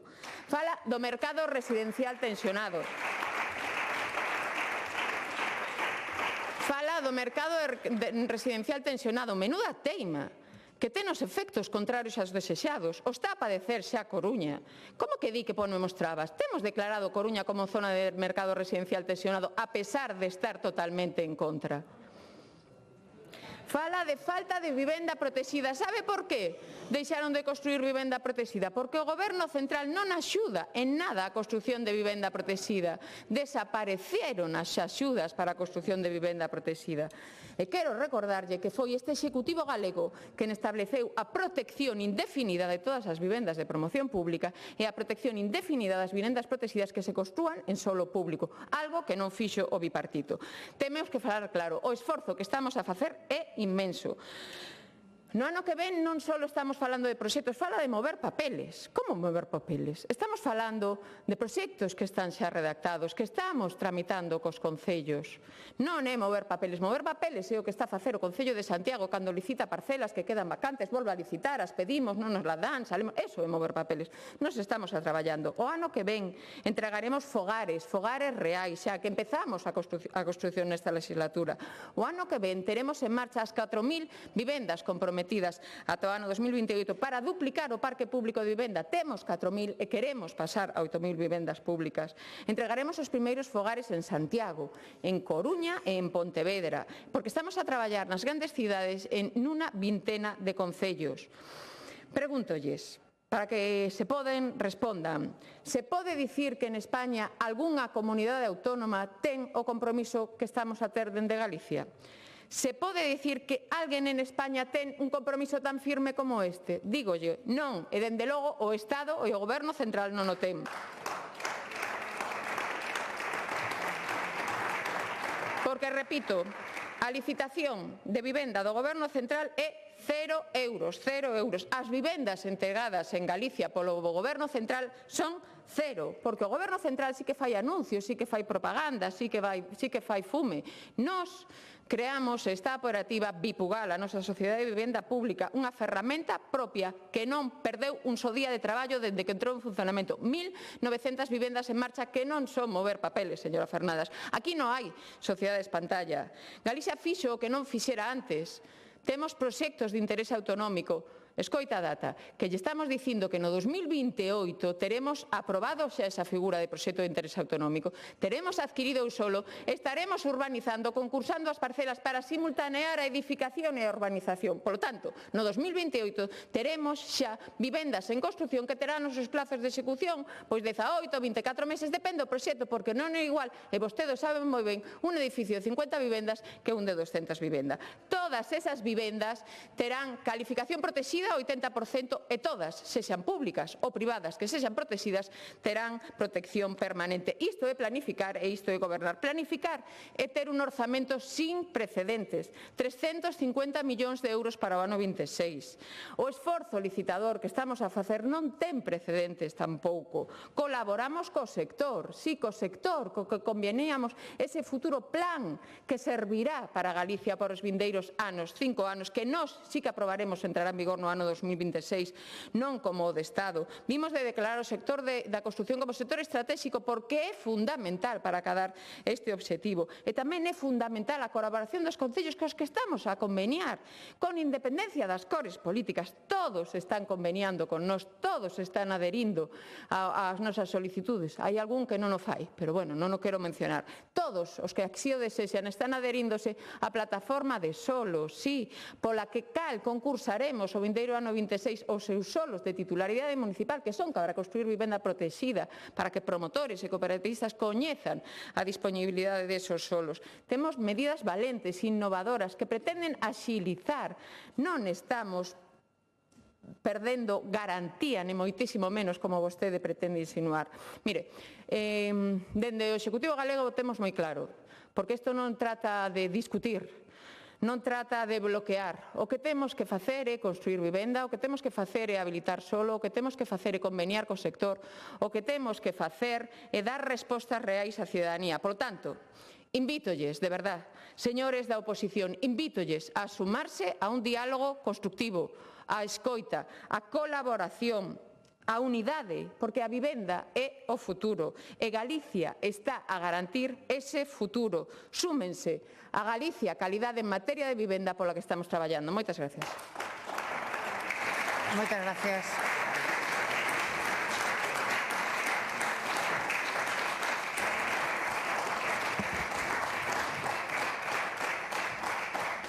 Tendo en conta a evolución nos tempos que se foi desenvolvendo a sesión desta mañá e contrastado cos voceiros, creo que o do Grupo Mixto non estaba, vamos a comunicarlle tamén, estades todos de acordo en adiantar o reinicio da sesión da tarde, que estaba prevista para as 16:30 e reanudarase ás 16 horas. Bo proveito a todas e todos.